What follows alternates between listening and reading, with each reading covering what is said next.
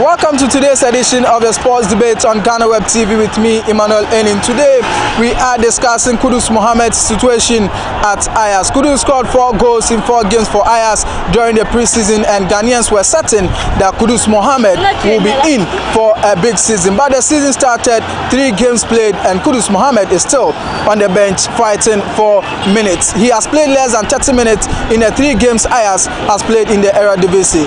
Many are arguing that Kudus Mohammed should force a move away from Ayas because the World Cup will start soon in Qatar. Others also believe Ayas is a good team and is the perfect club to develop Kudus Mohammed's talents. What do you think? Let me know down below in the comment section whilst I speak to some Ghanaians on the streets of Accra to get their thoughts on the topic on board.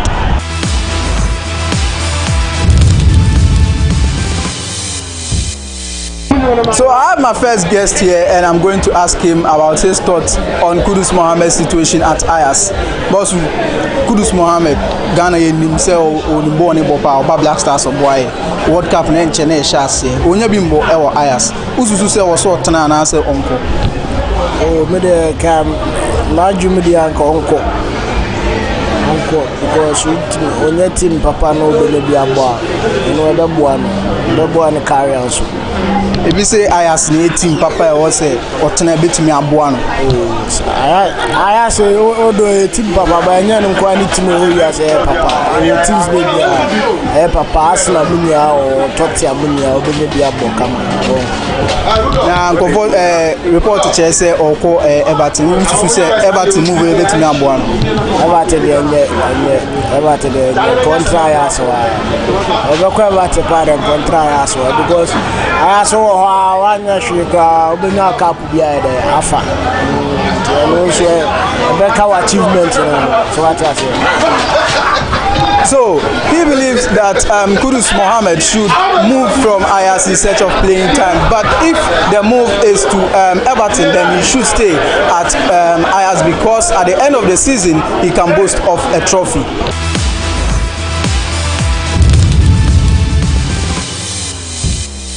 Okay, so still on the Kudus situation, I have my next guest on the show, and I'm going to ask for his view on the topic on board. Boss, Kudus Mohammed, born in Ghana, here for World Cup, but Onya Bimbo Ayas, Ebiso Onko, Ebiso Ontena. Who should say Onko and answer Ontena? Oh, Kudus, they won't say. They say people need to run and shake and shake the manager. So they didn't do it my. So I am soccer no sumo. I always say the more chance play chance now. I need more than ball.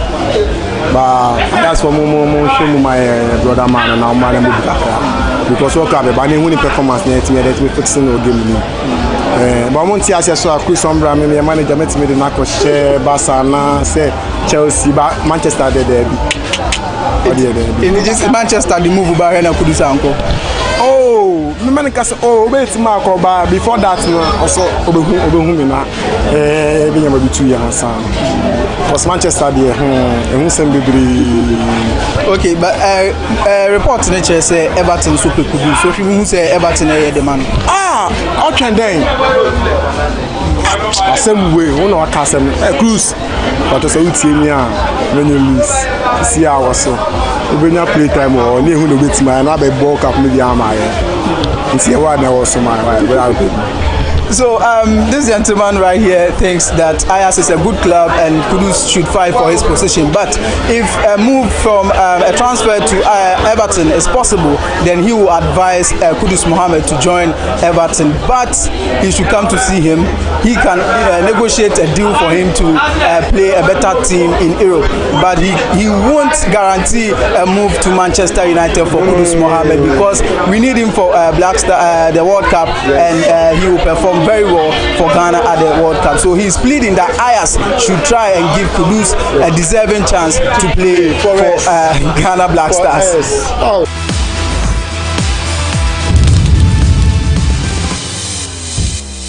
So still on the Kudus Mohammed situation, we are on the street sorting views of some Ghanaians regarding his situation at Ayas. My next guest sits right next to me, and I'm going to sort his view on a topic on board. Boss, Kudus Mohammed, he's a good player, but he's lacking game time at Ayas. So I'm asking, will you advise Kudus to move from Ayas in search of playing time, or stay at Ayas and fight for his position? Well, looking at the situation now, I would advise him to move, because the kind of players at Ayas right now will not get playing time. So if he moves to a lesser team, maybe Everton, I heard Leicester too is looking for him. So maybe these two clubs will help him. Remember, we are going to World Cup and we will need him to be in his best form for us. So definitely if he moves, fine. But some are also saying Everton wouldn't be a good move for Kudus Mohammed. Whoever said that, I don't know why you say that, but I think for him, Kudus, having a playing time will be best for him. Because sitting at Ayas and coming in, the last time I watched, it was left with 5 minutes and the coach brought him. It will not help him for the World Cup. Nah, he should move. He should move. When you are not appreciated at a certain place, you can move. Okay, so he supports the argument that Kudus Mohammed should move from Ayas in search of playing time because Ghanaians or Ghana needs him to be in his best form for the World Cup in Qatar.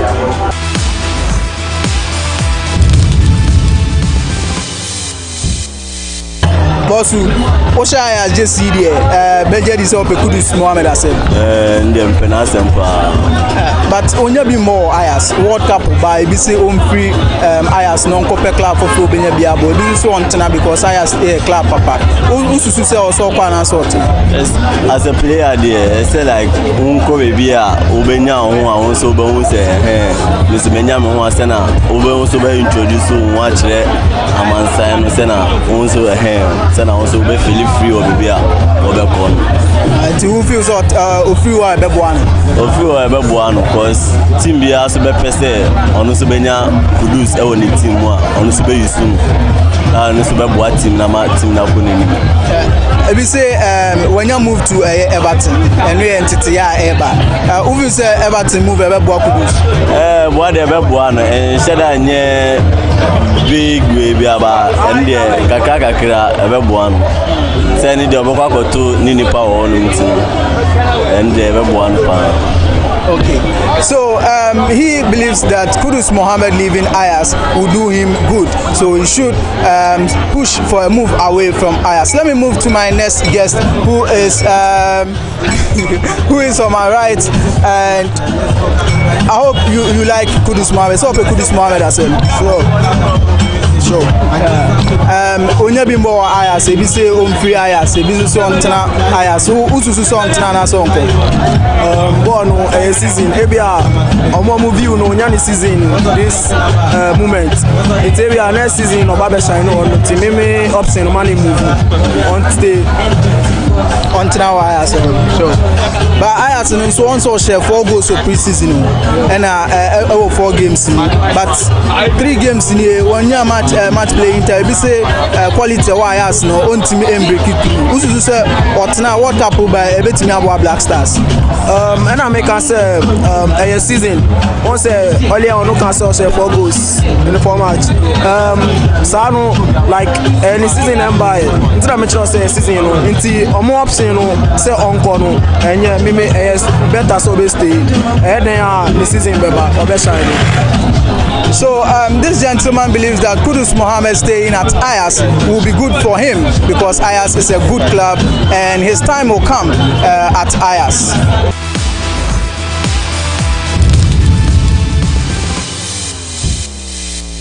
Player they be out to bench there. Maybe they only have a veteran outside. I saw finding another way. Maybe new club. Maybe you come by England. England wants England football. Come on, England or back club. But I'm not football anymore. I work out there because we have professional football. Now the problem I'm playing time so I'm team. Charlie, if you're calling new club, I'll be playing town there. To me, I'm entire thing is Everton in England, also on England, but they used to say Everton dear, who do you say Everton, yeah, man? Oh, Everton, yeah, man, because Lampard, you're good. You know, so right now, he's also training youth boys from Nkommo Wo Ho. The Everton there is good. Me Ghana first the players be now outside now. I'm more in Premier League because on the best league in the world. Okay, so he is saying that Kudus Mohammed should leave Ajax and join another team, and he prefers Kudus to join Everton because Lampard is a good coach and will be a good mentor for Kudus Mohammed.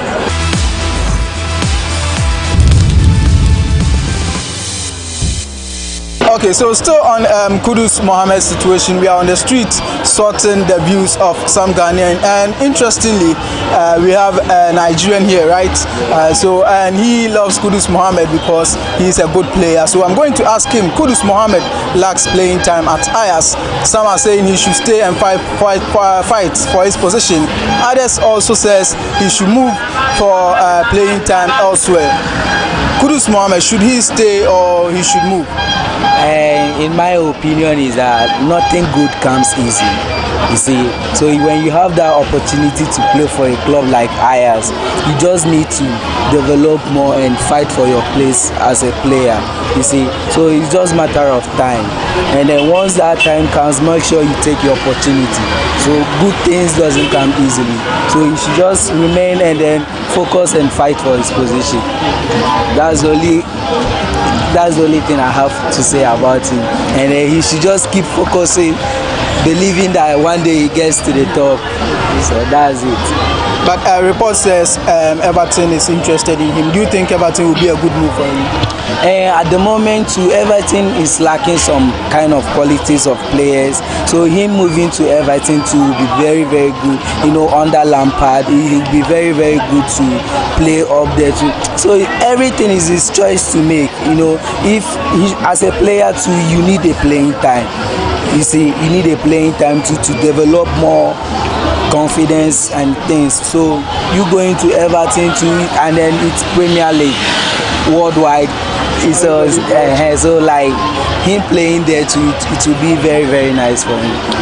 So I think to him thinking otherwise would be of a very, very good help for him. Okay, so for him, he thinks that Ajax is a good club and Kudus Mohammed should stay at Ajax. But if a club like Everton is interested in him being led by Lampard, then Everton will be a good move for Kudus Mohammed because there he will get enough playing time. And a player, every good player also needs playing time. So he believes that joining Everton too will be a good move for Kudus Mohammed.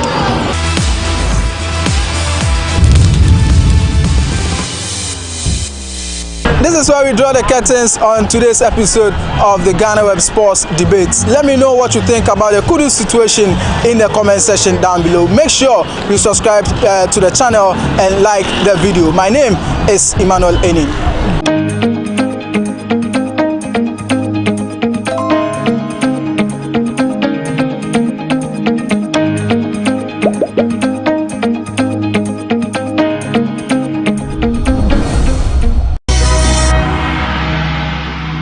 On this edition of BizTech, we engage a young engineer who is using recycled waste to build battery packs for power supply meant for households and communities.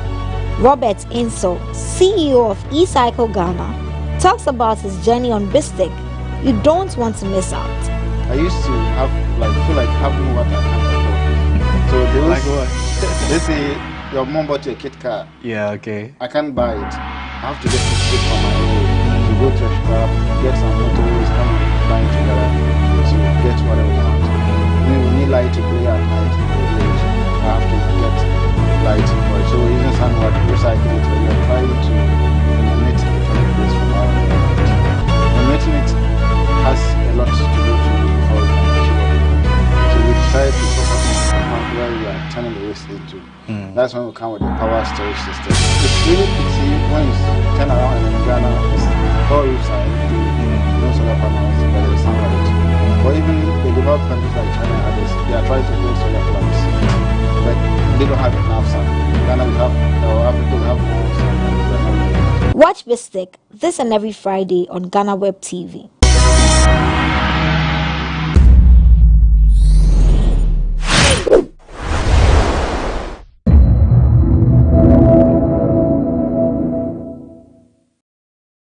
This area carries a lot of history. Seriously. A lot of history. Seriously, because every junction or every street or even every house has a history behind it.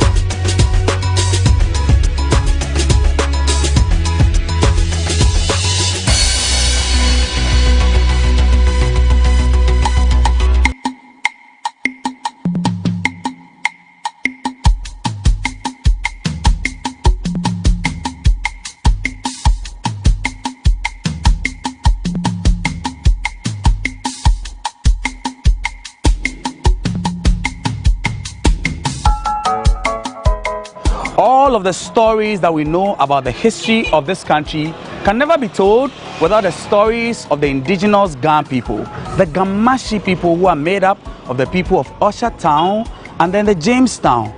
This week's edition of People and Places gives you a hint of the story of the Gans. And one of the integral parts of the Gan people is their traditional chief, or the people we know as the Wulome. Today we speak with one of them, Nkommo Wo Ho III, who takes us around his community and gives us a hint about all that makes up the Gan people. And of course, to help us reshape some of the misconceptions that people have about the traditional priests. Welcome to this week's edition of People and Places here on GhanaWeb TV with me, Eche Atisu. The story begins right after this.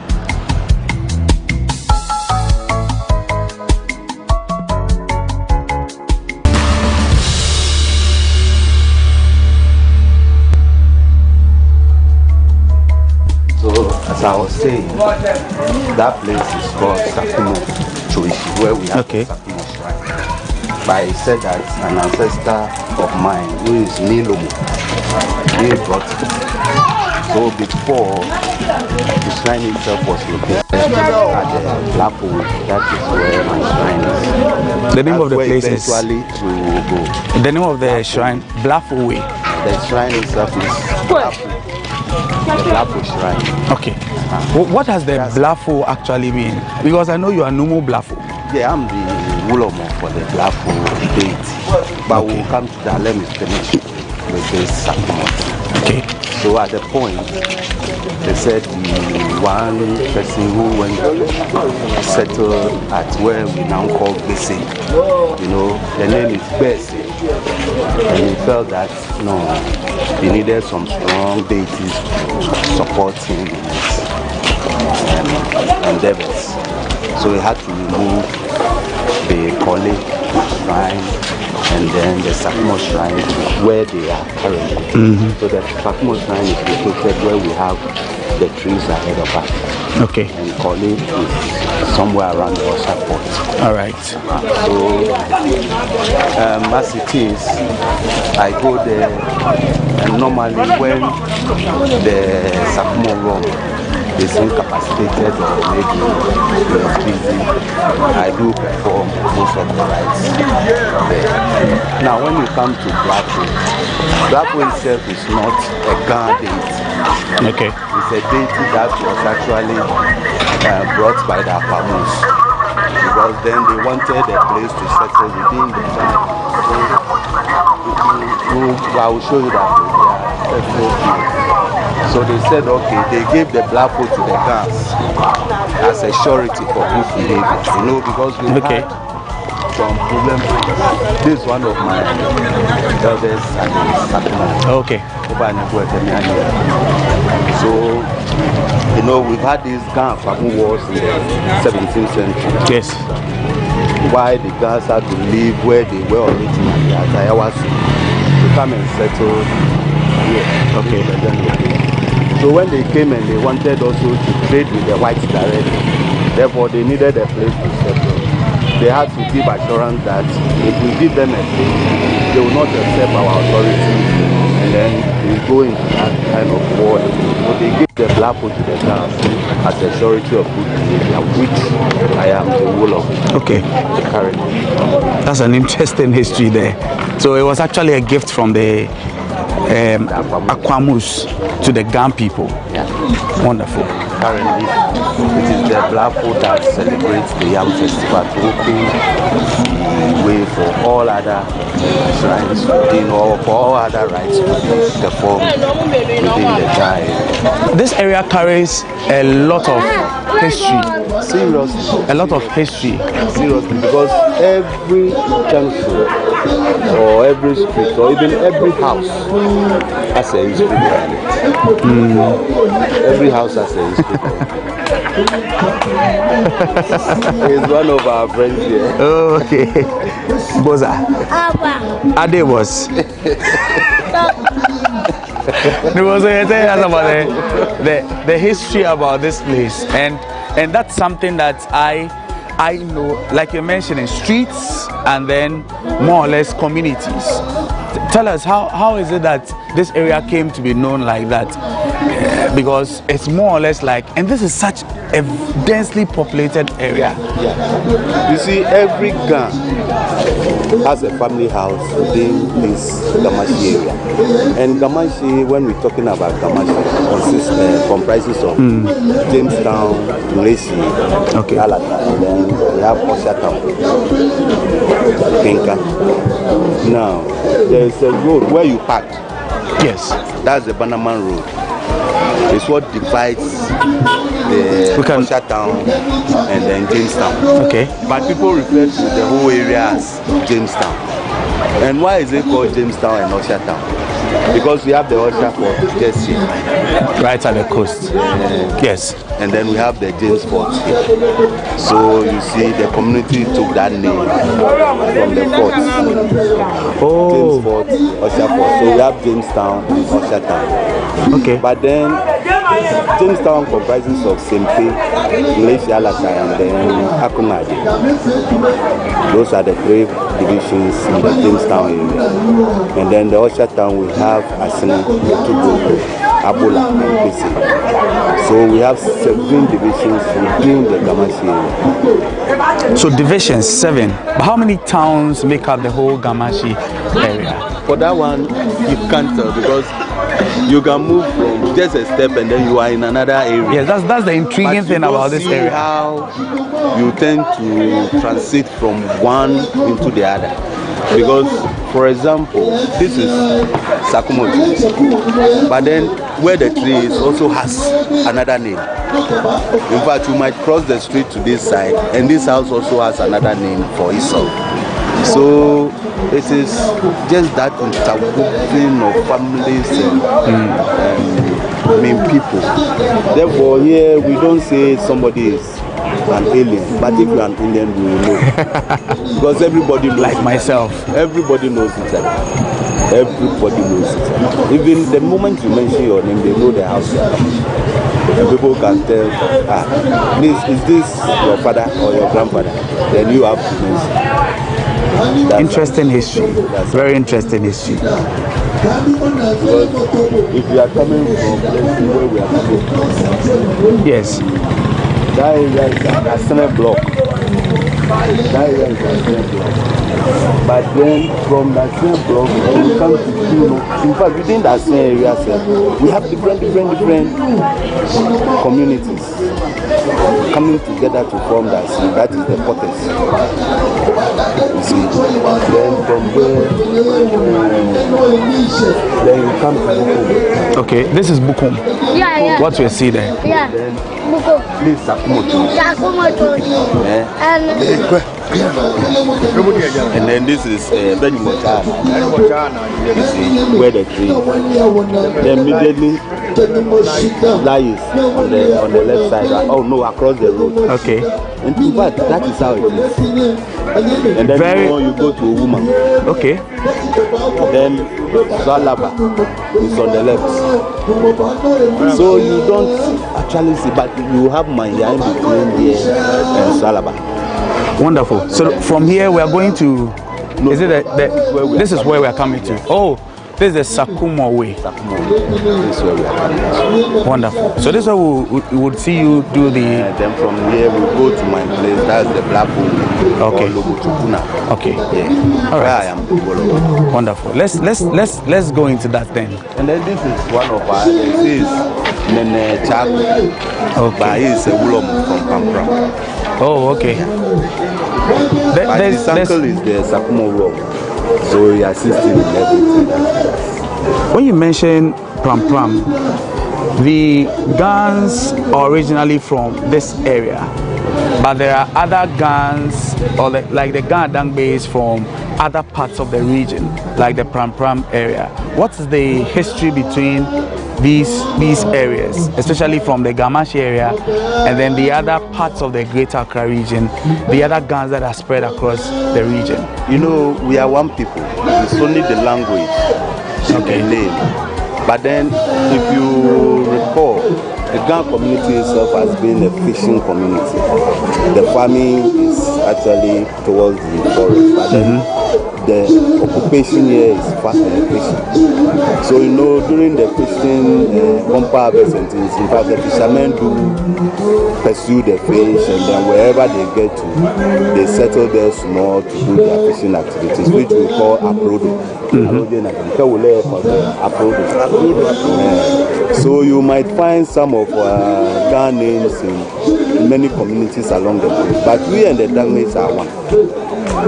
We are one people. It isn't that they migrated from here to where they are. They are also a distinct group of the Gan. So it's just a language that more or less separates you. That's the difference. Is it the same thing that applies to like the Akan clan, where we have the Fantis, we have the Ikrapims, we have the Ashantis, those the Bronze, and yes, they are all Akan. Yes, they are all Akan. But the language is distinct from each other. Okay. So that was distinguishes one group from the other. Interesting.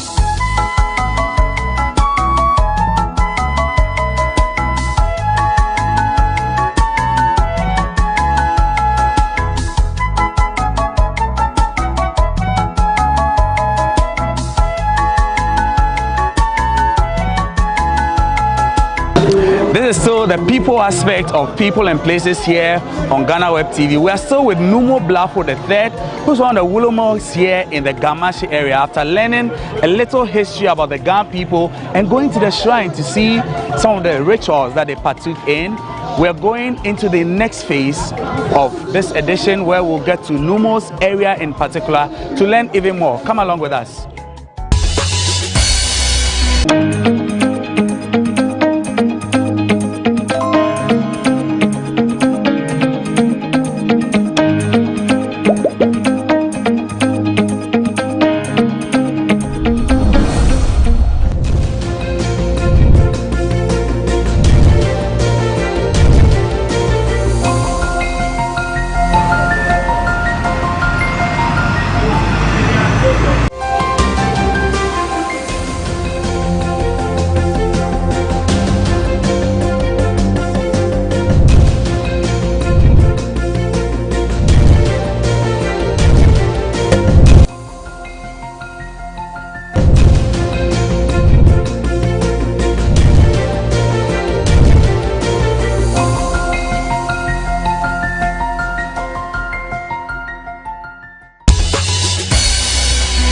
this place like this, we have a shrine there. It's for the Simpe people. You understand? And it was during that time the Simpe people also wanted a place to stay along, with the Gam people. So that was when they also came to meet the Gamanje. That look, today is today. You have to tell us what you tell us, either you are giving us or you are not giving us. So we have to tell them that okay, we are in a war, and it's like the war is getting on us. So what do you have to help us? So they came to place their deity here, and this was where we were able from here to repel the invaders back. So this place became known as Tafo. Eventually it became Tafo. Alright. How are the shrines distributed in this area? Because we're just from one, you mentioned another one here. Oh, there are many even you haven't seen, because they are in houses. We have, I mentioned Adu Otukono. Yes. It's also just here, one of the houses here. And then this place is called Mankata. Mankata, that's the Asafwache for the Gamanche. So he's one of the elders in the house. Atamba Mani, will be in the GhanaWeb. One free documentary for a Gaman. Oh, you are though. So we're going to the place now. Mani.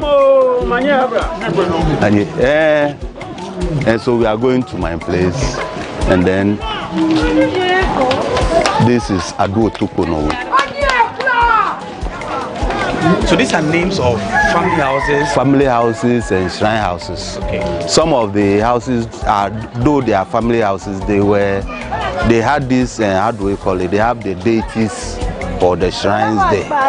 But there are certain family houses too that don't have something like that. But they might have it somewhere else. Okay. Right. But every Ghana person has a family house in this Gamashi area. So now this is Abola across the road. Gankenke is being prepared. Yeah. Nearly at every corner. Every place, every street, and there's one thing to when there's a funeral somewhere, I need not pass there, but I think they've not brought the corpse yet, so we can use the back of the canopy. Okay. So that's the Abola Manche Palace, where you have the two posts standing. Yes.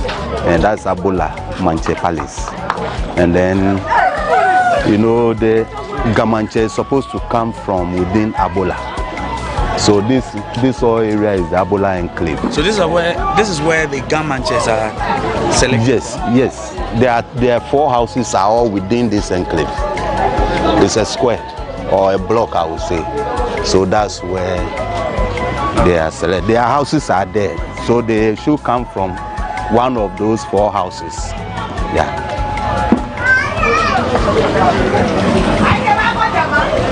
So from Abola, then we move to Otublohun. But on the right here is called Jano Choshi. I don't know why they had that name, but when we mention Jano, it's like a market. Yes. So there was a big tree here. I don't know why they've cut it. The tree's been felled? It has been felled. Okay. And even the Otublohun people who have some trees there, they've also taken them. Was that not to make way for buildings or? But what's the need for concrete when it doesn't give you the needed health, shade and health that you require? Because this zinc and things, concrete will not give you the oxygen you needed. You understand? You see, it will not give you. But then that's what it has become. So this is Otublohun. So the black hole was taken from them as a sign of surety, so that they will not misbehave. So where the tree is Lantejanwe. Lantejanwe. They will be celebrating their Nkommo Wo next Saturday. That is tomorrow's week. So when they celebrate, then 2 weeks later, the whole of Gamashi will also celebrate their Nkommo. Okay. You seem to be like a very popular person in this area, and it looks like it's from. I wonder, is it just from what you do now, or why does it seem like a lot of people warm up to you so much like that?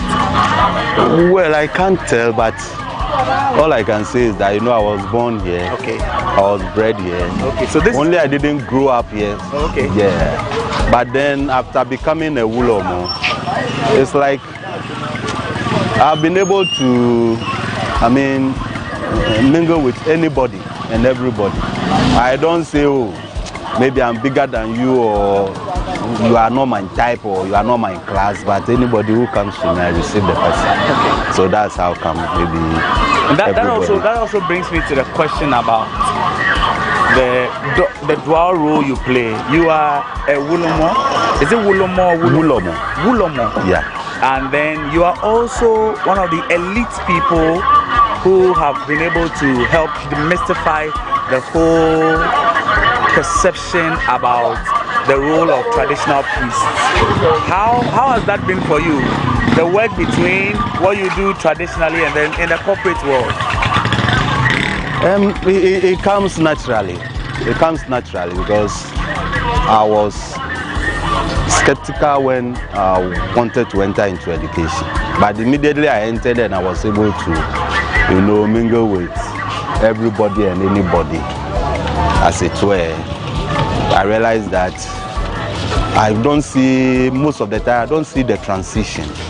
Because imagining me coming to do what I have to do, then immediately the next point I'm in the office. So I don't normally see, but I add everything, whatever I know, to what I do at any point in time.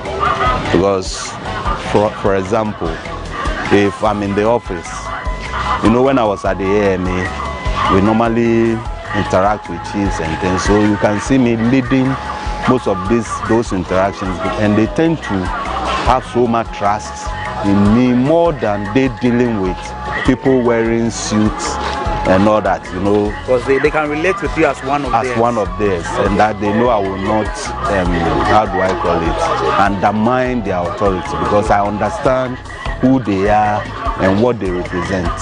So anytime I'm dealing with them, I place them in that context. Therefore, there is that synergy that I'm able to create between the tradition and then the corporate world. You speak of the positives, but are there challenges or any drawbacks that you've experienced from this dual? Oh yes, many times. But I always look at it as what can I improve, or what can I do to improve or enhance that perception so that it will not arise again. Is there any of those instances, anyone that is so profound that you remember you can share with us anytime at all? Because we know you are. In fact, even today, okay, when we entered the house, somebody was just mentioning that when we go and do it and we get money, we should come and give them some. So I was explaining to him that when someone is taking his time to project you, do you expect money from that person? So these are some of the negatives that always sometimes I encounter when I want to do such, documentaries as we are doing. This is not the first time. There was a time when we went there with, I think Metro TV, no, Joy News. And there was a whole lot of issues, so I had to just take them out from the house and then bring them. We sat here along the road. I think it was a Nkommo Wo Day, a Saturday before we came to my house. You know, when I'm doing this, I don't want to do it just focusing on myself. Yes. Because I live within a context of others. So if you don't see those others, how would you even see me? That's the way I think about it. Okay. All right. But all the same, we have our old palace, that's the Stonebwoy Palace, just here.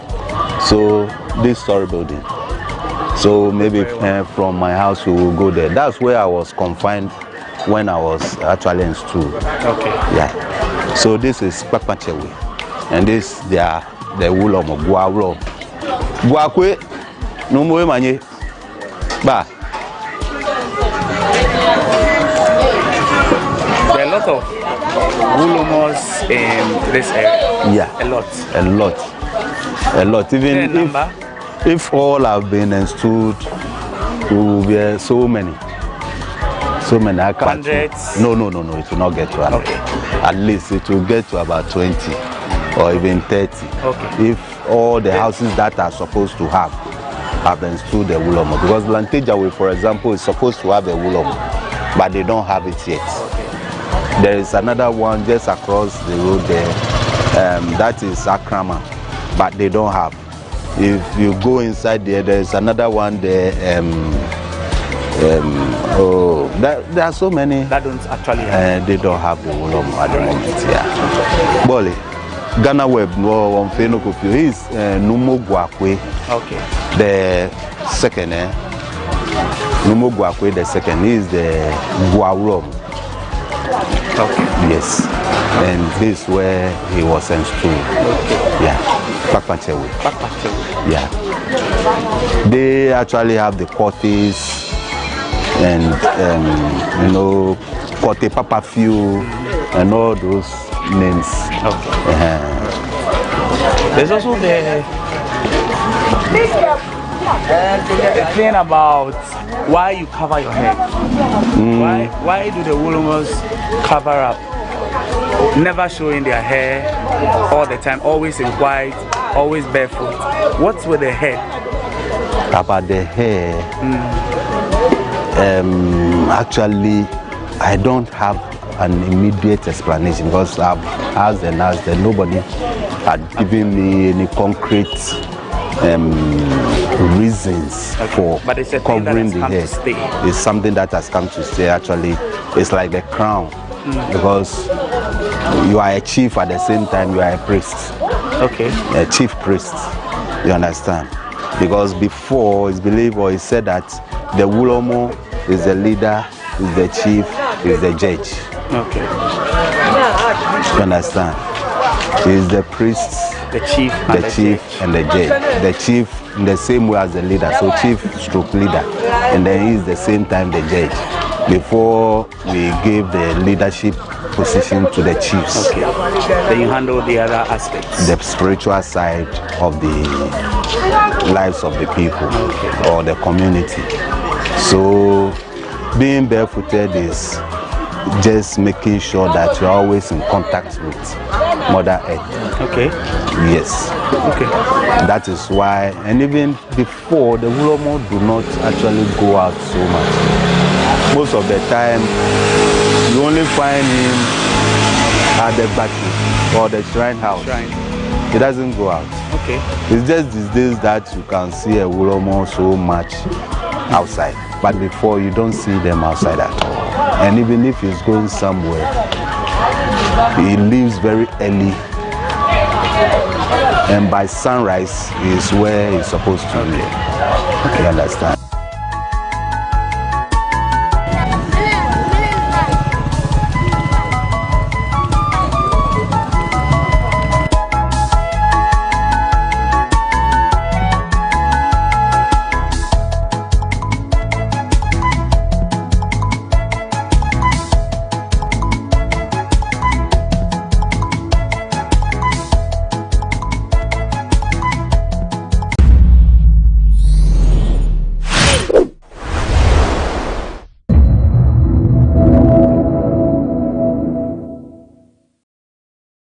See how we are dressed, me and you.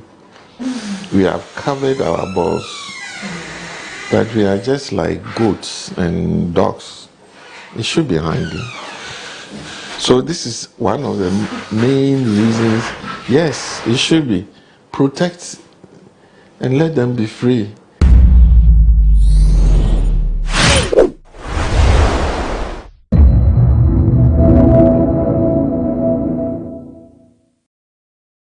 Data has shown that about 3 million babies have been born through the in vitro fertilization process, commonly known as IVF. It is gaining popularity as one of the ways through which people can make babies artificially. What is the process like? What does it take to have an IVF? And which people qualify to have an IVF? Today I'm at the Medifem Multi-Specialist and Fertility Center to find all these answers for you. But before I introduce my guests, let's take a short break. We'll be right back.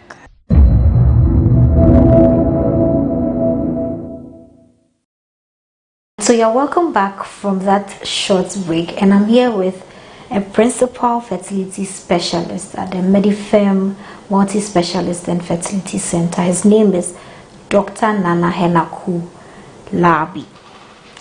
Hello, Doc. Hello. So yes. Today we want to talk about IVF. I know the full name is in vitro fertilization, if I'm right. Yes. What is IVF? IVF, in vitro fertilization. I think before you understand what it really means, you must know what is the normal.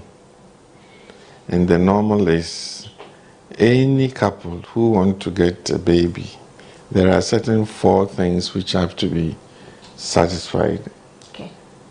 Number 1, it's the sperm of the man. 2, the egg of the woman. The egg and the sperm, they meet in the place called the fallopian tube. So egg, sperm, they meet in the tube. That's where fertilization takes place. So in normal settings, normal life, fertilization of a woman's egg is in the fallopian tubes. After the fertilization, the fertilized egg would drop down to settle in the uterus, in the womb. So these are the 4 things which are required for any couple to get a baby. The womb, the sperm, the egg, the fallopian tubes where fertilization takes place. And then it settles in the womb. 4 things, always. But for some reason, you cannot have the fertilization inside the womb of the woman. And fertilizing an egg, or the woman's egg, with the sperm outside the woman's body is in vitro fertilization. And in vitro means outside the body. It's a Greek expression for in glass. So in vitro fertilization simply means fertilizing the egg of the woman or whatever outside her body. Right. So when are couples supposed to go for an IVF? Which indirectly means what are the reasons for IVF? So after an egg is fertilized in vitro, we put the resulting fertilized egg, which is now called embryo, we put it inside the womb and let the thing grow, and eventually the baby is born after 9 months or so. Now, anything which will obstruct you from getting a baby may lead on to getting that fertilized egg outside the woman's body. Anything. And I group them into 4 reasons where how pregnancy takes place. So if there's a problem with the egg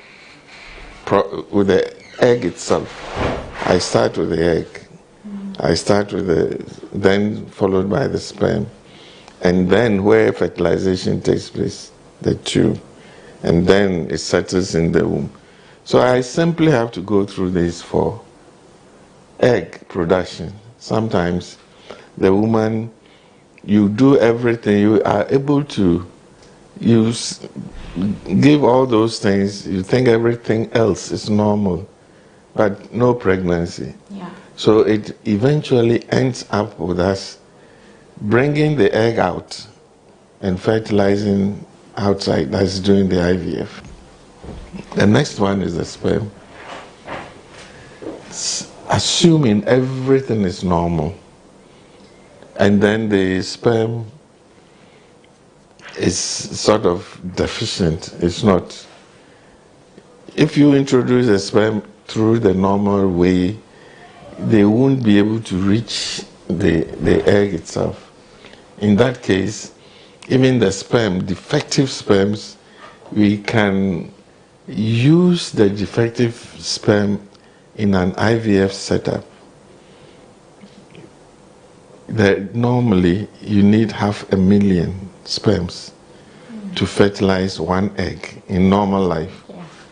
But if the sperm is defective, what we do is we take the egg, get the best out of the sperm, which is good, mix them outside. So that becomes an IVF due to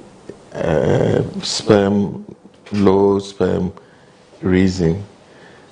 And again, on the other hand, in certain situations, the sperms are so low, it cannot be used even in simple IVF setup. So we have to take one sperm, take one egg, and ourselves inject that sperm into the egg. And the process is called ECSI, intracytoplasmic sperm injection. Okay, so if there's a case where maybe the sperms are the problem, the woman is okay and everything, they still have to do an IVF to be able to get a baby? Not necessarily. If all is well with the woman and the sperm cells are not good at all, unfortunately we have to do an IVF. But if at some stage the sperms are not good, but they are not that bad, we can wash them, sieve them, and do a process called IUI, intrauterine insemination. But even that, it means we are preparing the sperm to inject into the womb for the sperm to go and meet the egg inside the tube. But some are so weak they cannot. Look, you measure sperm quantity in millions. If you do a sperm check, they will tell you the normal is 10 million per mil, or 20 million and above for the whole thing. And then, so you wonder why all these 20 millions, but you need only one sperm. And that is where ECSI comes in, or IUI comes in. But unfortunately, if you do IUI, you don't actually see the problem if it fails, if it doesn't work. You wouldn't know. Right. Yeah, but with IVF, you can see fertilization. You can see that there's something going on. Unfortunately, the baby is not well formed, and eventually it may not happen. So I was asking, what's the chance when I do an IVF that it won't be successful? Because it's just like science. Medicine is not always exactly. It is not exact. You think you are succeeding. At the end of it, the whole world is about 37% chance of getting a success with the first IVF, with a single IVF. The whole world. Not certain places a little bit higher due to maybe superior conditions or techniques or whatever. It's a slightly higher, but it's ours. We are an average of 50 point something. And it fluctuates. It depends on who you are dealing with. an elderly person going through a normal IVF, the chances are not as high compared to a younger person aged in the 20s and things. If other things are okay, but an IVF is required, they have a higher chance of, sometimes over 70%, 77% chance of getting pregnant.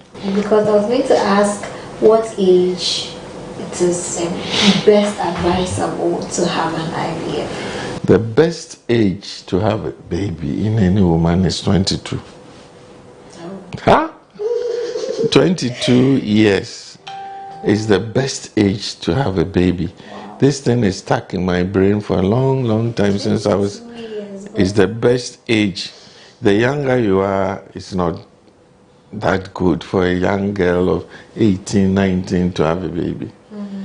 The older you are, then it's going towards, women have an expiry date. From 35 onwards, your fertility potential drops drastically, declines. So if you are 35, so for instance, if you come to me at the age of 28 or 24, 6, and that you have an infertility problem, it will take time to go through.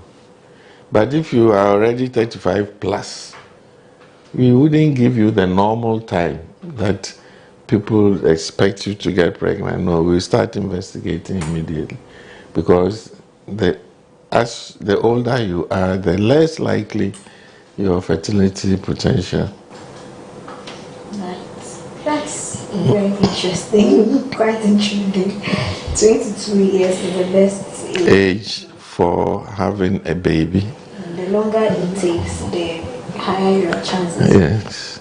Yes. So, how is the procedure like? Is it painful? Is it stressful? Okay. Is it expensive? Let me start from the bottom. Expensive, yes, it is. But comparatively to other nations, I think we are very cheap in Ghana. Like how much?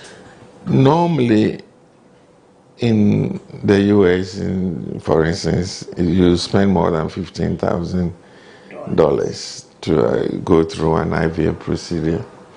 Ghana is roughly about $5,000. Dollars. Max dollars, roughly.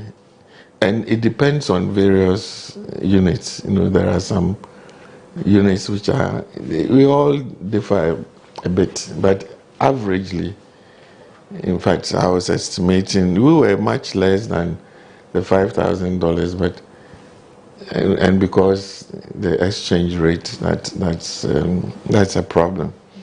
But that's the average cost of, we don't charge in dollars, we charge in cedis.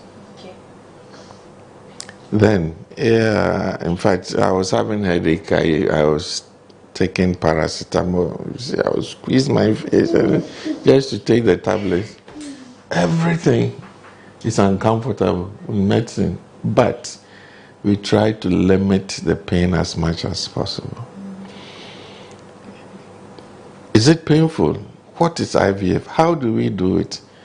We do that by giving you a series of injections, which takes you about 2 weeks. Every day you have to take that injection. And then once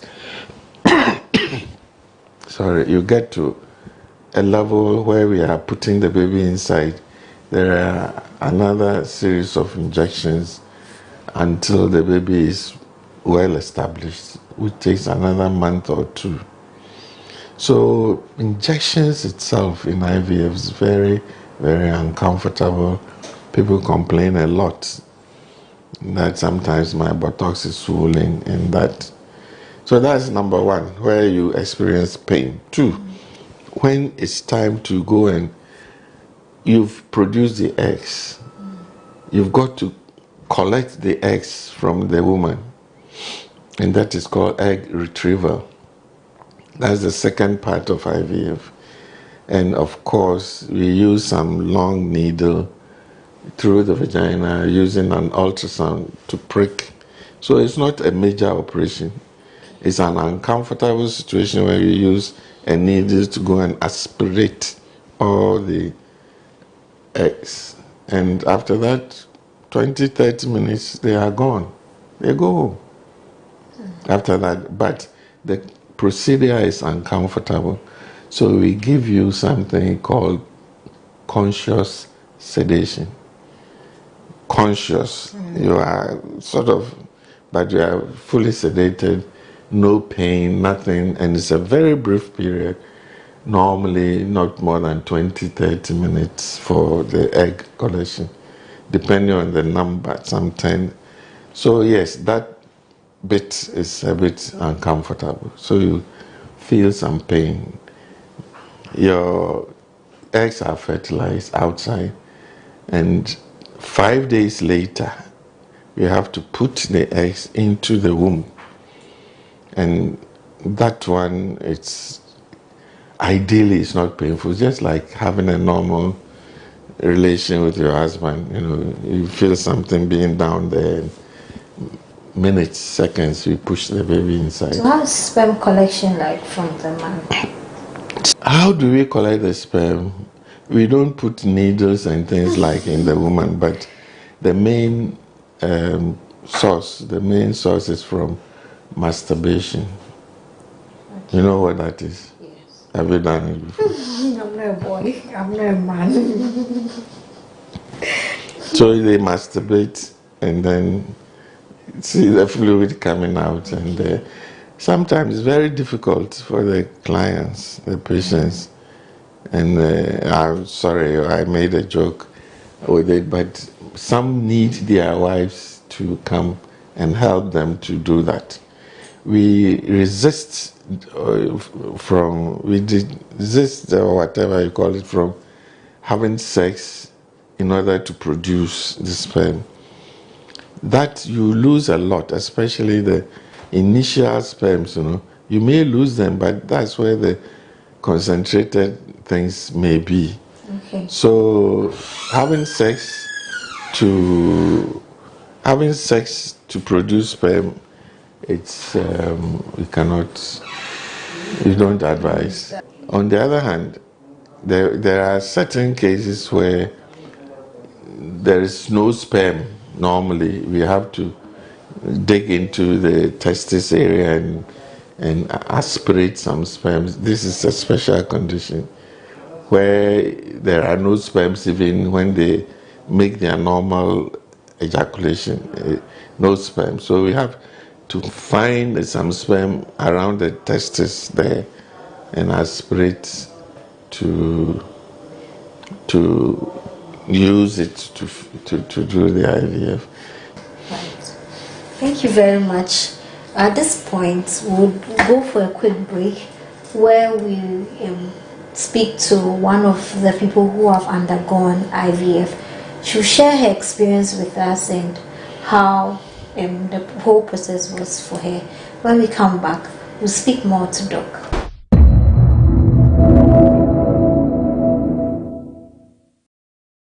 So currently I'm with Akosia. She's had an IVF procedure and she was successful. So she's going to share with us what she went through, how the process was like for her. Hello Akosia, and thank you for speaking to us today. So I just want to know how your IVF process was like. Oh, by God's grace, I would say mine has been successful all the time, because I think I first came here 2014, and I'm in a distance marriage, so it's like, oh, you are okay, nothing is wrong, so let's give you medication, then you try your natural cycle. We tried it up till 2017 still. Then the doctor said, then let's go and do IVF. So we've learned a whole lot of stories. When you go do IVF, first time it's not successful, you have to do multiple times, blah blah blah. So it's like I was scared, but I held on to my faith. So with my first attempt like medication. First they'll give you medication. I think they said my problem was PCOS. Okay. PCOS, so they will give you medication to boost the eggs, then the maturity of the eggs, everything becomes successful, then they retrieve the eggs. So after the retrieval of the eggs, they're expecting that within the next 5 days, you'll be fine for them to transfer the embryos. But with my first 5 days, I had something called OHSS. With that one, you bloat, then you vomit, like you cannot even eat. You feel hungry, but you cannot eat, and it's like you are not by yourself. So because of that, I cannot take it on the 5th day. So you have to treat me and wait till the next month. So by God's grace, the next month when I came, they transferred and everything was fine. I think my first pregnancy was triplets, but along the line, it's like 2 couldn't stay and left with 1. And they were saying, people were saying, IVF, they will stitch your womb, do blah blah blah. But with God's grace, they didn't stitch my womb. Everything was successful. My girl is now 4 years, TikTok girl. And I think later on we said, oh, we want more. So after 2 years, we came back again to do the same thing again. That one too was successful. I had a successful pregnancy. But just that along the line, I had an ovarian cyst which ruptured. So now I couldn't control the pain with the pregnancy. So they have to remove the pregnancy. So with that, everything got a treatment. I have to take time before. Then I came again. So when I came again, it's like that one too. After the retrieval of eggs, because mostly it's like I go for 15 eggs, 17 eggs, but with this one I hated 36 eggs. So that means it wasn't easy. So I bloated. My stomach was like 8-month pregnancy. I was 5 cry. So they have to treat me again. And with that one, I was like always, I think I'm strong. So sometimes I even go home and come back for the treatment, then go back again. So with this one, as soon as I went home, they told me I should stay because I'm not looking well. And I saw then I said I'll go home because mostly when I finish I drive and go back home. And he said, hey, so is that what you've been doing? It's not good, it's serious. You have to stay. So I didn't stay. I didn't mind them. Then I went to, I fainted. So that means I have to rush back. I said it's my own then. But I can say when I came back, the treatment, one thing I like about them is no matter what, they have time, they have patience, they will talk to you well, and they will call you to check on you. Even I can say I have almost all of them. They are anonymous. My husband too. In case of anything, even in the night, my husband will call them. My wife is not feeling fine. They will call you, come wherever the medication is. They will try and take the medication so you'll become fine. So with that one too, I had to wait again, then come and do the transfer again. And one good thing is mostly the semen they use is not fresh because my husband is not around, so mostly it's stored semen.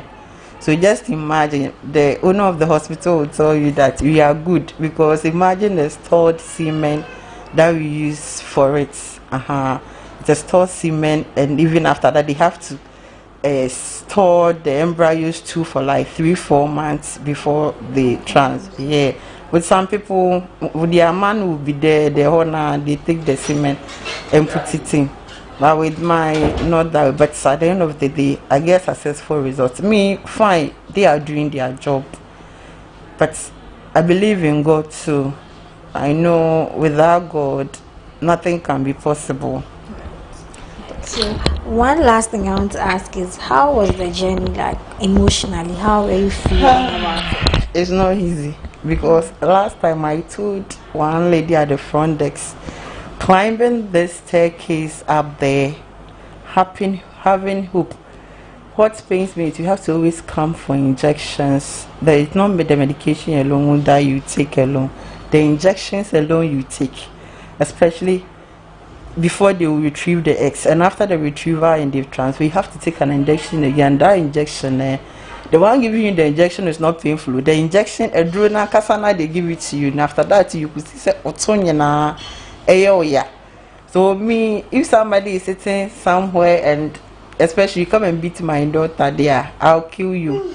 Yes, because the pain and emotionally alone, because last year when I miscarried, it's like when I'm walking, I've been crying. Because after that, you have to also see the doctor, come again for that ovarian cyst that I had. Because of the PCOS that I have, it's likely that it will come. So it's not their fault, it's normal. The experience emotionally, just imagine somebody sitting there, the husband is sitting beside her. The lady was crying. When I got there, she was crying. I was certified. I was saying, it's painful. And I said, really, it's painful. Go and ask her if it is painful. How many eggs did you get? She would tell you like 10, 15, but me 37 eggs. Even if it was painful, I didn't cry. Who did I go and cry to? My husband is not here. My mother is not here. So I just keep quiet and lie down and fold my arms. So emotionally, it's not easy. All right, thank you very much for sharing your experience with us. She says the process, even though quite painful, is worth it at the end of the day. Let's go back to Doc and conclude the conversation.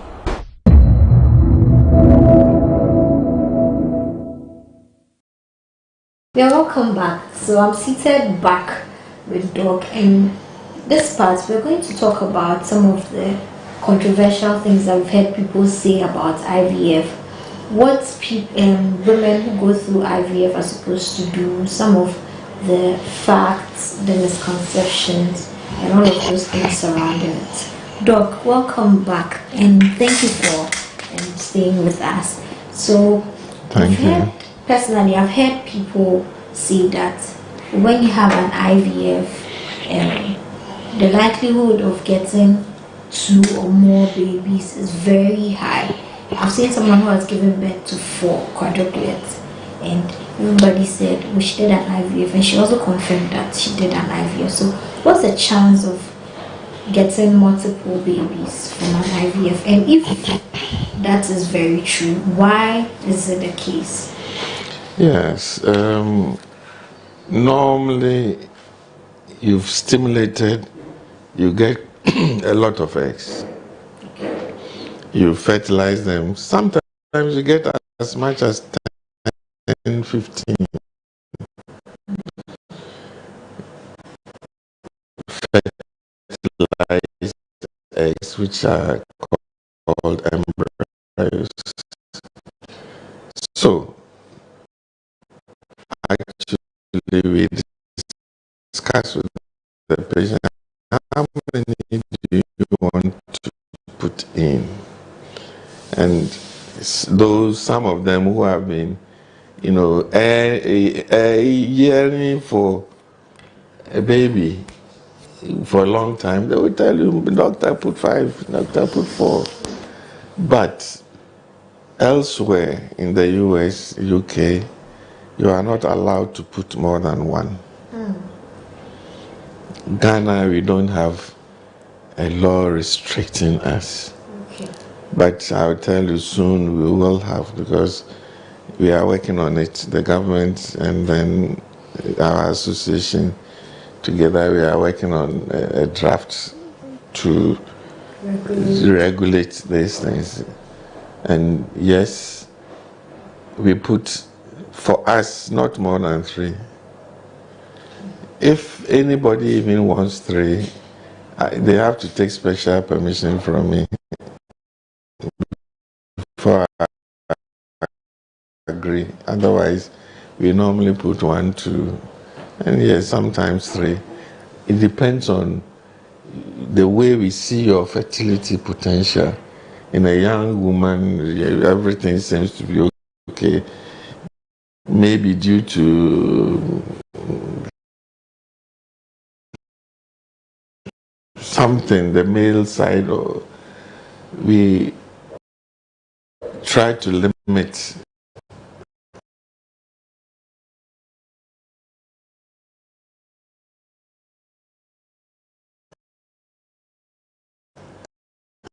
as many as we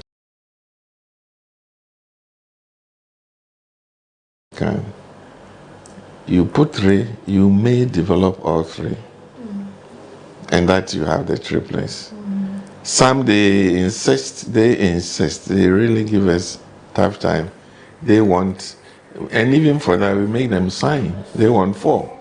You put it and they would develop quadruplets. But to be honest, with our standard, we find it a failure if somebody has more than 2. You failed.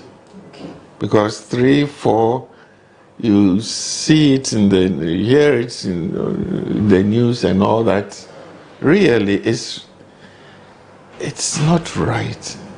Because the amount of torture the woman goes through to carry these 4 babies is no joke.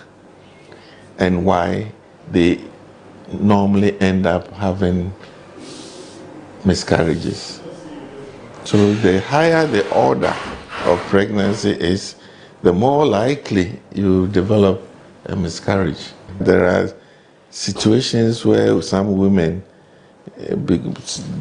themselves from their family background and all that, they can't develop the higher order multiple babies, and that is not very common. That is to mean that maybe just 1 egg was put there, but they may be able to develop twins from that. That twinning from the 1 egg, yes, is commoner and is more, it depends more on the genetics of the person. You have a person from a twinning family, it can't easily happen. Right. So now let's talk about the do's and don'ts. When you are about to get an IVF, what should you do? What should you not do? Your lifestyle. It's why are you going for the IVF? Whatever is preventing you from getting pregnant, if it's preventable, you should try to avoid it. Smoking, you drinking so much, even your husband always, drinking so much. And this is part of the process of not getting pregnant. Food-wise, there are several conditions which is related to diabetes, for you to have poor egg production. In that case, you have to try and, with the advice of the doctor, to try and sort of manage that situation where your egg production can be. It's a very popular situation called polycystic ovaries syndrome, PCOS they call it. And then in that case, you have to watch what you eat, so as to, limit whatever. Men, usually, when they are poor, low sperm, we encourage them to take honey. And look, see how we are dressed, me and you. We have covered our balls, but we are just like goats and dogs. It should be hiding. So this is one of the main reasons. Yes, it should be. Protect and let them be free. Then pregnancy will take place. So avoiding, the root of the pregnancy, non-pregnancy causes could help in the situation. IVF is as simple as that. We promote eggs.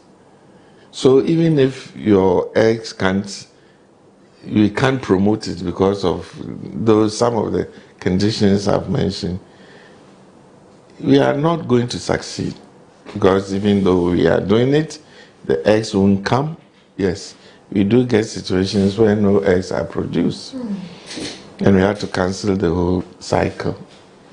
And so anything which will make you, your initial doctors will tell you regarding do this or that to promote fertility, it's sort of required in general.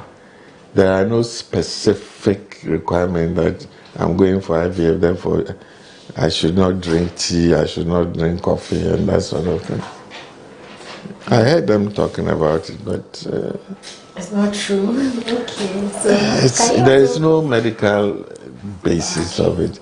It's just like the normal care pregnancy thing. Okay, so can you choose the gender of your child? Yes, it's possible, but unfortunately we don't do it in Ghana yet. I heard some of our colleagues, they've been trying. We call it pre-implantation genetic diagnosis. It means before the egg gets stuck in there, we manage to bring some out. You take a cell out of the developing embryo and study it for whatever you want to. Apart from sex typing, there are some medical conditions where you can diagnose this before the newly made embryo gets implanted. So they take them to the lab, remove one cell from the growing embryo and test it. Sorry. Unfortunately, sex typing, it's supposed to be common, especially with the Nigerians, but it's a very expensive way of going through doing what I just described, PGDs. Yes. Finally, I want to know some of the lifestyle choices that young people can adopt to reduce infertility rates, because sometimes our lifestyles also put us at risk of not being able to produce. Very much. Both in men and women.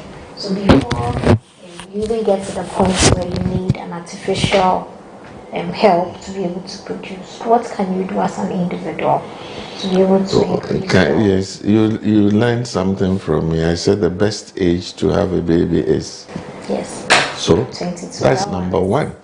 You don't wait and keep it when you are 38, 40, then you come for a baby. And seriously, it seems the infertility has gone up, infertility problem. It's mainly due to the woman's age. Aim to have her own career, and therefore a delay. You are postponing your fertility, and it's not only fertility issues. I'm sure you've heard about something called fibroids. Yes. You've heard about endometriosis. Yes. These are all something to do with not the uterus or the system not having a baby. So fibroids take over. Endometriosis take over. My mother had me when she was 46 years. Can you imagine? At that time, as if there are no endometriosis and no fibroids. Why? And after me, 46, there were 3, a twin and a terrier. That was my mother. Now, from the little you have gotten from me, how did it occur? How 46 she was still having a baby? Because she started very early and continued every 2 years, like that. So the spacing to is I mean, we're talking of the scientific aspect of it. I'm not trying to be controversial, but it's a fact that as you delay your fertility thing, these diseases are mentioned, fibroid, and they take over because of what we call estrogens, which come up and they stimulate the growth of the fibroids very much, stimulate. And then at the end of it, you are struggling. Every year, every woman was born with a number of fixed eggs. listen to this portion. At birth, you have about 1 million to 2 million eggs in you as a baby. Then as you grow, 10, 12, 11, you have your first menstruation. That is called menarche. You would have lost about 30% of your endowed eggs. And every month that you menstruate, about 40 to 50 eggs come out for only one to stick his neck out. It will also answer you, are there problems with IVF because you are producing more eggs? Is she going to be able to, the eggs that you lose during IVF or you make, you would have lost them anyway in a normal brush-up. So yes, age at which you have your family is very important. Younger girls, you should be very careful. You should be very careful not to have your tubes damaged from miscarriages, abortions, and things like that. That's very important for the younger ones. Inordinate sex, infections down there, tuber damage, eventually no baby. If, for both sides, male and females, if you had any issues about fertility, don't waste too much time. You go and see the doctor. They will assess you. And the other thing is men, they usually blame women for whatever their problems are, but they are equally culpable. But 40% of infertility is due to men. Thank you very much, Dr. Nana Henaku Labi. He is Principal Fertility Specialist at the Accra Fertility Center, subsidiary of Medifair Multi-Specialist and Fertility Center. And he has been speaking to us about IVF, the procedure, the do's and don'ts, and things that as young people we can do to enhance our chances of fertility. My name is Stella J. Jomsudi.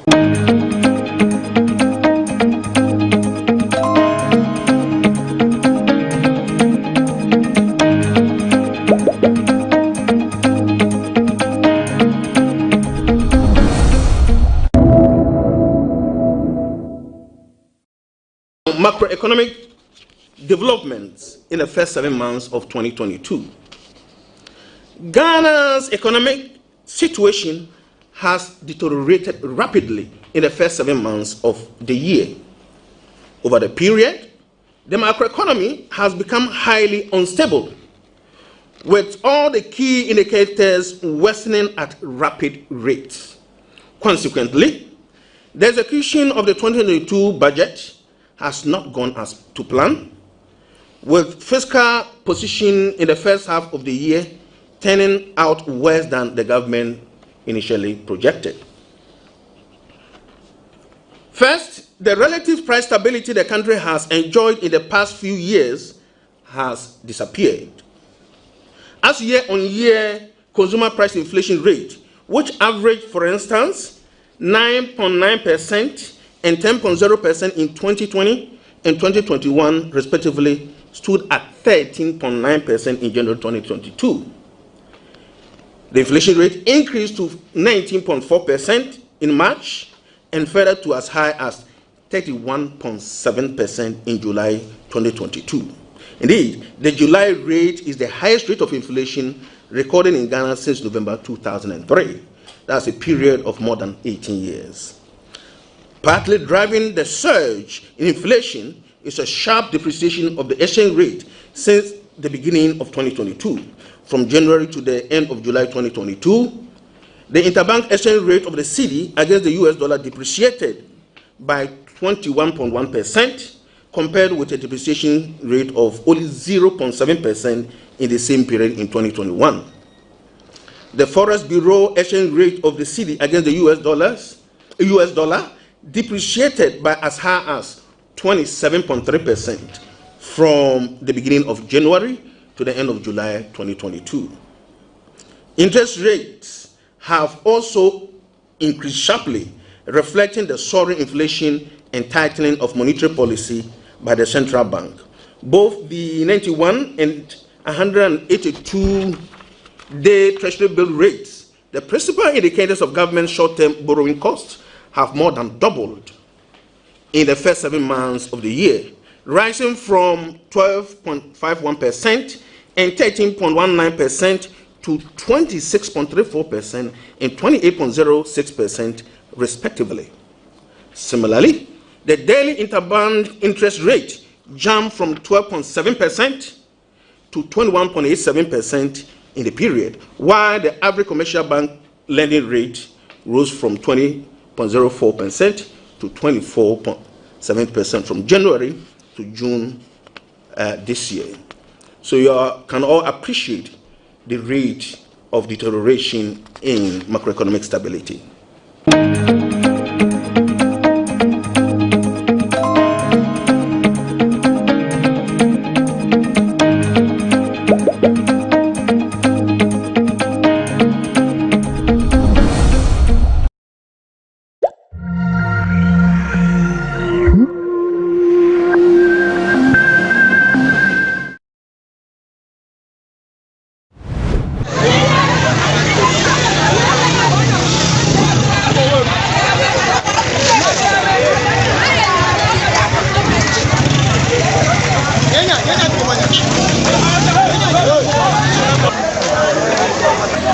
In fact, myself, I'm not aware that something will happen today. I just have a call that ECG and the soldiers and whatever, they are in town to store prepaid goods. But myself, I'm not aware. In fact, when I came to the ground, in fact, I'm not happy. As I am not happy. Because you cannot beat somebody because of people. You cannot use things that you're supposed not to use on human beings because of people. I think there's no understanding.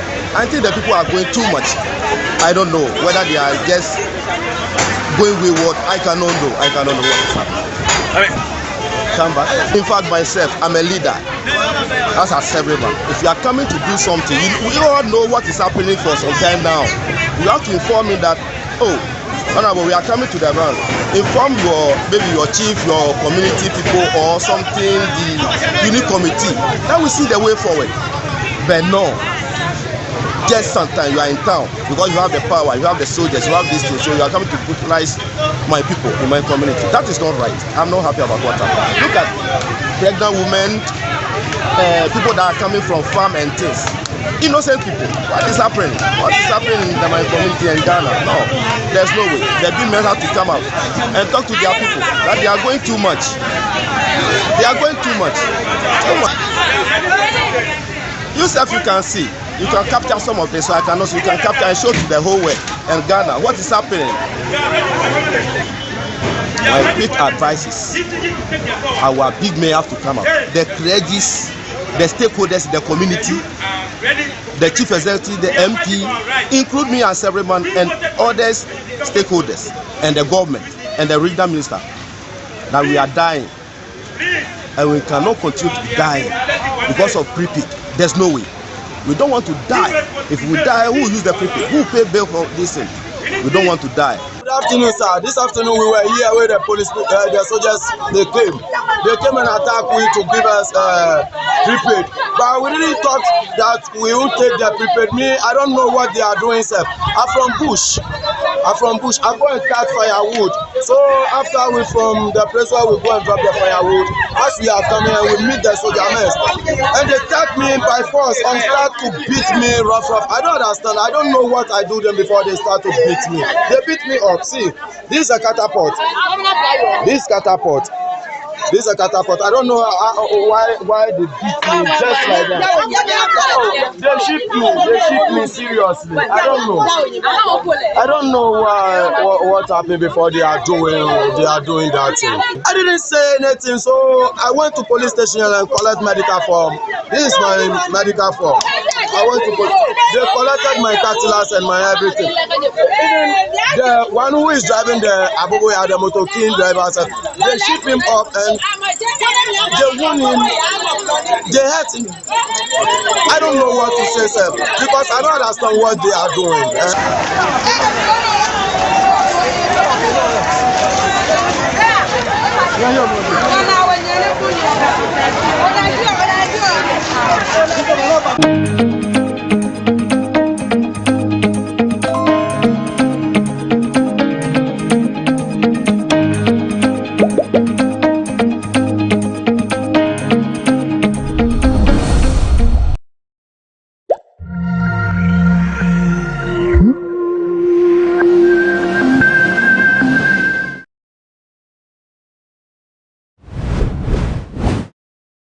Now this year, you can say you have to assume you have to light moves. It's all saying.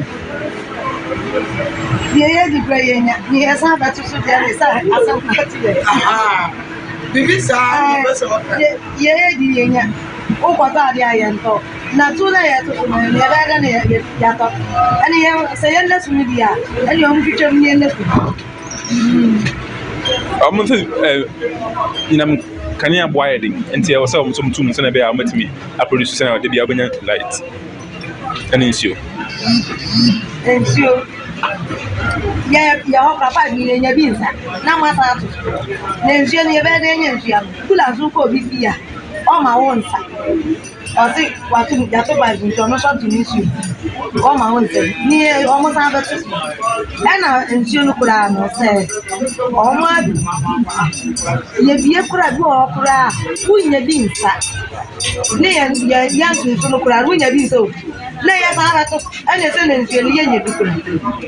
And then I want. Today, I will over that by you. I was a money bubble.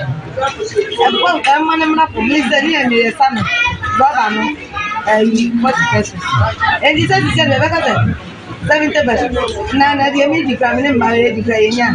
They have 70 pesos. I know it. Gianni, our man, and yes, I will tell you all the name. I'm Rapo. What's that? I buy better. Oh, I see you have you. See, I agree. It's in Cathedral to you. You say, you're the Ukrainian. Yes, when I had the only son. We do what I am in answer. Yes, he had to take a band, I never yet see any as if PBO said, never it's not fair. I'm going to say, Yana, only the name of you, why? Only the chorus in here, and you are never yes, Rabbi. Japan, so you say, also bread no dream. Yes, Rena. What happened? Oh, my, this woman, they say, car creating it. They show say, as I'm to light this. We are very Japan itself. On Shamu as a no command. Biana for letting me throw my name. Nay, a bread. No, Crancy, what 2 maybe, but ever shall see it. It's your own tissue. Oh, my tissue. Near to me, bush. There's also be a bullock across the office. There's a rare day. Aha, it's your funny chow. Oh, we are no more used to be beyond my letting me throw my name. They are bread.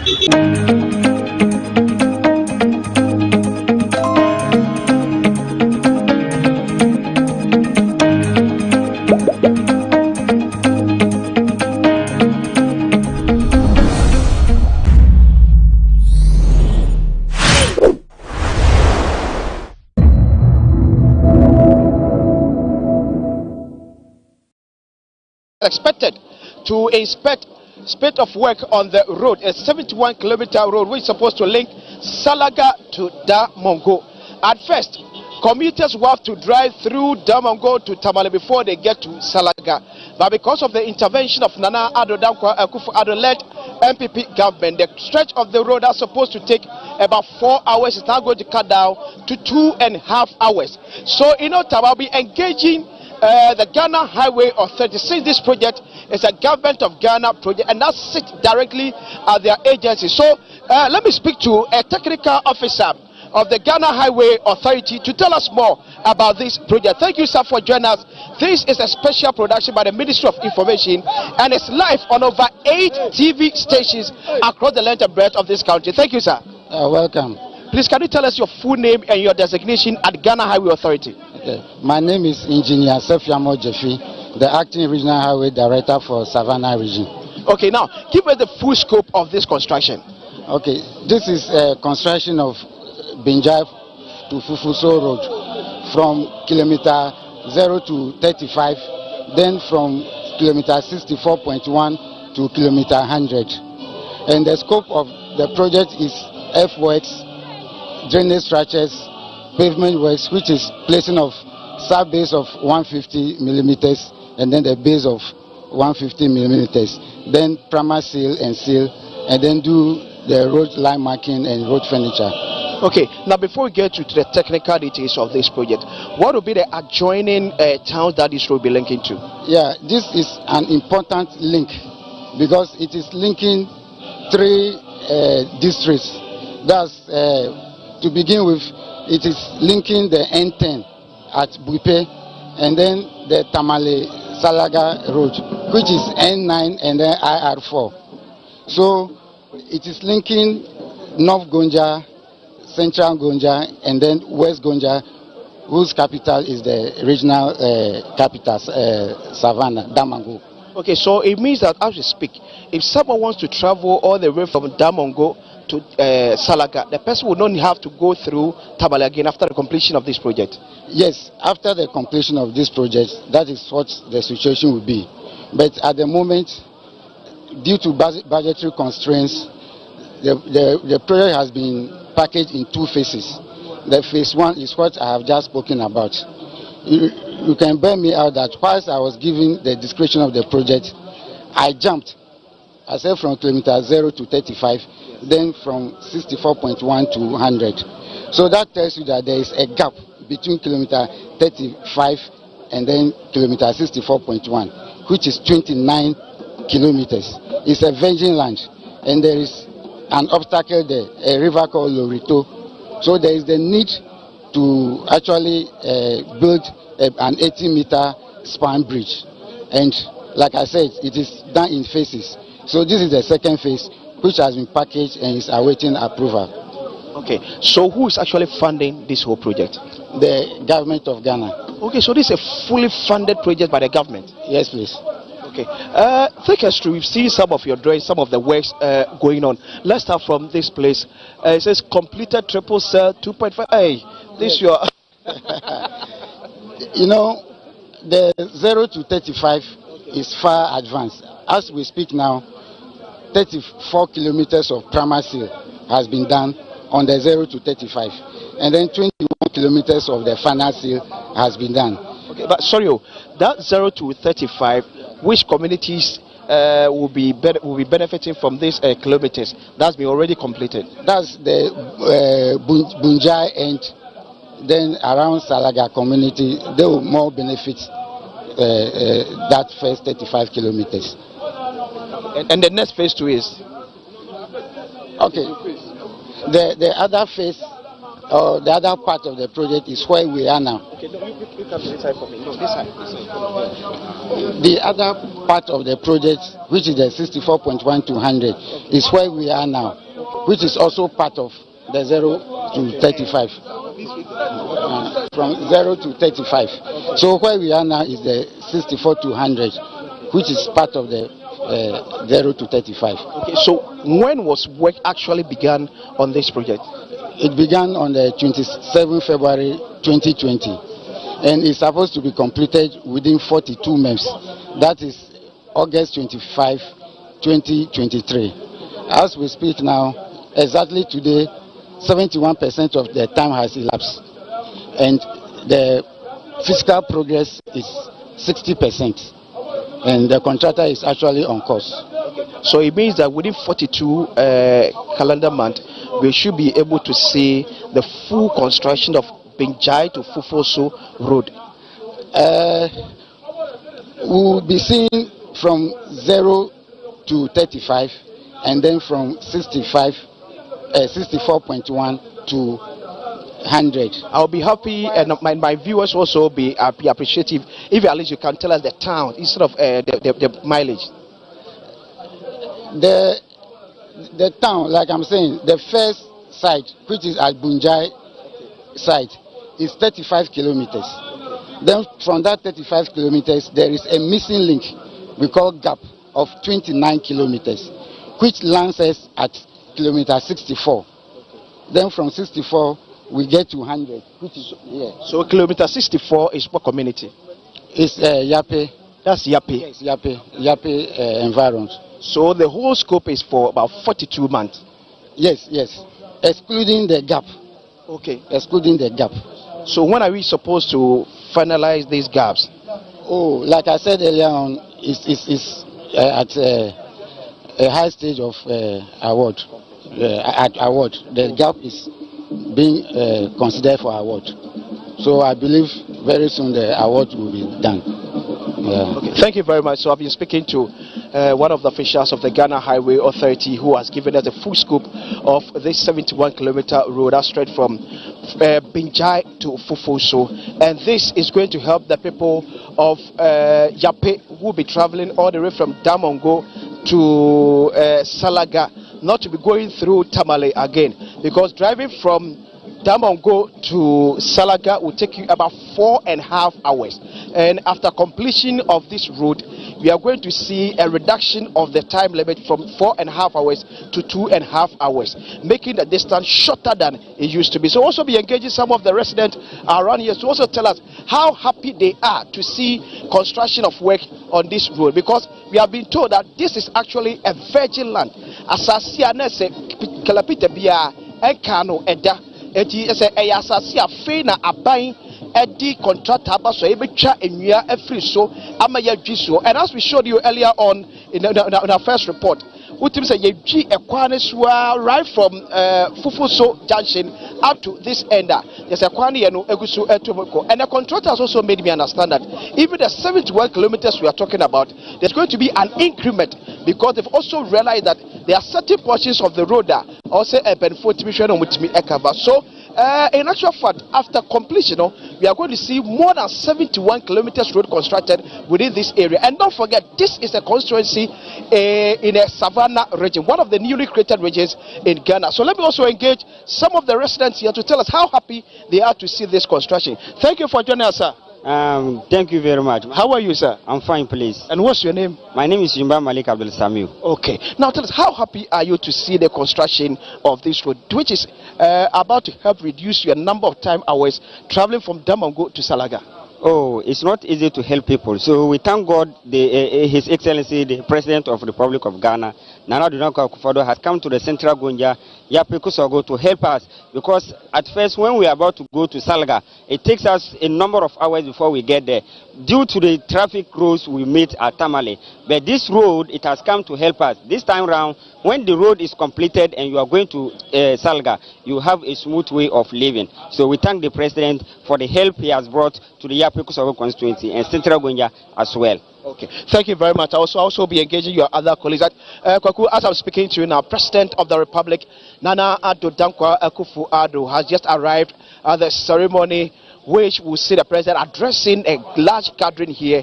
And in fact, the rate at which people are trooping in just to listen to the president, also follow president inspect this road, is just overwhelming. Opedi bako there. Oh, bako. Yeah, then yamiasi. Sumidase. Akrani Frose. Omo frem Idrisu. Wa man Frose. Ani me krofo nyina frem Idrisu. Okay, but me say, before construction of Sa Ekwanway, how difficult nana eyese obese utu kwan free Damongo e de Salaga senetie? Oh, how de intimate campo. Chese na wo free Damongo se wo wani be hu Salaga no. Obe short say 8 hours. Kwan so. Say kwan we buy no. I was say there wo fa Damongo na wo be Salaga. Wo che ya 3 hours. And 2.5 hours over duro. Kwano ayatia kuramaya. Anti yadanyame ase se omufa kwano beto ha. Sese na ya brepa. Sese de yadanyame ase. Chese na do ba ya obakasa obama ya sa kwan we savannah region ya ne yaji papa chese obakasa nko anti na omu ye kwan no chese de bia na wo ba hwe kwan no kura wa ne beje chese kwan ye kwantia ma ye wo be kwa salaga sisia na waduro wo be kwa nsa ankrom kura kwan no so kura chese oho de wo betuma kwa ba kura ba ye wadwuma nti nduru na wakura na waduro nti ye danyame asese ombaye sa kwan no maaye nti omunguso ano mo ye de chensa maaye kwan no de ye danyame asapa. Okay, let's wanka samu sukra bra ye sha se ye edwi kwan so wafa so ma fa so de bia me de me kwan no no wote he mete ya pe haya. Okay, nti wo fa so koton ne ma wo salaga ne nem tologe side ho chama oho nyina ye fa so da. Okay, iti wo na wafa ekwan ne so boa na yetimi enti asese wo nam kwan ne so kwa ehfa na contractor na adwi kwan na akwa akoduru wo fa kwan ne so a bebi a wo bekwa akoduru wo tra ayi chama kakra oho na kwan no kwa ginaye. Okay, nti yeso ye wogidie se bia contractor no beto aso chese se de kwan no tie no na ka kwan no ko pie salaga nko ade a oh yada nyame ase mpanyimfo nyame mbo mpanyimfo pa se de omudwune ho a omudi kwan no beto ha no yada omo ase pa na se de awuyehi amanfo ebekom wa bra ombetu kwan tenten ede free damango akọ salaga no saa ekwan ya yetwa wa hanumi ate saa ebre no aha no nyina so de amamo bebre ene de yan kampo chese saa bra ye bre no na nya asam kito masa wo be ko salaga kura adwundwan ba da wotirmu no ko a wo akọ ye adwuma no so adwundwan abeto so no akwan na wo be fa wo be fa ha ko pie tamale afa na wo be fa ko fa tamale se wo ko salaga nye kwan kitowa sa da no de ni akwantu wonko anti mu na wo wontimi nkwanko ya adwuma bia ji sa da foforo. Okay, da bia sa se so de wo betima atena da mango na ade ache na wo timi afa kwanwe akwa salaga akwa ya adwuma kura asa aba na se first no na pese utu kwan free damango ekọ salaga na se wo kwa wo boaboa ho se untimi ensa amada na dabi esa se kwan na wa dabi untimi stamba ba ise de obetimi akọ asa aba ba ye wa adwuma. Okay, adwuma be na ye me de me ye kuyani. Okay, me sa ton no masoso kuya ete sei ewo yape kusegu empotemwa say de ye baka say kuya no kura ba sa paja aka ho chese na ye men kwan na ye sa kwan no ye nyina kuya ya fom wo sa kwan na so nti wuyi wa doba ya kura wudi baba fia ya asem kwan no ba ye no ize kura amaye se wudi ka ko fa wo doba ya kura wo mbre sisi a na wa ba. Okay, let's say mumudu na amafuo no ewo salaga free salaga eba damango eti se mutu mumfudie na mud beton dodo ne nyina wo damango ba first na yenye kwan nti na edin se moyi niema no ne nyina na ekota male side. Oh, okay, me fa kwan bia ni wa wo de befa this wo di fata male sa no nti we no ba ye no oh da bia me de me kan kwan de etia kura ma ye nti eno kwa ati na ya ne yaje ho chese kwanu ya kan panyinfo da bia president abasa baba nana do ba ene de ya hunu subida chese kwan ya obaye maye ayi savannah region nko ya da nyame ase macho pen beda ase bebre nti kwaku pani ba kwa mote se ya no eka se eye kuane ya ono owo nafuo ewo salaga kwantempo no eso. Now, this man has been telling us before construction of this road, it was difficult moving your goods, your farm produce from Salaga to Damango. But as a result of this construction, now it's become easy for them to move their produce from Salaga to Damango. At first, they had to always sell their produce at Tamale, which was making it difficult for those in Damango to also enjoy or benefit from what they also been doing in their various farms. But just as I speak to you, we now have the minister, the Savannah Regional Minister, who is welcoming the President of the Republic to this gathering. But before the arrival of the President, all chiefs and those who matter to be here were all seated. When President just arrived, he was taking around a small tour to greet the chiefs and people of Yape Kusegu who are gathered here to witness the inspection of President Nana Addo Dankwa Akufo-Addo. So as we speak now, you know, the regional minister has given his welcome address. We'll also be engaging some other people to tell us more about what also make up of this road. Okay, so let me bring in a chief of this area to tell us. He also be a traditional ruler of this area. What he also make of the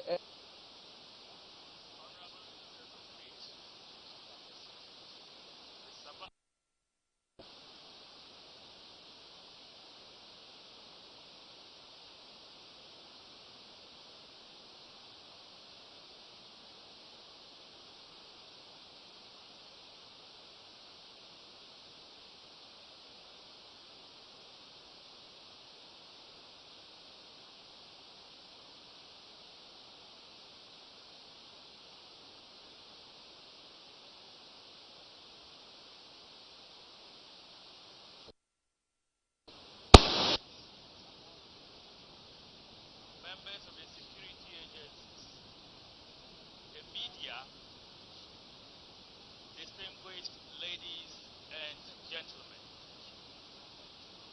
I am highly delighted to welcome you and your entourage to the Kusago traditional area. Asan Sam.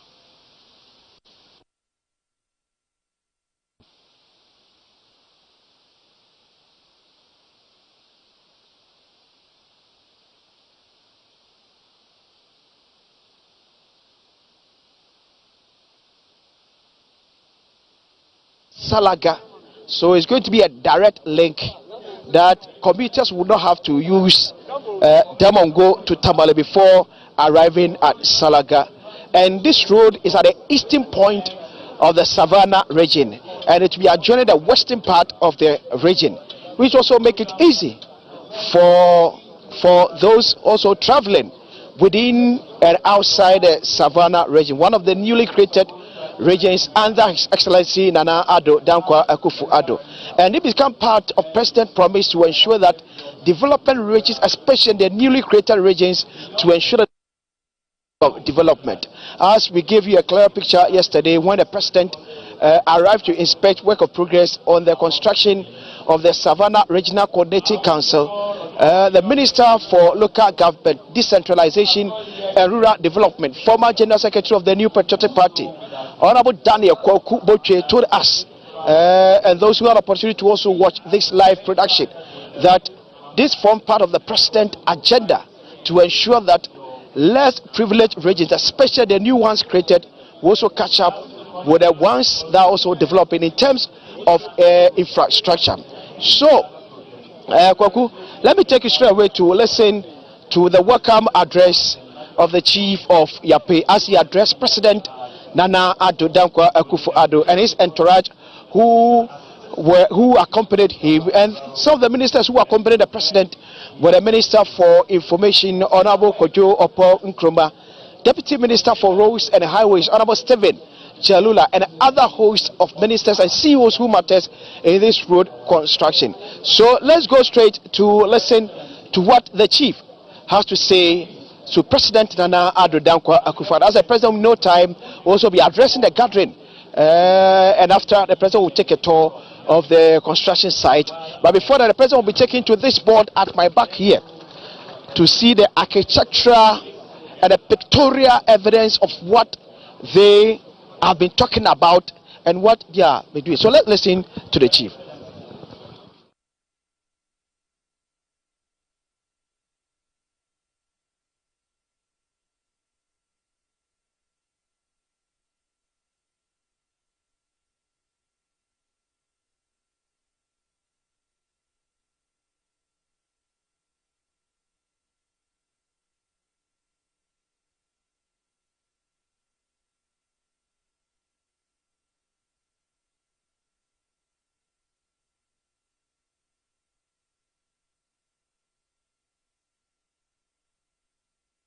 Appeal to you to ensure an extension of the Yape Rural Water Project to Kusogo, while we wait for the bigger project, Your Excellency, which we are aware that pretty soon work will commence.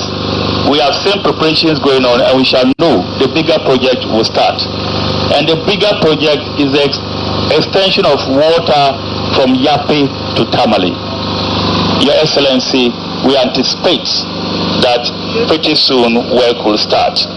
This will give potable water, good drinking water for the people of Central Gonja right up to Tamale and its metropolis. Your Excellency, it will be recalled that my predecessor, the late Jira Kosogora Suleimana Ewuntoma Kunkarga of blessed memory, on 27th of July 2020, appealed to Your Excellency when you called on him to create a new district from the present Central Gonja district. He emphasized that this will bring developments to Kusogo and Tuluwe traditional areas. Again, 11th July 2021, Your Excellency, Bipura Abdullah Jinapo II, the paramount chief of the Bipe traditional area and also vice president of the Savannah Regional House of Chiefs, appeal to you, Mr. President, for the creation of a district from the current Central Gonja district.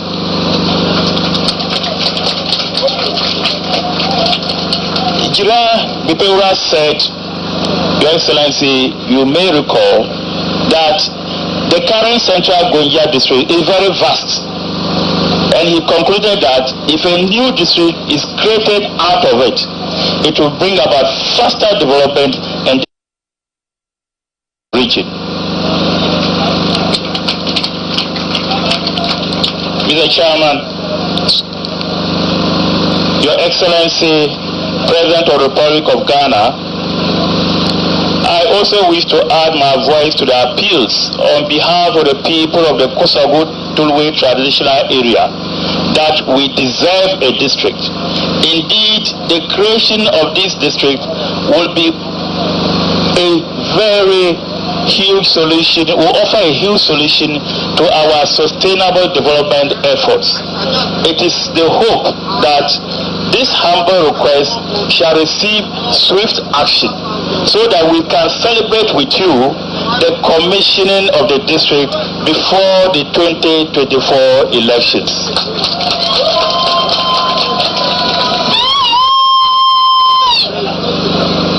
Your Excellency, the contractor working on the Jai Road, this is the project, Your Excellency, you want to see for yourself today and see the progress of work. We are happy to inform you, Mr. Chairman, that we here in Yape are aware that the contractor is on site and work is ongoing.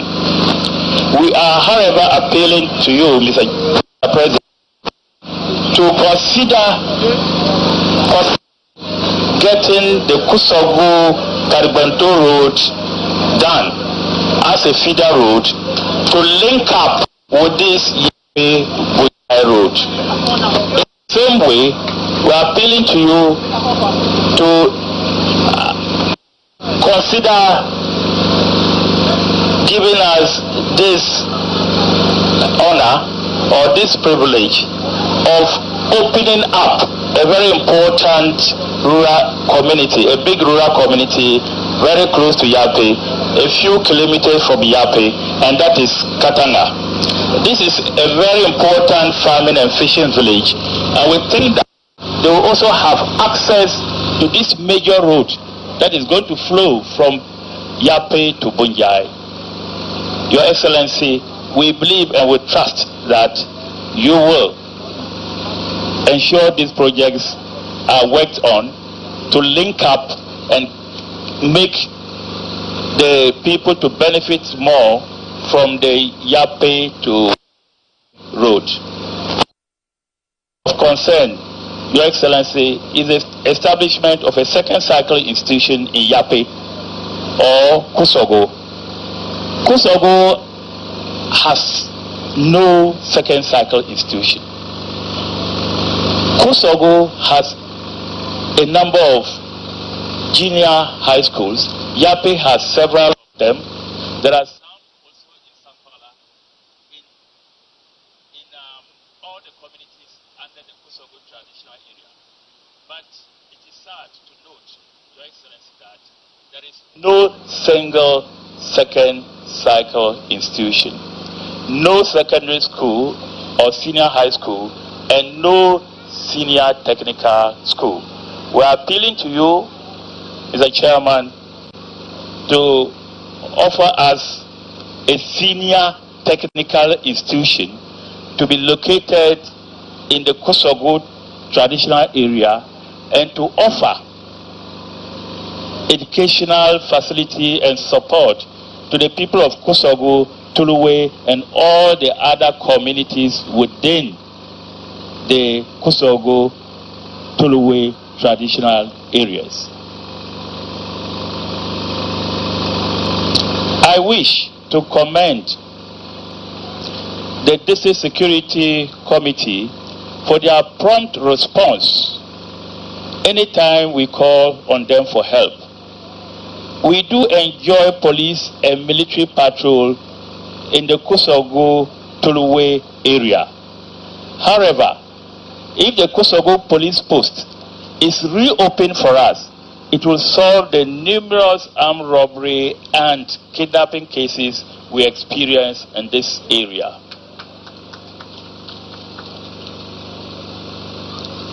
Your Excellency, we are appealing to you also to upgrade the Yape Clinic into a full-fledged health center.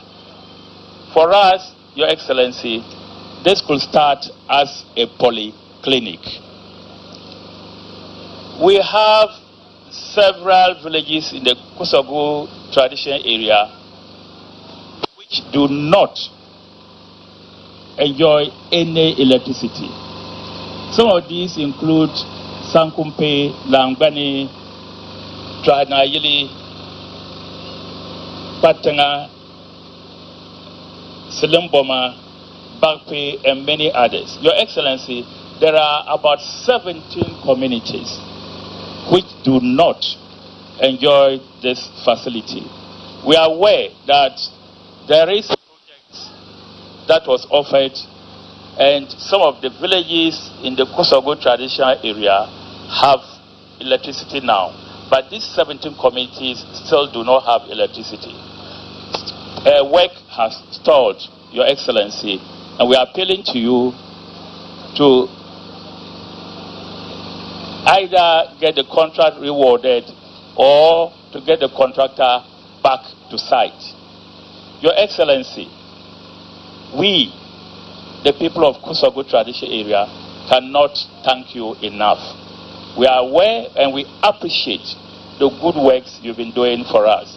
And we wish to thank you and to remind you that these issues we have mentioned are very dear to our heart.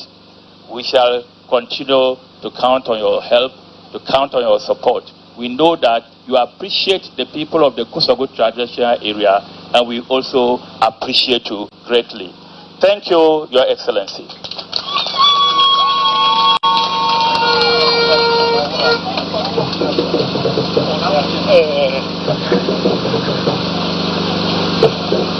When a PhD holder becomes a chief, that's what you expect. Thank you, Yapeura, Dr. ABT Zakaria. So you've been watching a live coverage of a ceremony in the Savannah region to welcome President Akufo-Addo as he inspects the Fofoso Bondai Road in Kusogo. You heard the Yapeura Dr. A.B.T. Zakaria Bekunutu speaking a while ago, giving his address at this ceremony where President Akufo-Addo is also expected to speak to the gathering before he goes on that inspection of the Fofoso Bondai roads.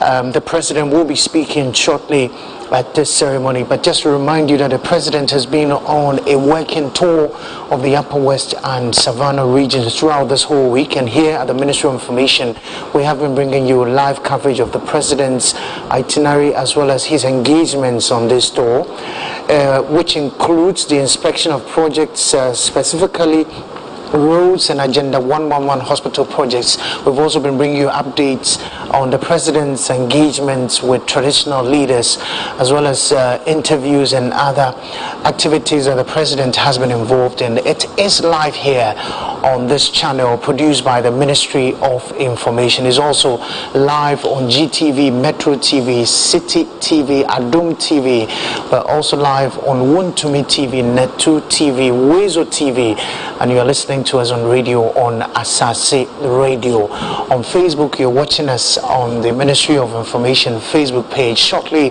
we'll take you back to the ceremonial grounds where the president is just about to inspect the Fofoso Bondi Road. Remember, this is a 71-kilometer road sponsored by the government of Ghana. And as you heard from residents and opinion leaders in the area speaking to our reporters, it is a big deal for them because it connects to some major towns and is going to really help them ply their routes to their various activities in the area. And so President Akufo-Addo will shortly inspect work done so far on the Fofoso Bondi Road in the Kosogo area of the Savannah region. You're seeing on the screen shots from the location. These are live pictures from the location. And as you heard earlier, the Yapewura together with his traditional leaders are already gathered at this ceremony, waiting to hear from President Akufo-Addo as well before he goes on that inspection tour of the construction sites, which we're seeing on the screens now. A lot of construction materials already on site, so it tells us that the work is going to speed up, as the contractors earlier indicated to our reporters. Work is going to speed up on this road, and as you are maybe aware, President Akufo-Addo is already at the area. He is at this ceremony to welcome him as he prepares to inspect work done so far on the Fofoso Bondi Road, which is in Kosogo. Aman Akwesisia is still at the location, and he will be bringing us more details shortly. We'll cross over to Aman Akwesinsia, who has been speaking to residents in the area who are excited about this development. Remember that the president has been embarking on a working tour of the Upper West and Savannah regions. The president hopefully will be wrapping up that tour today in the Savannah region, where he's been from Sunday. He's actually been in the Upper West region from Sunday. He moved to the Savannah region yesterday, and the president will be wrapping up his tour of that region. We will be crossing over to Aman Akwesi Insia shortly, but just to say a big thank you to all the stations that are carrying this production live, to GBC, to GTV. You're watching us on Metro TV, City TV, Wontumi TV, Movement TV, Wezo TV. We're also on Adum TV as well as Metro TV, and of course on the Facebook page of the Ministry of Information. My name is Kweku Obenjo. Shortly we'll take you back to the ceremony where President Akufo-Addo is expected to be speaking on his observations so far, even before he goes on that inspection of the Fofoso Bondi Road. Our men are on the ground. They will be bringing us some more interviews. They'll be speaking to more of the inhabitants in the area, or residents in the area, as well as the officials who are directly involved in this project. That is coming up right here on this particular channel. It is our special coverage of the president's regional tours. We've been bringing you live coverage of President Akufo-Addo's tours in the Upper West region as well as the Savannah region. That coverage began on Sunday. Hopefully the president will be wrapping up his tour of the Savannah region today, and so we will be looking at work so far, the president's work so far in these regions. We'll be speaking to our reporters. They've been sharing they will be sharing their personal views with us. But right now, though, let's take you back to the podium where we are witnessing some more speeches being read even before the president speaks. As you can see, there are some more speeches before the president speaks. This is a live coverage of our coverage of the president's regional tours produced by the Ministry of Information. We're coming to you live from Accra, where we are on the ground with the president, where we're bringing you live updates as well as all the big interviews that you need to know concerning the president's tour of the Savannah region. Yesterday, the president was in the Damongo area where he commissioned a very important project, which is the integrated recycling and compost plant in Damongo. That facility, we're told, is going to produce about 500 direct jobs to residents in the area, and then more jobs, more indirect jobs. So 500 direct jobs and more indirect jobs in the area. So much excitement in Damongo yesterday as the president commissioned that facility. Today the president is in Kosogo, where he is expecting, or he will be expecting, the Fofoso Bondai Road shortly. Well, earlier today, the president was at the Agenda 111 site at Daboya, where he inspected work there so far, together with the Regional Health Directorate projects. And as we brought to you the live feed, the president engaged with workers there and appeal to them to speed up work, because a lot of people are expecting most of these projects, to be done in a very speedy manner. So the president gave them the assurance that the government was going to do its part, but they also have to play their role in ensuring that these projects come up very fast. Right now, the president is at Kosogo, where he will shortly be inspecting the Fofoso Bondai Road. We've just been hearing from the Yapewura Dr. A.B.T. Zakaria Bikutuno, who has been speaking at this ceremony. Shortly, President Akufo-Addo will be speaking at the ceremony as well. And as you can see on your screens, more of the materials for the construction of these roads already on site, and the contractors are telling us that work will speed up. And so we will keep an eye on this and bring you more right here on this particular channel. You're watching a special coverage of the president's regional tours happening live inside the Kosogo area, where the president is currently which is the Savannah area. The Deputy Minister of Roads and Highways is currently with our man Akwesinsia, and shortly he'll be speaking to Akwesinsia about what government really expects of this project and how government is hoping that this particular road will improve lives and help with a lot of engagement, a lot of movement, I should say, in the area. Kwesi, if you can hear me, and if you can, if you're ready for that interview, we can hand over to you now, Akwesi, who is ready to be speaking to the Deputy Minister for Roads and Highways. Remember, this is a special coverage of the President's regional tours. The President yesterday began a 2-day working visit in the Savannah region. Today, he is inspecting the Fofoso Bondai Road in Kosogo. And so let's cross over now to Aman Akwesinsia, who is ready to be speaking to the Deputy Minister for Roads and Highways. Akwesi, if you can hear me, take over. Thank you very much, Kwaku. Right here with me is the Deputy Minister for Roads and Highways, Honorable Stephen Jalula. Honorable, thank you. Welcome once again for joining us. Thank you, my brother, for having me again. For a start, how has this tour been to you and your ministry? As you know, the Ministry of Roads and Highways, we are working assiduously to ensure that our road network improves. So wherever Mr. President goes, we have to be around to observe and also to take notes and keep on updating our road network. So we are here. I think today is the final day of the tour of Mr. President, and we are at a site where a very critical road is being constructed. So if you ask me, so far so good. How critical is this Binjai to Fufoso road to the government and the people of this area? Yes, you know, Salaga is part of the central Savannah region. But today, if you are going to Salaga from Damango, where we have the regional capital, you have to travel all the way through Tamale to Salaga, which shouldn't be the case. There's a very short route from Fufulso to a junction close to Salaga, and that is what we are doing now. So this road is very critical to be able to shorten the travel time between Damango and Salaga. And I'm sure that when this road is completed, it will inure to the benefit of all the communities around this road.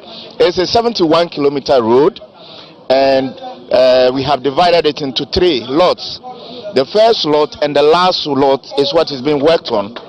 Okay, so the first lot 0 to 35 is being worked on, and we have done primer seal. We have laid all the foundations, and we have put the first bitumen on 33 kilometers of the 35. And out of this, we have also added another one, the sea Lankasa, what we call the quota. Okay. We've added the quota on 24. We've done quota on 24 kilometers of the stretch. Now it's left with the middle. There's a gap of about 29 kilometers, which is here to be awarded. And on this 29 kilometers is a big bridge which crosses the White Volta. So that is what is awaiting approval by my boss, Honorable Kwesi Amoako-Attah. And I'm very sure that when we get back, it will be approved so that we can procure a contractor to come on the road and start work immediately, because this is very critical. The president created regions to bring development to the people, and this is an example of the development that Mr. President seeks to bring to the people of Savannah. We know before the arrival of the president in this region, you and your minister have been doing most of the road construction in every part of this country. After visiting Savannah and this specific road, are you satisfied with the rate at which the contractor is working?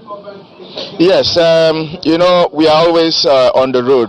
My boss, Kwesi Amoako-Attah, MP Tiwawa, is myself and my other colleague deputy, and all our directors. We are always on the run, touring all parts of the country to get abreast with what is going on our roads. Now, I can tell you in confidence that we are very satisfied with what is going on. As I stated earlier on in my remarks, we have awarded ongoing projects in Savannah alone is 135, and we have already completed 24. A newly created region. Yes, indeed. Has over 100 kilometers of road under construction. Yes, indeed. We are done with 24 already, and where we are now, Yape Kusogo has 7 projects ongoing under our ministry.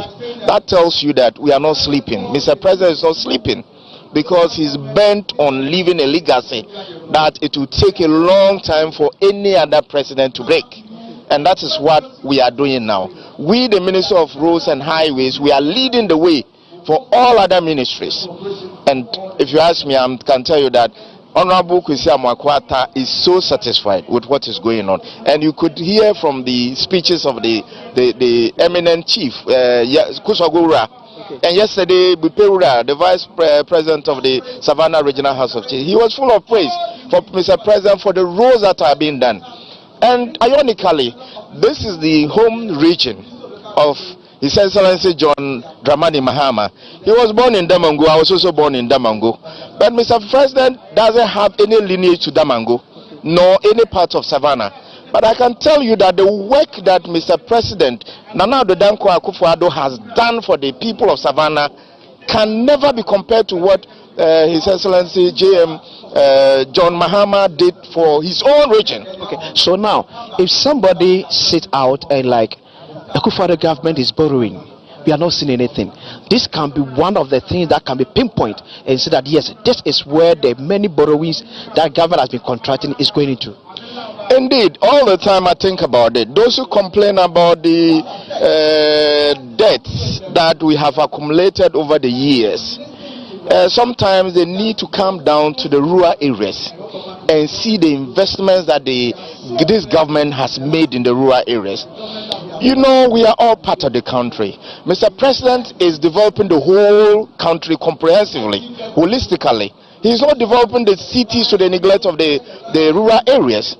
This place we can consider as a rural area because it's a district.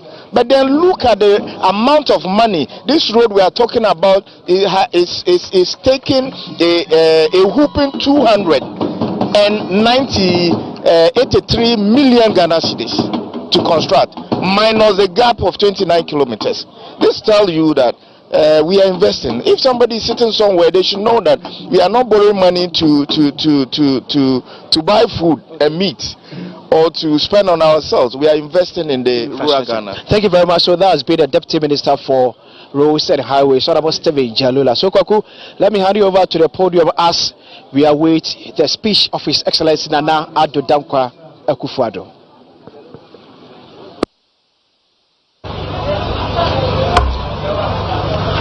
The Minister for Local Government, Decentralization and Rural Development, and Member of Parliament for Okre, the Minister for Information,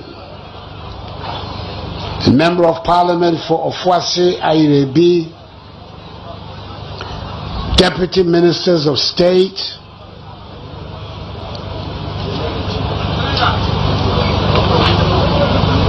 District Chief Executive for the Yape Kusogu District, Third National Vice Chairperson of the ruling New Patriotic Party and the Regional Chairperson of the New Patriotic Party, the Yape Wura, and the other traditional chiefs who are gathered here. Fellow Ghanaians, ladies and gentlemen, I'm always very happy to be here in the Yape Kusogo district because I believe the first project that my government did when I came into office was the water project in Yape.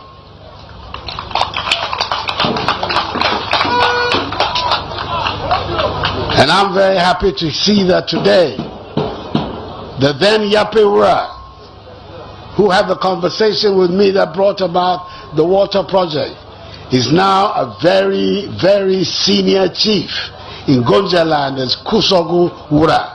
I'm very happy about that development.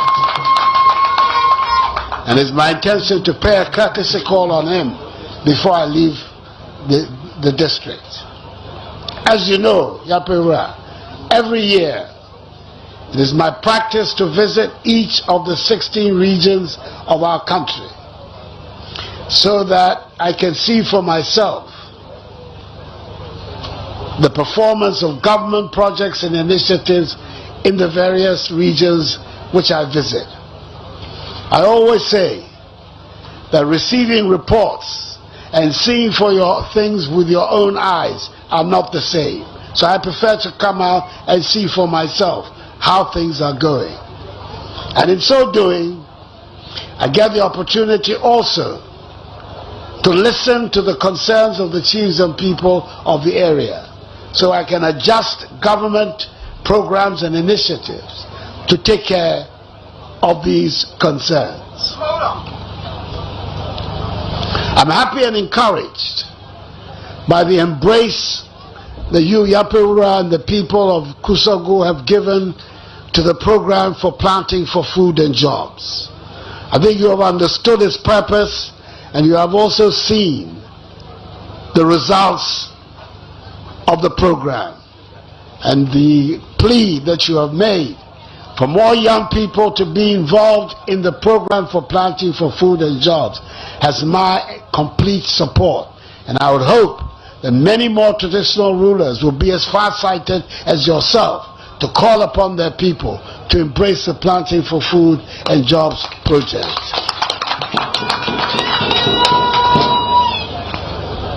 And by the same token, I welcome very much your attachment to the Green Ghana project. It's important for our future. I believe that the request that Yapewura you have made about how we can extend the Yape water project to Kusagu pending the commencement of the Tamale water project is a well-made request. And it will be something that I will be consulting with both the water company and the Minister for Water and Sanitation and Water Resources when I get back to Accra.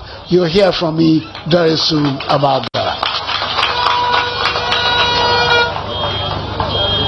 The other matters that you have put on the table, many of them have been responded to. The demand for a district, the Minister for Local Government has spoken eloquently about it, as indeed the Minister for Roads and Highways has responded to the request you have made about the feeder road linkage, and also the upgrading of the health centers. The Deputy Minister for Health has also responded to it. One of the things that surprises me a little bit, I have to confess, I'm here, we have to speak the truth to each other, that Yape Kusagu, since 1992, I've known two people who have been the members of parliament for Yape Kusagu. The first one was my very good friend Amadou Seydou. We met in parliament and we became friends, and that friendship has lasted up till today. When he left, the elder brother of the excellent young man who is the Minister for Lands and Natural Resources and Member of Parliament for Damango, Abujinapo, his elder brother John, then took over the MPship for Yape Kusagu. What this tells me is that the 8 elections that we have had in Ghana since 1992 have always gone to the National Democratic Congress. And yet when I come here, I hear all of these demands.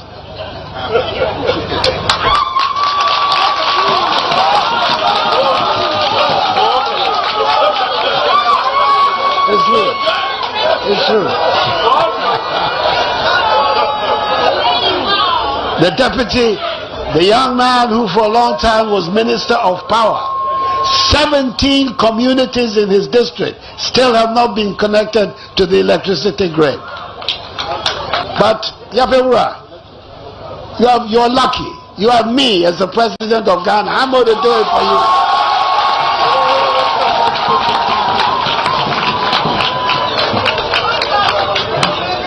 you. In the same way, no secondary school, no senior technical high school in the whole of the Kusagu area.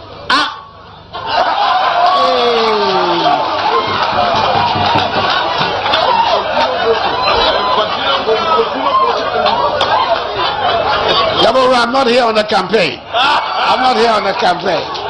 But I think that I've said enough for you and the people of Kusagu to think about your vote in 2024. But our point of view, like the Minister for Local Government said very clearly, we are for the development of the entire space known as Ghana without discrimination. And what work we have to do to make sure all parts of our country get the requisite level of development, we will do it. One very important development that is going to take place in this area is what I'll conclude my speech with. That is the Debris Inland Port that was recently commissioned by the Vice President, which is very near Buipe. Not only is it going to be a nodal point connecting the south of Ghana by transportation, by water transportation, from the south of Ghana to the north of Ghana, but beyond the north of Ghana to the Sahel. It's going to be an extremely important transportation hub based here in Yape, Kusogo. And on top of it, the projection is that we're to develop 1,000 acres of land in the Kusogo area as an industrial park that will feed industrial products to the Debris Inland Port. So this is the major transformation that is going to be taking place in the Kusogo Yape constituency and district in the year ahead of us. I want to thank you once again very much for this warm welcome that you have given me and my entourage here in Kusogo, and to assure you that the good relations that we have established over these 5.5, nearly 6 years will continue for the rest of my presidency, and that whatever is required for me to be able to do within the means of our budget and our financial circumstances, we're going to do it to continue the progress of the Yape Kusogo area. I will from here pay a courtesy call on the Kusogo Ura before I leave the district. But in the meantime, I want to thank you again for this warm welcome, and I wish you the very best and God's blessing for you and your people here.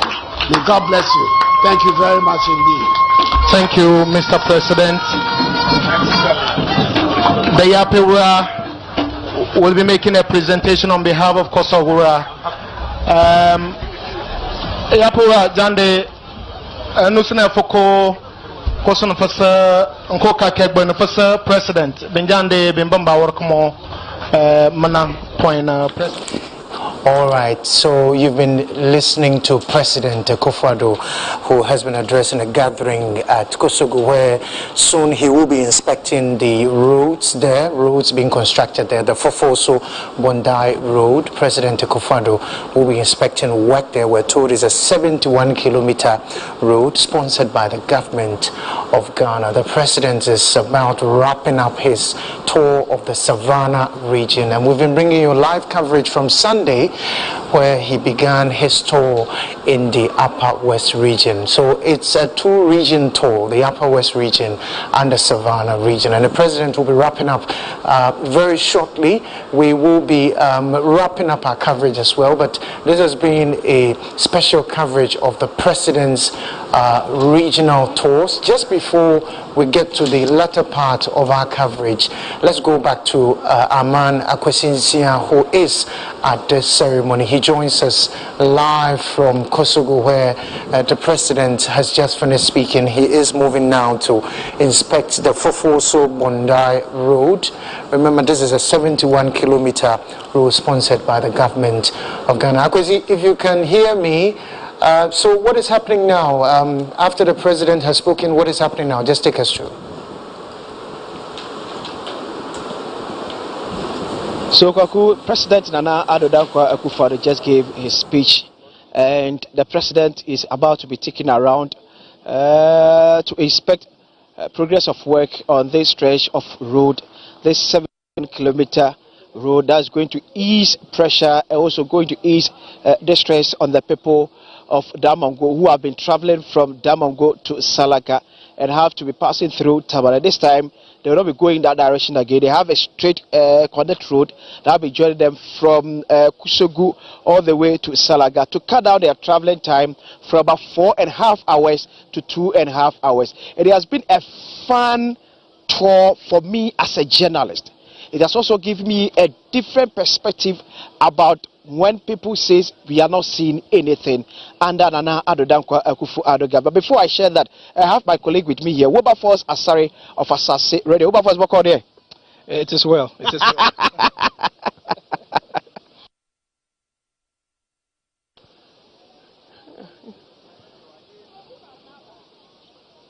With the Ghana Water Company on the extension of the Kusogo Water Project to cover other communities in the district. The president also said he will initiate plans to connect 17 communities to the national grid, providing them with electricity.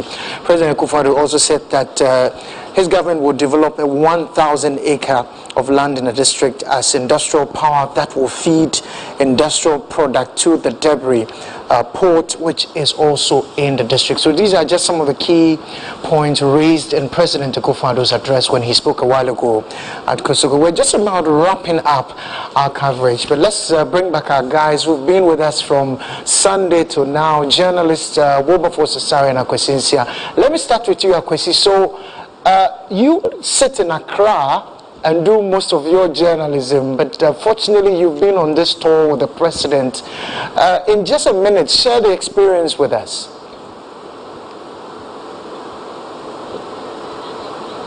The experience has been good, and I've now realized that there are a lot of work going down here. Probably one might be in Accra might think that nothing is happening under the able leadership of Nana Addo Dankwa Akufo-Addo and his Lieutenant Dr. Alhaj Mahmoud Bawumia. But since we arrived at the Upper West Regional Capital, we're moving all the way to Nandom to cut another sword for the construction of dualization of Nandom town roads. Then coming back to Kalio, where President Nana Addo Dankwa Akufo-Addo commissioned a 35 megawatt of solar power that is going to give electric power to the whole of Upper West region. And coming down here to one of the newly created regions, making up our regions to be 16, that Savannah region, after President inspected works of progress of the RCC and other projects going on in the region. Now we are here at Bugosu to witness the inspection of a road that will be leading from Damango all the way to Salaga. So now I have a different perspective and a different way of reasoning into the criticism of Nana Addo Dankwa Akufo-Addo when it comes to the president under his leadership has done nothing for the people of Ghana.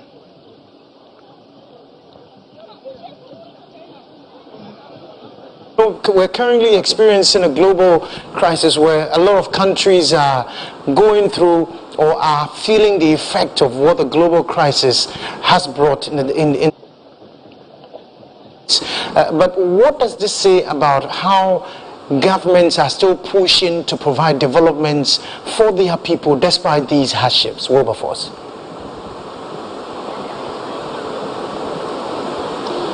Indeed, Kweku, and I can relate to exactly what you are talking about, and that's because coming here on the ground, I have been pleasantly surprised with the kind of work that is being done in our rural communities.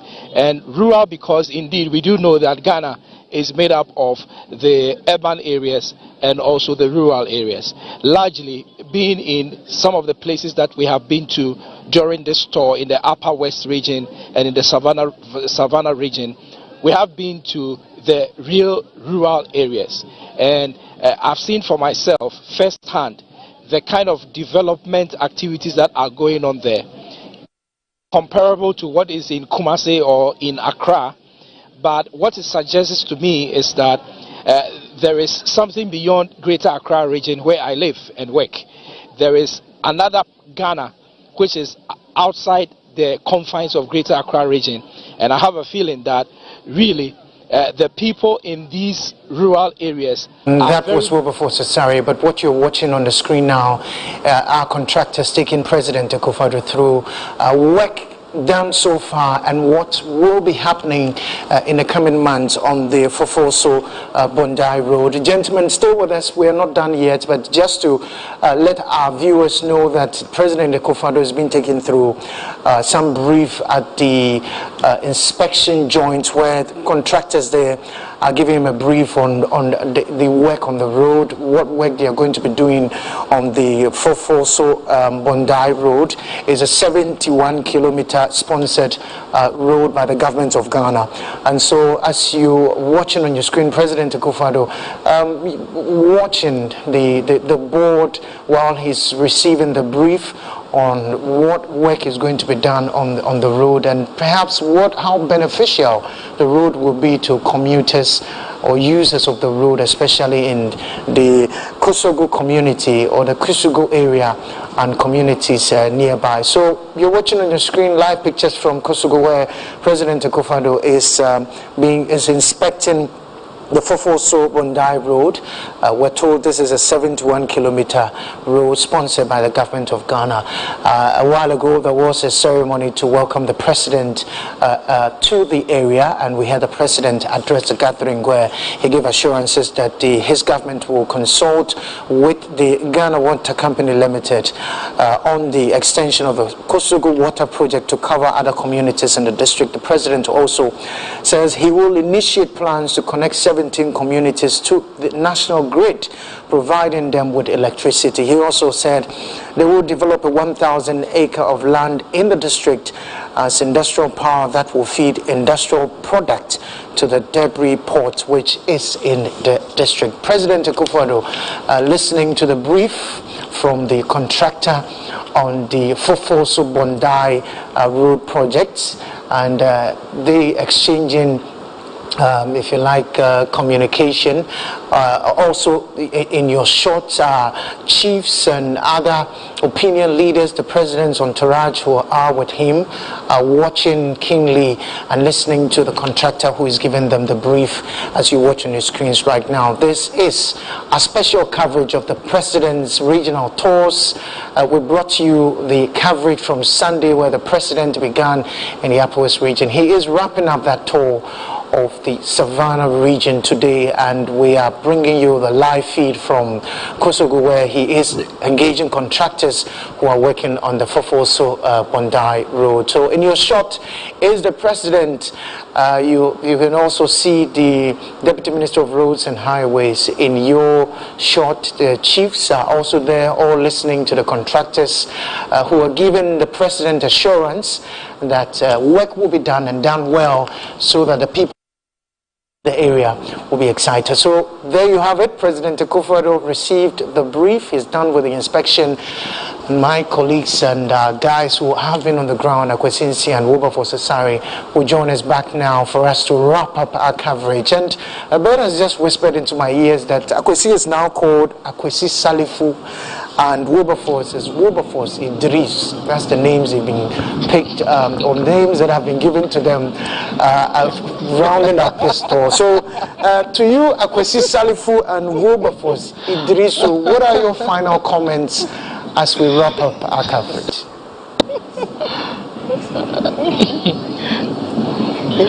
Okay, Kweku, so from my side, I think that this tour has been revealing and it has been riveting.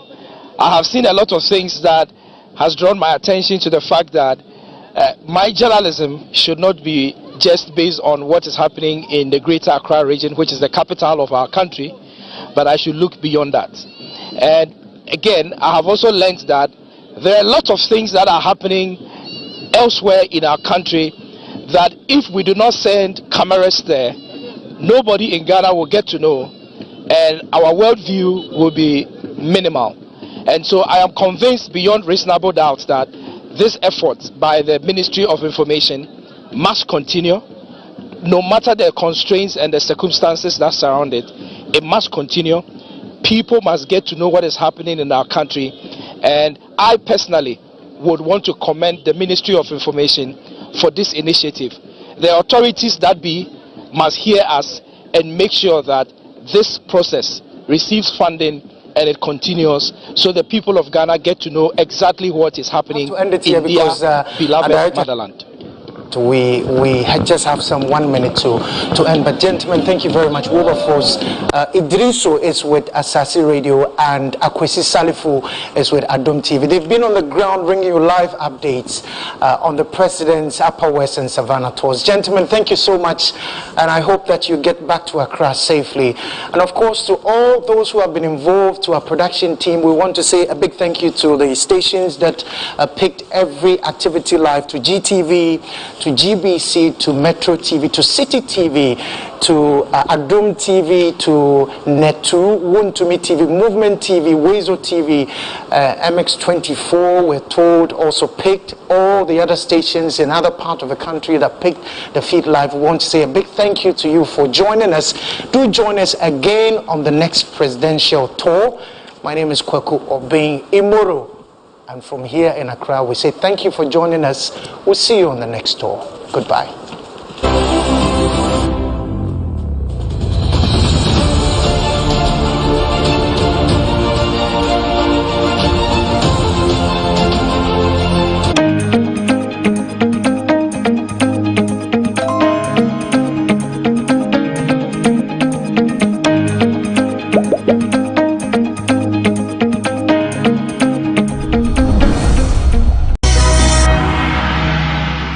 Coming up on this edition of BizTech, we engage a young engineer who is using recycled waste to build battery packs for power supply, meant for households and communities. Robert Insel, CEO of eCycle Ghana, talks about his journey on BizTech. You don't want to miss out. I used to feel like having what I can't afford. So they was, they say your mom bought you a kit car. Yeah, okay. I can't buy it. I have to get it straight from my own. To go to a shop, get some motorways, come and combine together to get whatever we want. We need light to play at night in the village. I have to get light for it. So we're using somewhat recycle it. We are trying to eliminate electronic waste from our environment.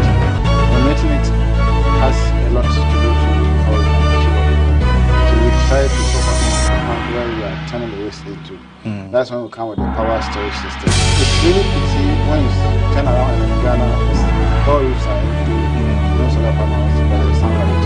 But even the developed countries like China and others, they are trying to build solar plants, but they don't have enough sun.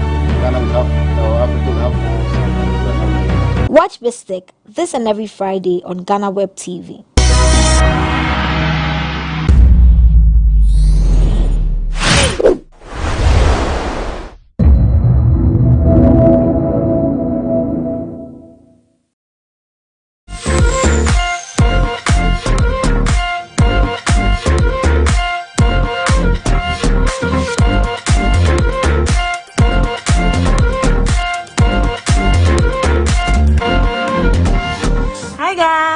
Vlog is in partnership with Travel to SA.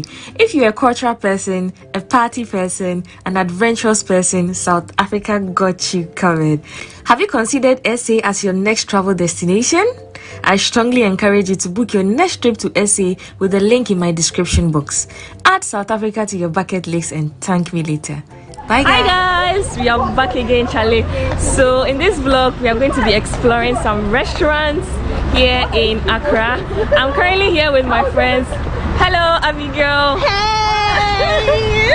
Hello Loretta and Bumi. So we just closed from church. Yeah, we just closed from church and we decided to take Loretta. Her birthday was last week and we decided to go have some brunch here. So we're currently here at Golden Tulip Hotel. I've been here several times, but I haven't been here for their brunch. So today you guys are coming along for brunch and yeah, so let's go.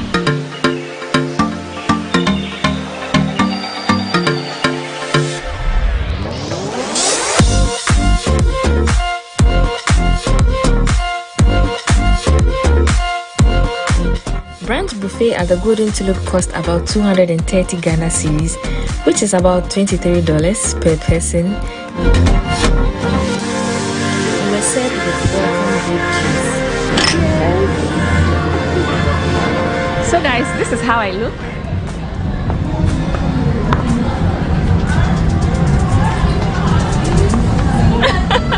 I just came here to take photos and just show you how I look. This is a day from church and yeah, let's go and have brunch.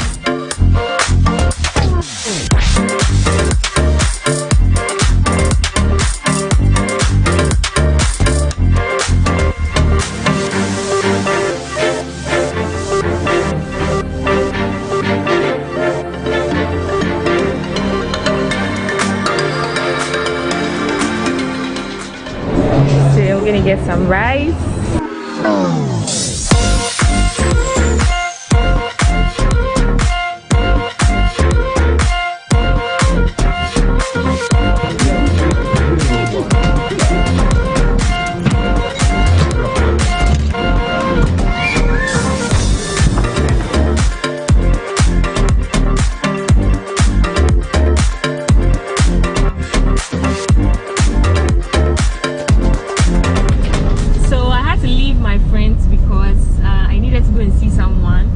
The food was amazing. I recommend going to look for brunch.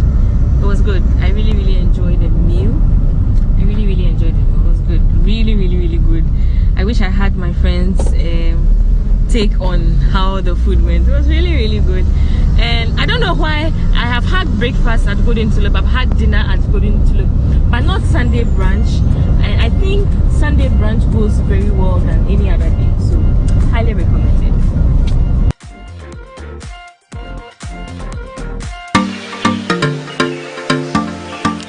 Chelande is located at Laboni, a perfect place for hangout and to enjoy live band.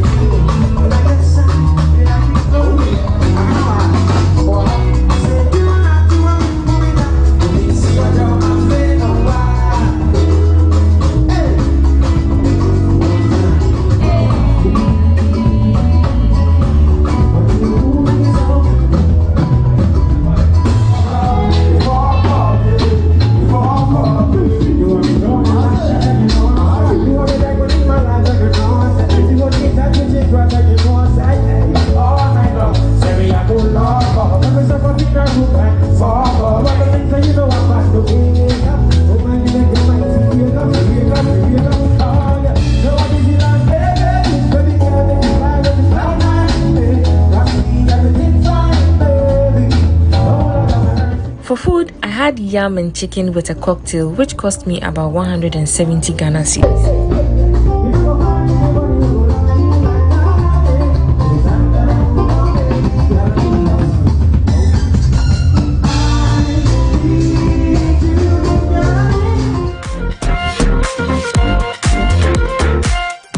Yeah, so we're currently here at Mass, and yeah, hi Nadia. Hi. So I really like the entrance, it's beautiful.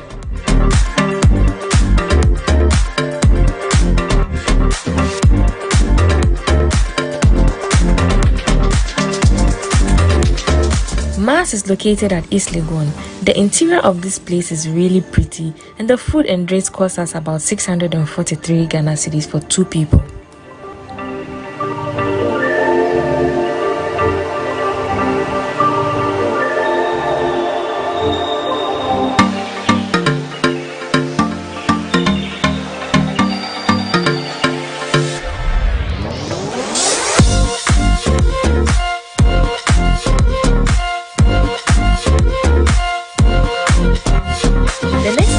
Ghana, which is located on Labadi. The space before getting there is really beautiful, and the food was amazing. I highly recommend.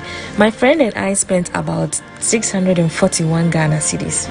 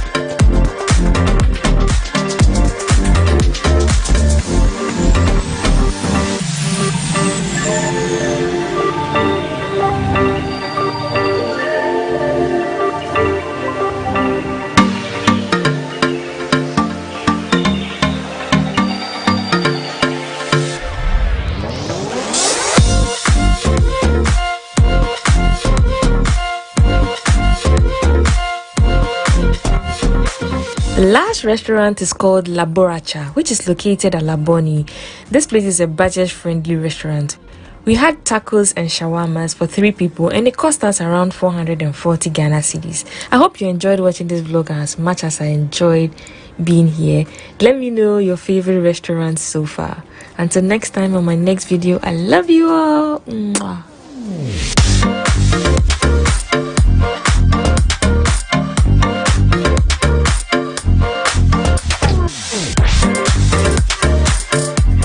So guys, this brings us to the end of this video. I know it's getting dark.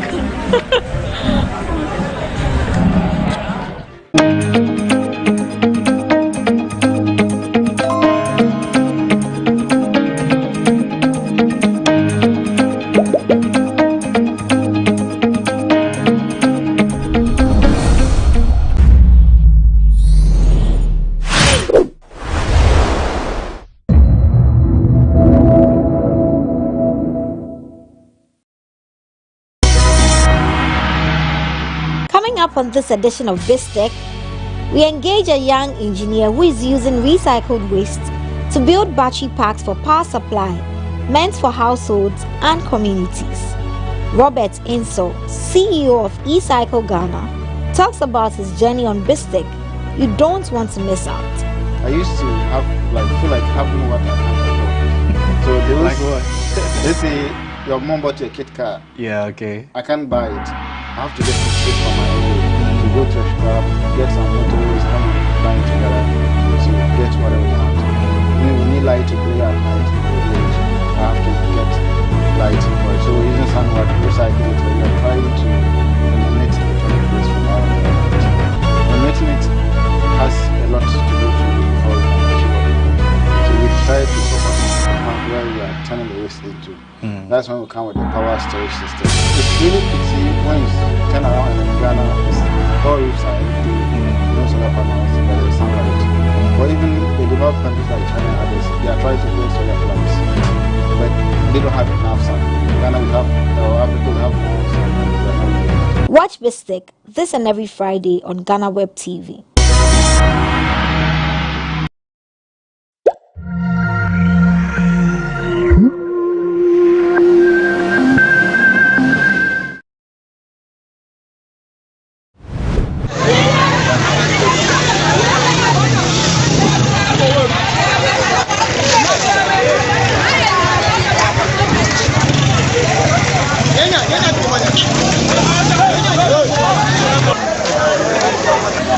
In fact, myself, I'm not aware that something will happen today. I just have a call that ECG and the soldiers and whatever, they are in town to store prepaid goods. But myself, I'm not aware. In fact, when I came to the ground, in fact, I'm not happy. As I can, I'm not happy. Because you cannot beat somebody because of people. You cannot use things that you're supposed not to use on human beings because of people. I think there's no understanding. I think the people are going too much. I don't know whether they are just going wayward. I cannot know what is happening. Come back. In fact, myself, I'm a leader. As I said, if you are coming to do something, we all know what is happening for some time now. You have to inform me that, oh, honorable, we are coming to the ground. Inform maybe your chief, your community people, or something, the unit committee. Then we see the way forward. But no. Just sometimes you are in town because you have the power, you have the soldiers, you have these things, so you are coming to brutalize my people in my community. That is not right. I'm not happy about what happened. Look at pregnant women, people that are coming from farm and things. Innocent people. What is happening? What is happening in my community in Ghana? No, there's no way. The big men have to come out and talk to their people that they are going too much. They are going too much. Too much. Yourself, you can see. You can capture some of this, so I can also, you can capture and show to the whole world and Ghana what is happening. My big advice is our big men have to come out. The credits, the stakeholders in the community, the chief executive, the MP, include me as everyone and others stakeholders and the government and the regional minister, that we are dying and we cannot continue to be dying because of prepaid. There's no way. We don't want to die. If we die, who will use the prepaid? Who will pay bill for this thing? We don't want to die. Good afternoon, sir. This afternoon we were here where the police, the soldiers, they came and attacked we to give us prepaid. But we didn't talk that we will take their prepaid. Me, I don't know what they are doing, sir. I'm from bush. I go and cut firewood. So after we from the place where we go and drop the firewood, as we are coming and we meet the soldier men, and they take me by force and start to beat me rough. I don't understand. I don't know what I do them before they start to beat me. They beat me up. See, this is a catapult. This catapult. I don't know why they beat me just like that. They ship me seriously. I don't know. I don't know what happened before they are doing that thing. I didn't say anything, so I went to police station and collect medical form. This is my medical form. I went to police. They collected my cutlass and my everything. Even the one who is driving the Aboboya, the motor king driver, they ship him up and they wound him. They hurt him. I don't know what to say, sir, because I don't understand what they are doing.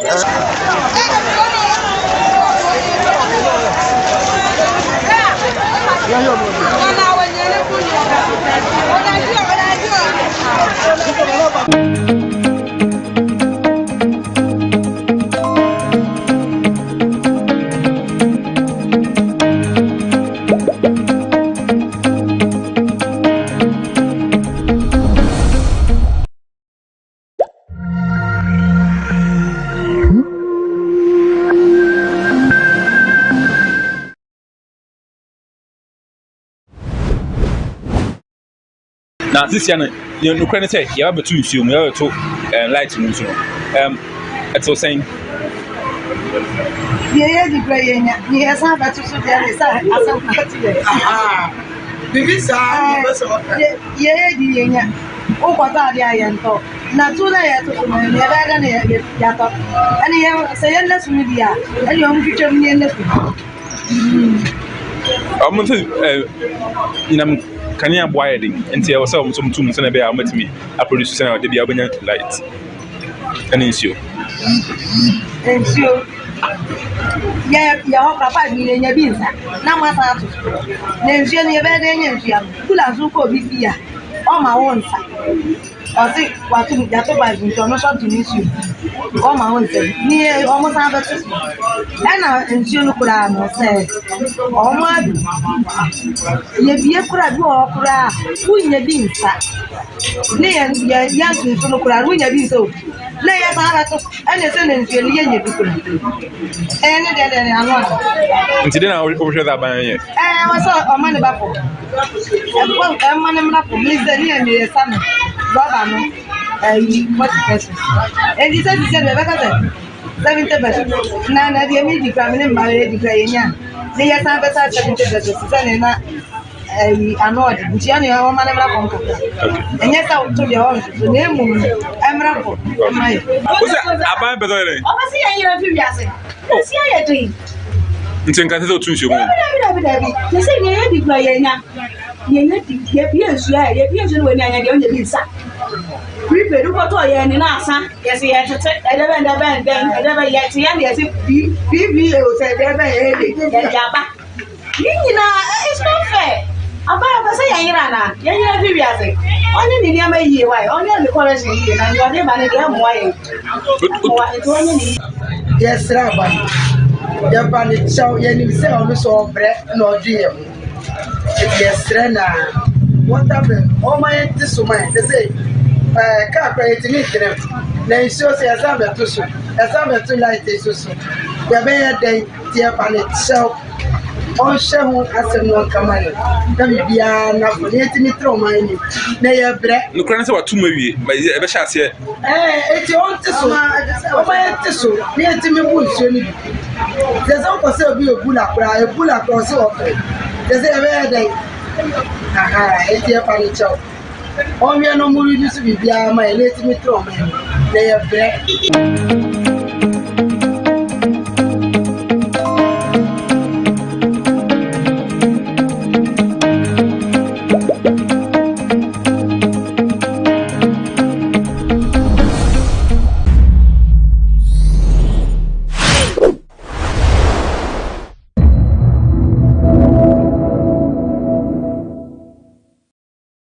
We are trying to eliminate electronic waste from our environment. Eliminating it has a lot to go through before we can achieve what we want. So we decided to focus on a point where we are turning the waste into. That's when we come with the power storage systems.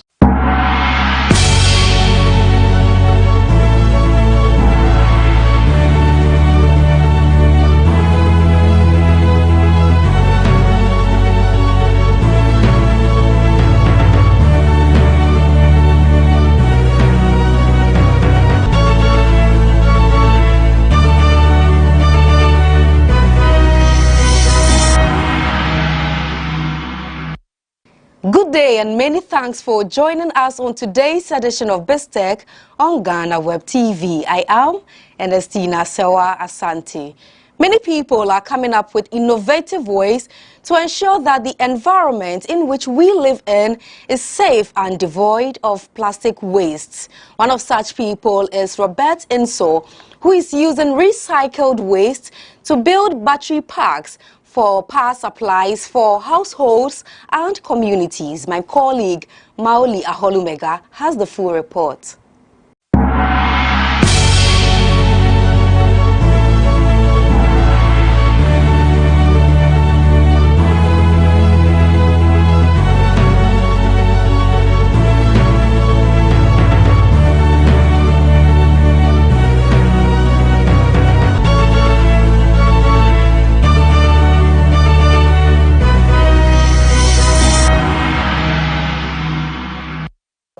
Hello lovely people and welcome to yet another edition of BizTech on GhanaWeb TV. Today my guest is a young man who's been able to build a battery pack that provides 24/7 power to both laptops and televisions. Before I introduce my guest, I'll take a quick break and we'll be right back. Don't go anywhere.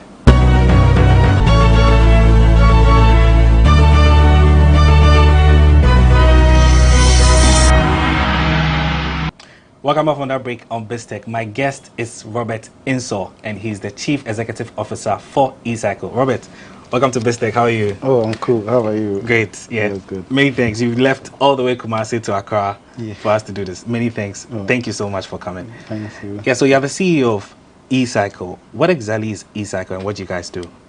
I say, okay. The name eCycle comes from electronic waste recycling. So, what eCycle does is that we are trying to eliminate electronic waste from our environment. Eliminating it has a lot to go through before we can achieve what we want.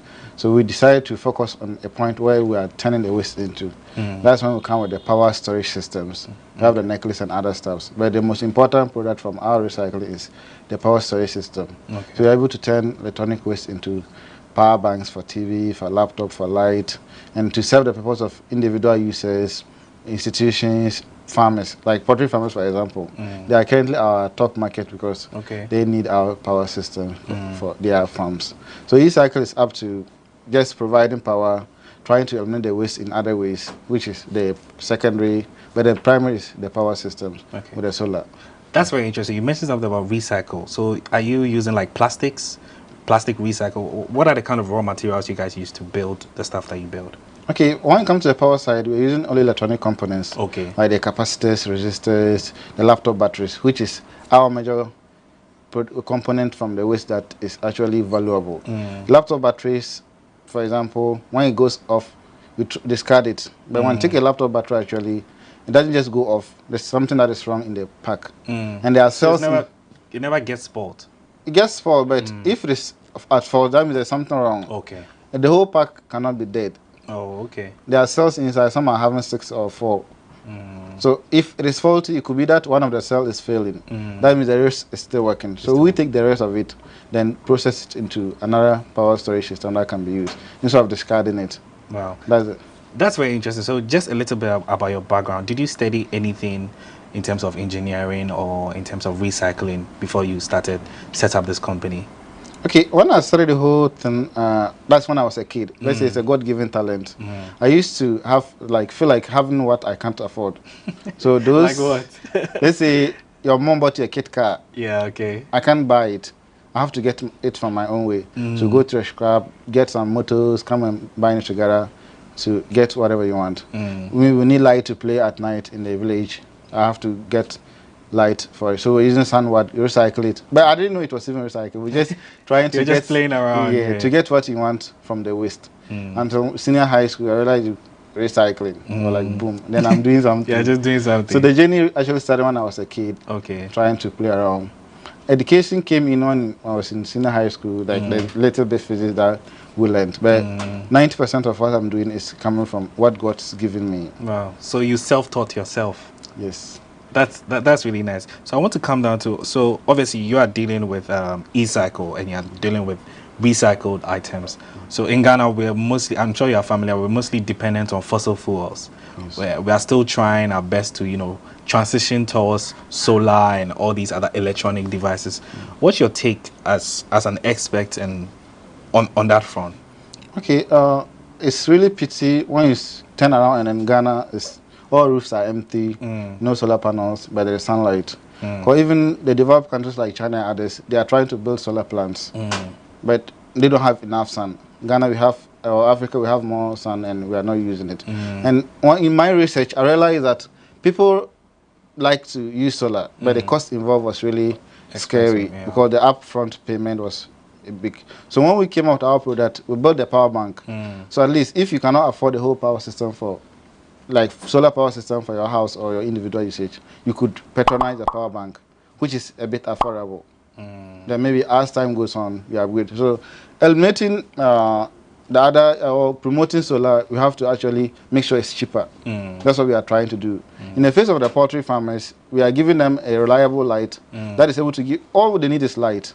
So we are able to recycle this waste and build power banks for them that you can give them 24/7 light that they wouldn't have problem. So they don't have to like wait till the following morning to go to the farm. They can just do everything right there. Okay, so we're going to come straight into some of the products that you guys have, and then yeah. So I'll be speaking with Robert Insor, the Chief Executive Secretary for eCycle, and he's a young engineer who's been able to build a power pack that provides electricity 4 times more than that of a laptop and even televisions. Don't go anywhere, we'll be right back.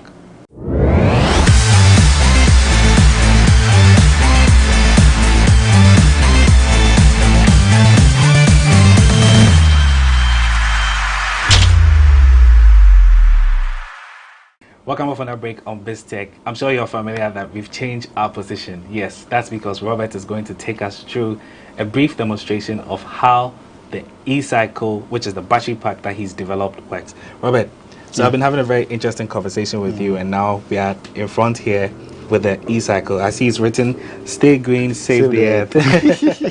Yeah, if you stay green, you save the earth. Yes, yeah. So just before we go into the demonstration, what went into building this pack? Okay, the power bank consists of 3 main components. Okay, which is the battery, and then we have the inverter that does the conversion, and then the housing and other components that will help you monitor the power flow. Okay. That is the 3 main components. Okay. So when you get the power pack, it's complete. Everything is inside. Okay. The only thing you need is your extension board to power whatever device you want. Okay. So the first thing is you plug in your extension to the extension outlet. All right. On it. Then you turn it on. Okay, I see a little fan. So the fan indicates that it's on. You also have indicator light that shows that it's on. Okay. If it's in darkness. All right. Now all you need is your device to power. Plug it to your extension. Wow. And boom. Yeah, good to wow, it's charging. Yes. On the screen. Yeah, it's actually charging. Yes. So that is all. Yeah. Your TV, your laptop, whatever you want power, you can add it to your extension. Yeah. Excluding pressing iron, kettle, rice cooker, or any device that produces heat. Means it consumes more power. And so you use more of the device that don't produce a lot of the like heat. The laptop, the TV, the light, and other stuff. Fan is included. Fan is included. Yeah. Okay, so this runs for 24/7. Yes. And you are sure this is not going to go off at any point? Okay, it comes with a solar panel. Okay. So during the daytime, it recharges whilst you're using.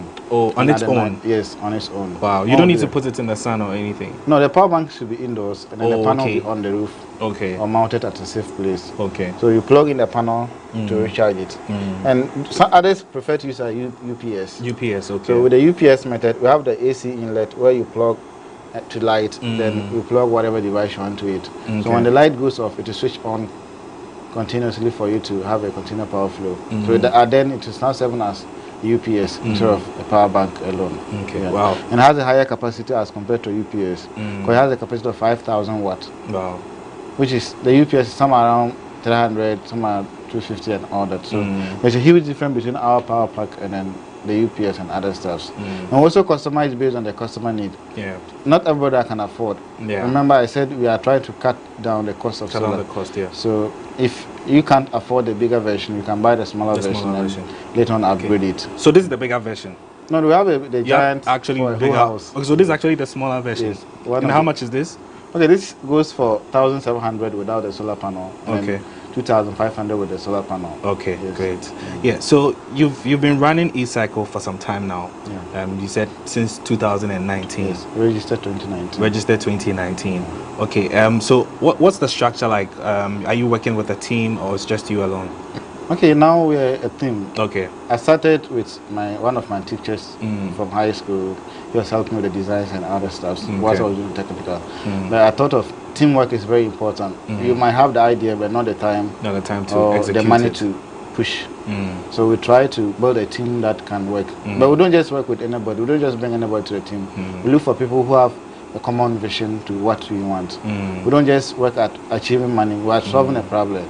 Let the problem be the first priority. And if you have such a person, you are welcome to work with us. Your contribution is also valued. And the future too, before we end, we are starting an educational system. Well, I felt our education system is more of theory than practical. We have the practicals in school. We are going into universities and other schools to also add the practical education. UNE is an example. We have a contract with them where we go there to teach the students these practical skills, the solar, the power bank, necklace, other stuff, anything practical that can help their course to be a plus to them. That's what we are doing.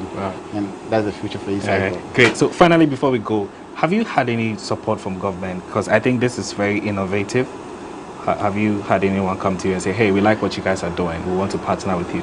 We've had comments from the government, but not support as financial support. Because John Nkommo was once at our plastic site. Okay. He made a positive comment, but we are still waiting for the results. Maybe God will bring it later. Maybe that's 2020 that he visited our plastic site to check what we are doing. She gave us the right words that could keep us going. But financial support, we are still working on it. That's why we also try not to move fully to NGO. For if you move to NGO, it will suit you that you can't make money on your own. But at eCycle, we are currently making our own money, pushing it small, hoping that people who also have a common vision that were not able to start it, but now better in life or making it, can come in and be like, oh, I can push, or I want to push you to go to the next level. But I was not able to achieve it. Now that you are doing, let me help you achieve it. We are waiting for people to push in. And we are also trying our own way to generate funds for eCycle to work. All right. Robert, many thanks for your time and all the best in all that you do. Thank you. I've been speaking with Robert Inso, and he's the Chief Executive Officer for eCycle, and he's also a young man who's been able to build a battery pack that is able to charge laptops 24/7 and also televisions as well. He's been my guest on this week's edition of BizTech. My name is Marley Ahulmega. Many thanks for watching.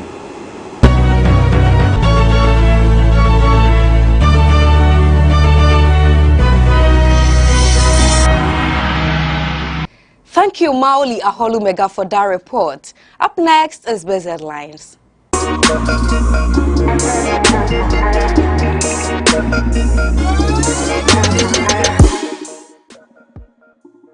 To our very first story, the Bank of Ghana has included illegal forex bureaus trading as part of the reasons for the cedi depreciation against major trading currencies. According to the central bank, some forex companies are flouting the law governing forex operations in the country. A report by GhanaWeb stated that some forex bureaus in Accra are selling $1 for 9 cedis 98 pesos, whilst others are selling it for 10 cedis 10 pesos. This practice, according to BOG, distorts the forex market and only fuels the free fall of the cedi. Meanwhile, a leading member of the New Patriotic Party, Gabi Asari Otredaku, has also accused some forex traders of creating artificial shortages on the market to hike the prices of the currencies they deal in. In a tweet that was accompanied by a video, Otredaku wrote, "This is what some forex exchange traders in Accra are suspected to be doing. They suck up the FX from the other players, which allows you to create artificial shortages in certain quarters and then hike them up in pricing it." Information Minister Kojo Oppong Nkrumah has disclosed that government is about to inject $2 billion into the ailing economy.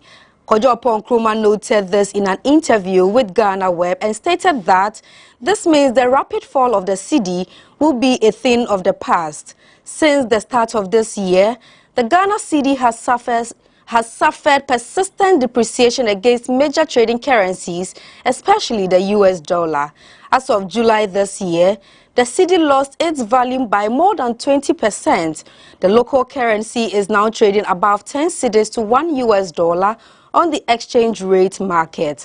But the minister, allaying the fears of citizens, revealed that while $750 million is expected from the Afro-Exim Bank this week, the cocoa syndicated loan will add $1.3 billion. These monies, he said, are expected to hit the Bank of Ghana's account. GUTA President Dr. Joseph Obin has stated that if Ghana's tax systems are devoid of disparities, compliance level could increase significantly. Speaking to GhanaWeb at a national tax forum on August 23rd, Dr. Obin said most of the tax issues the country is faced with are due to unfairness and the expensive nature of taxes. There should be fairness in the tax administration. The tax system should bring parity and fairness. Where there's discretion and all that, like in the case of La Bianca and all that, then there's a loophole that people take advantage and all that. It doesn't help anybody.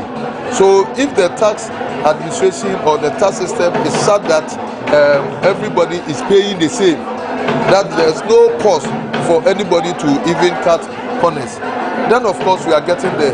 But having said all these things, if the taxes are not affordable, the compliance level becomes very difficult.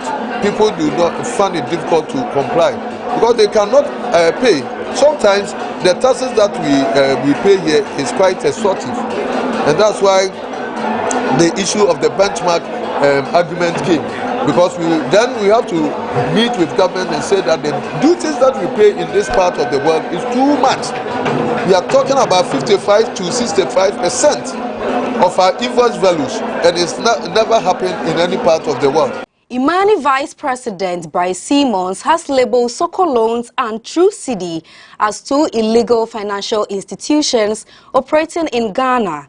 According to him, Soko Loan, which has a branch in Nigeria, has now set up a shop in Ghana where unsuspecting victims work with them for loans. He further said True Cedi, owned by Jen Finskap, is also an unregistered company in Ghana.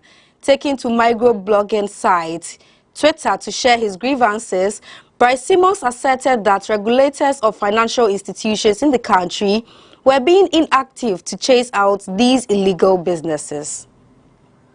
General Secretary of GAU, Edward Kariwe, has accused the IMF of being part of Ghana's problems.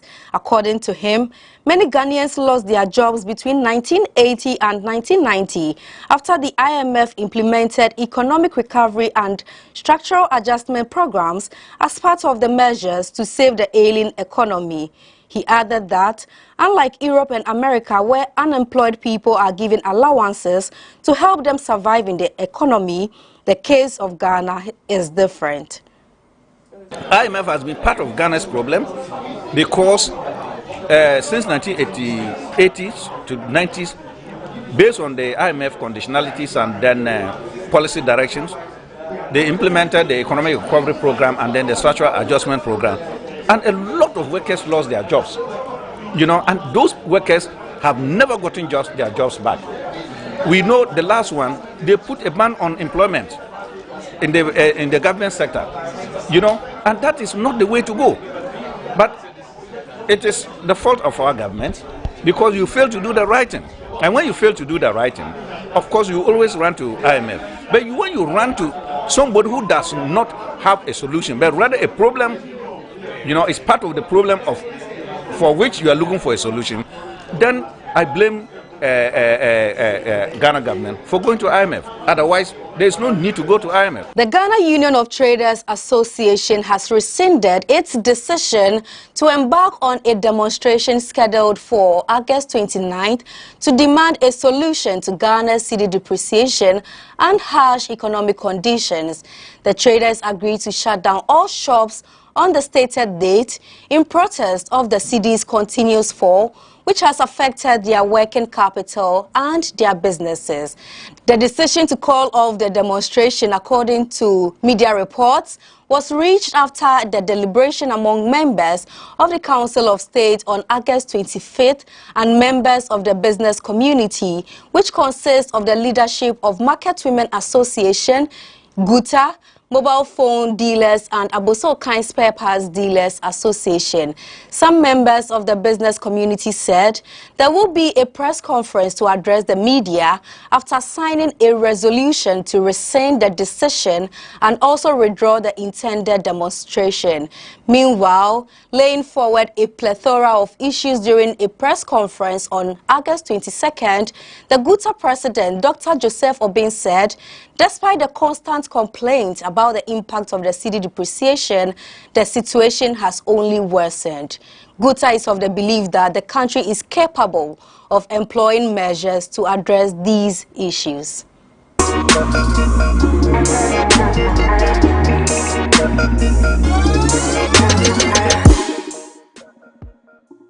Thank you very much for joining us on today's edition of BizTech on GhanaWeb TV.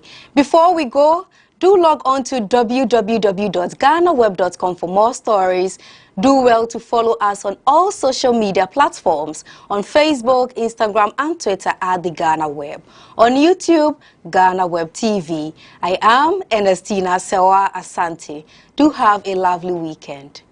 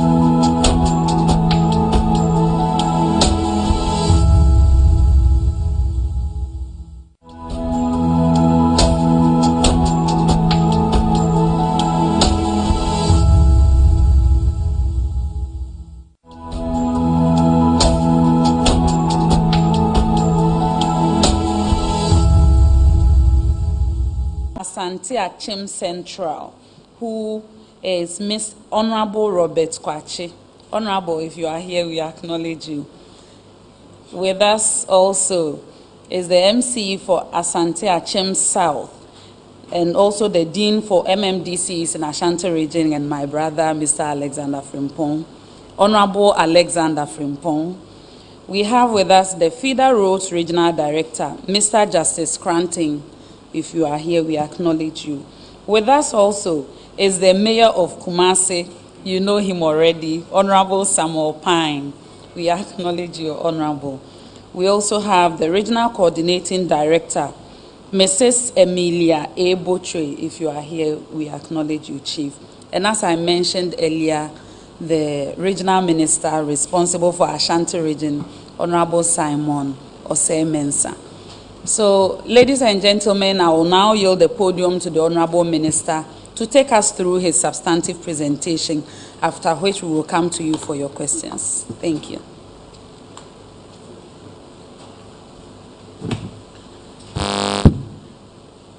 Thank you very much, Honorable Deputy Minister. First of all, I bring you greetings from His Royal Majesty Otumfuo Osei Tutu II, the chiefs and good people of the Ashanti region. And I'm here to present on behalf of the good people of Ashanti and the Regional Coordinating Council at this press briefing some of the significant strides that this government has made within the Ashanti region since 2017. Unfortunately for me, because of the size of the region and the number of districts that we have, I'm unable to touch all sectors. And I'm here to do 3 sectors, that is roads, health, and then education. Good. They should roll it in. Good. Ashanti region has a land size of 24,389 square kilometers, and it is centrally located. The population of the region as per the 2021 population and housing census is 5,440,463. It is the second most populous region, and even after the redemarcation of the new regions, it's now the largest region in terms of size. Previously, it was the northern region, but after Savannah and Northeast were taken off the northern region, Ashanti region, even in terms of landmark, is the largest. We have 43 district assemblies. The second to us, which is even Eastern region, has 33. Even for Eastern region, we beat them by 10 assemblies. We have 1 metropolitan assembly, for which I have my mayor, Honorable Samuel Pan, with us. And then we have 19 municipal assemblies and 23 district assemblies. We have 47 constituencies out of the 275 constituencies of the country. This represents about 17% of the number of people in the House of Parliament. And if you take the assemblies, we have about 16.5 of them. We have major challenges as of 2017, when the President, Nana Addo Dankwa Akufo-Addo, graciously gave me the position to take care of the Ashanti region. I did a cursory analysis of the problems of the region, and most, or on top of the regions, we had very poor road network. That time, Ashanti region was second to Central region in terms of west roads. And then the next area was health infrastructure within the region. The health infrastructure too, we were west than any other region. That time it was 10 regions, but Ashanti region was west in terms of health infrastructure in relation to the population size. The other one was that we have several uncompleted health projects. Then security was also a challenge, sanitation was a challenge, educational infrastructure, especially after the introduction of the free SHS. We realized that we had a huge deficit of educational infrastructure. A cursory analysis of the challenges revealed that the topmost were in the areas of road, health, education, security, and sanitation. But for the purpose of this particular press briefing, I'm restricting myself to road, health, and then education. The road sector. Since 2017, the region has seen 336 separate road contracts with a total length of 6,498.75 kilometers. Out of this, 1,515.06 kilometers have been completed, representing about 23.3%. And the breakdown, we have the first table there for Department of Urban Roads. Department of Urban Roads has awarded 64 contracts.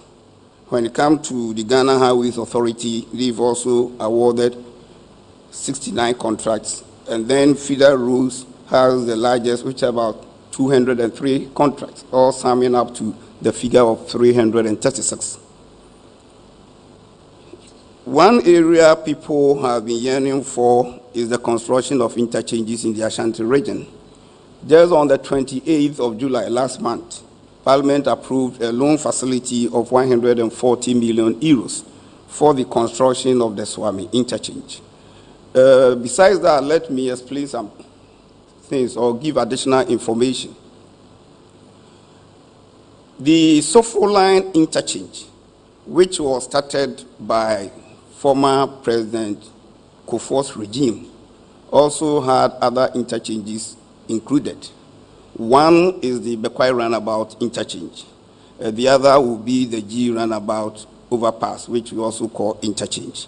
So if the Sofo Line interchange project is finally completed, then it means we have an interchange at Bekwai roundabout and also an interchange at Komfano Teaching Hospital roundabout. I think he will show you some of the routes. We have so many. If you are talking about 1,515 kilometers, we cannot show everything. So we show you a few of them. But when I took over the affairs of Ashanti region, I sat down with the captains of the road sector in the region, and we strategized. The first thing we decided to do was to fix broken bridges. The roads were not very bad, but because some bridges, major bridges, had collapsed, the diversions were too long, so we decided that let's fix first the bridges for which the cost is quite low, and then make those roads motorable. So if you go to Airport Junction, there's a hotel we call Samad Hotel. There was a major bridge there, we fixed that one. We have Kodaso, we have Akrim going to Bokrum area. There was another bridge there on the Odium Junction through Angomasu to Domiabra. We fixed two there. If you go to, there's a lady who had a restaurant, that area, her name is Popra, around Kodaso. She also, her area, we fixed another bridge. We fixed several bridges to make sure that those roads became motorable. Then the next step was also to look at the main road leading to Kumasi. That's the major trunk road to Kumasi. That's the Accra-Kumasi road. And the major challenge on that road, or the major challenges on the road were two. One, we had some runabouts which were very uncomfortable, which were very uncomfortable for motorists, especially the articulated tracks. So we needed to redesign the 4 runabouts. The one at Jusso, the other at Ujum Junction, one at Bodi Junction, and the other at Tech Police Station. After the redesigning of these runabouts, what we witnessed is that from that time, it has minimized the accident we used to have and the heavy traffic we used to have on that road. Again, between Tech Junction and Anraga Junction, the place was highly deteriorated, and we needed to fix that side. And then we had to look at the inner ring road, so we tackled between Anraga Junction and Airport Runabout, then between the Airport Runabout, and then Swahili Runabout, just to minimize the traffic within these areas. Having done that, then we needed to look at all the other major entry points to Kumasi. So we first had a look at the Lake Road.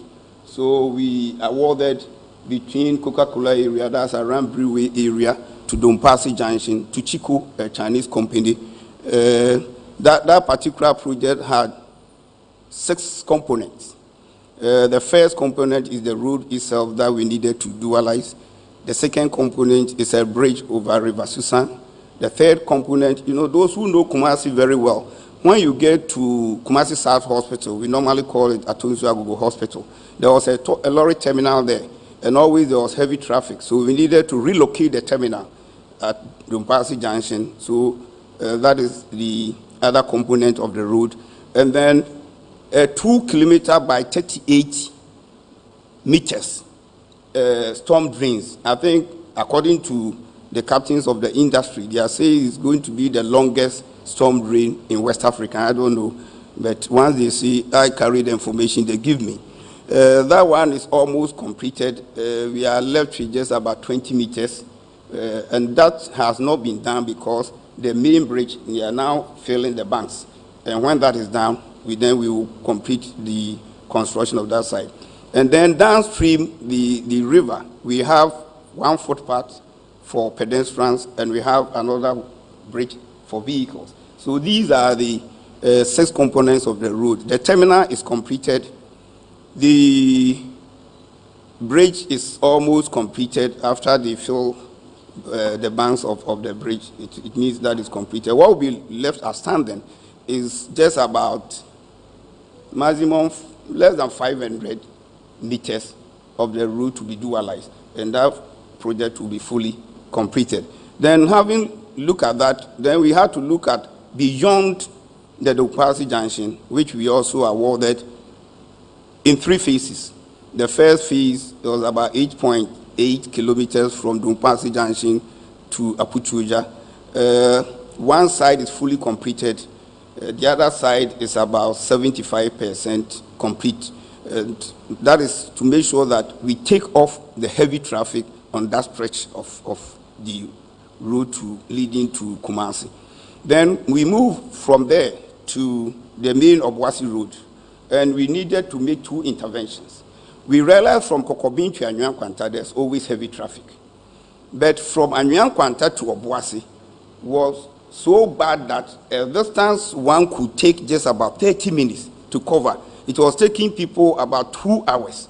And in order to avoid the bad road, people took the tour at Anyuan-Kwanta, through Bekwai to Femena, to Adansi-Asokwa, before they would turn and go through to Tutuka to join Obuasi.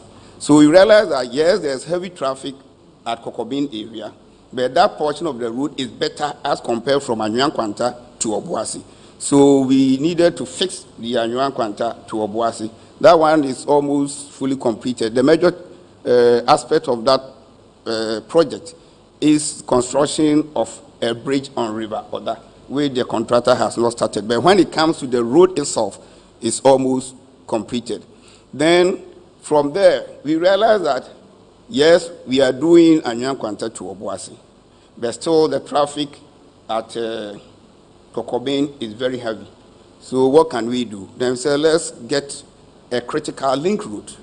A critical link route that can take off some of the heavy traffic on the Kokobin portion to join Trede.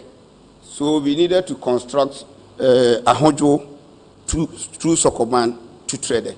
That one is also about 95% complete. We are left with just a short distance within Sokoban, which is 800 meters. Then that portion is also completed. We have challenges with the payment of compensation. And now we are thinking around, because after the first estimate was given to us, we realized that compensation payment alone is almost 15 million Ghana cedis. And then the cost of fixing that length of about 800 meters is less than 6 million. So the question now is, do we do just slightly widened single lane through the community and then save about 8 million to fix the Sokoban town route? Because that route, they've done all the drains, is left with bitumen surfacing. So this is the point that we are currently. Whether we do the demolition and pay the almost 15 million, or we do a slightly widened single lane and then use the remaining amount to fix the Sokoban and the Daban town routes. When we were done with that one, then we needed to look at the Sofoline interchange. So we needed to sit down with the contractors, that's China Jew, and then to see how we could continue with that project. That stalled from 2009. You know, that project was started by former President John Kufuor's regime, but it stalled. There were no payments. And we had huge outstanding of interim payment certificates that had not been paid. And the worst aspect of that project is that the project is financially is in 2 components. One component is cedi, the other component is dollar. And after every 90 days of issuance of an IPC, that's interim payment certificate, when it's not paid, the contractor will apply for interest on delayed payments. So whilst we were not continuing with the project, we were still paying interest on outstanding IPCs. And then when you look at the dollar component, which is tied to the performance of the cedi. As the cedi depreciates, we needed to cough more cedis to go and make payment for that dollar aspect. So we made huge debt. We needed to sit down and negotiate. Initially, we thought we could pay something small for them to get back to site. The minister helped us, the Minister for Roads and Highways, and paid 50 million. After the payment of the 50 million, they said, no, this is just a drop in the ocean.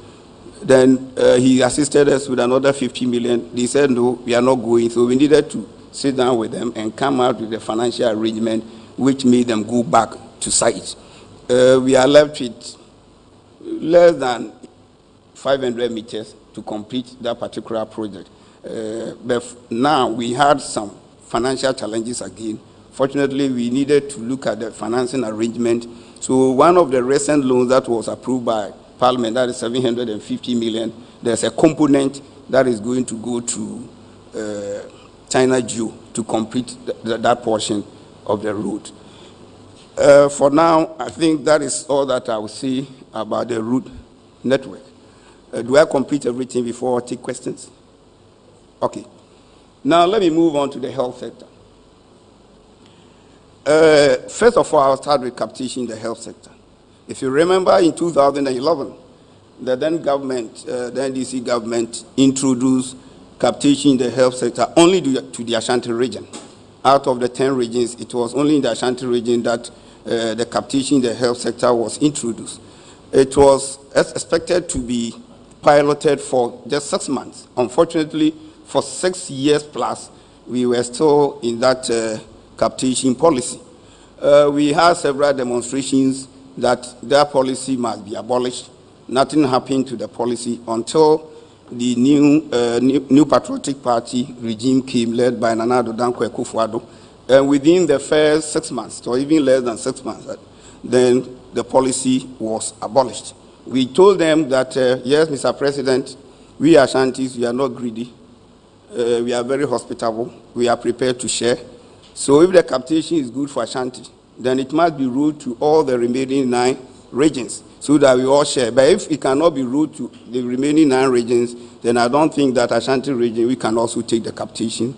It was abolished, and it gave us a good sign of relief in the health sector. People were dying because, for instance, my hometown from Jachi, which is just about 12 kilometers away from Kumasi, and if I select a health facility in, let's say, Bosomtwe, that is St. Michael's, which is less than a kilometer to my hometown, and I come to Kumasi and I fall sick, there's no way I can go to Konfanochi, which was a very bad policy.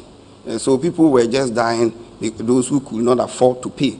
And then, so this policy, this killer policy, that was removed by the president. The people of Ashanti region, we are very grateful to him. Now let's move on to human resources. The table is there, but I'll try to do a quick summary.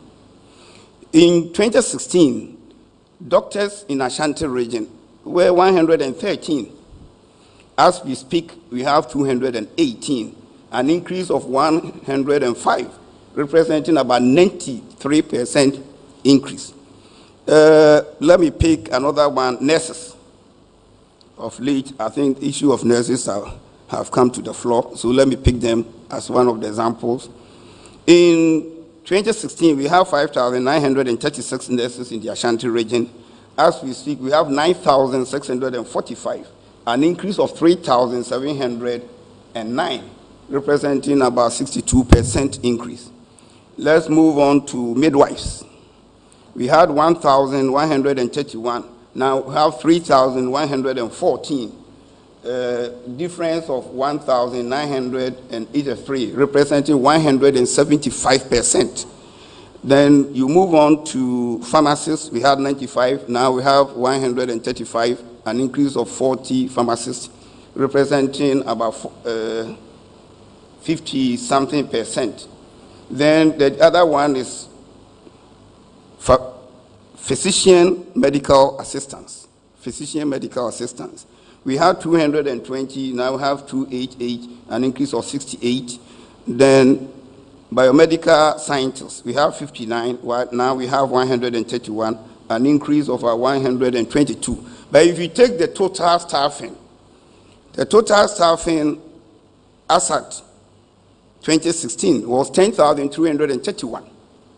Now we have 16,845, an increase of 6,614, which is very significant, about 65% increase. When we come to the indicators, you realize that when we were the worst region in terms of health facilities, now the situation has significantly changed. And most of the indicators that we had fallen short of the target, now most of them we are within comfort levels within the target. And I'll give you first one, doctor to population ratio. 2016, it was 1:13,798. That meant that at that time, one doctor was to see 13,798 patients. As we speak, we've come down to 1:5,529, but the target is 1:7,500. So if you look at this, it means we are comfortably within the target, far below the 7,500 that we are supposed to achieve. Let's move on to the next one, nurse to population ratio. It was 1:945. As we speak, it's 1:387. The target is 1:450. We are comfortably also within this target level. So there's significant improvement in the health sector now since 2017. You move on to midwife to women in fertility age population ratio.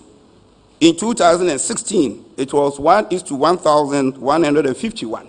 As we speak, it's 1:267, which means that we are far, far below the target of 1:700. That is, the ideal situation is 1:700, but now we are far below 1:267.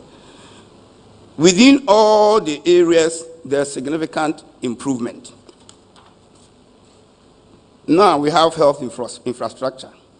I think this has been on the airways for a long time, since 2017, that some health facilities that were ongoing have been abandoned. And the reality is what we are going to see now.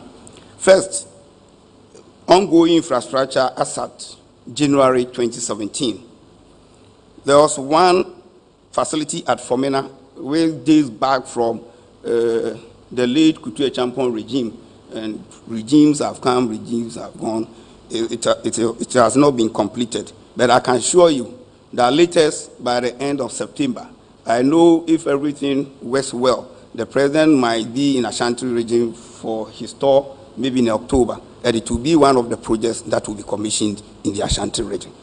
So now it's 99%. There are only few things left about the landscaping, and after that, this project will be completed. People were talking so much about it, but there was challenge in the financial arrangement. The same thing applies to Nkommo Wo. It's the similar financial arrangement for the Nkommo Wo District Hospital. But now that the government has resolved, everything is moving on smoothly. So the Fomena Hospital, which has been on the drawing board for over 40 years or so, will be commissioned this year, God willing. Then Bekwai, this also started during Kutu Champon's regime. And there have been so many talk about this hospital. Various governments have come and gone. Some did something on them, others abandoned them completely. But I'm glad to tell you that in November 2020, the president commissioned that hospital, and that hospital is functional. Then you come to Tepa Hospital. That was another issue. Even when the president commissioned the hospital, people started saying that, yes, they commissioned the hospital is not completed. You know, sometimes when you occupy certain positions, gradually you begin to learn so many things. It was there I was informed that the commissioning of the project does not necessarily mean the next day the hospital is receiving patients. They will have to train the health staff on the new equipment, test run the equipment before they can start introducing them department by department. You don't move the whole hospital at a go, but maybe you move outpatients. Later you can move what we call maybe female ward or male ward, and then gradually the surgery, everything will move, and then until the last batch of the team is moved to that hospital. That hospital is also now functional and is receiving patients for the past 1.5 years. Then you come to Nkommo Wo.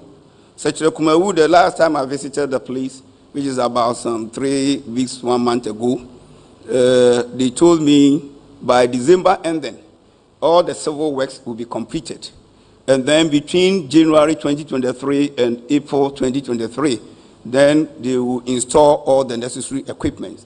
So hopefully by mid-year 2023, if everything goes on as scheduled, that hospital will also be commissioned. So the March talk about Nkommo Wo Hospital, there will not be any further discussion on the completion. If there will be any discussion, it will be the operationalization of the hospital and how it's functioning. The next one is Seria Regional Hospital. You know, originally this hospital was supposed to be sited at Kumasi South Hospital, what many people call Atusu Agogo Hospital. Currently, that is expected to be the regional hospital of Ashanti, but it hasn't got facilities that qualify it even to be a district hospital. I'm telling you, there are many hospitals in this country we call district hospital that don't qualify to be called district hospital, because you don't just call a hospital district hospital.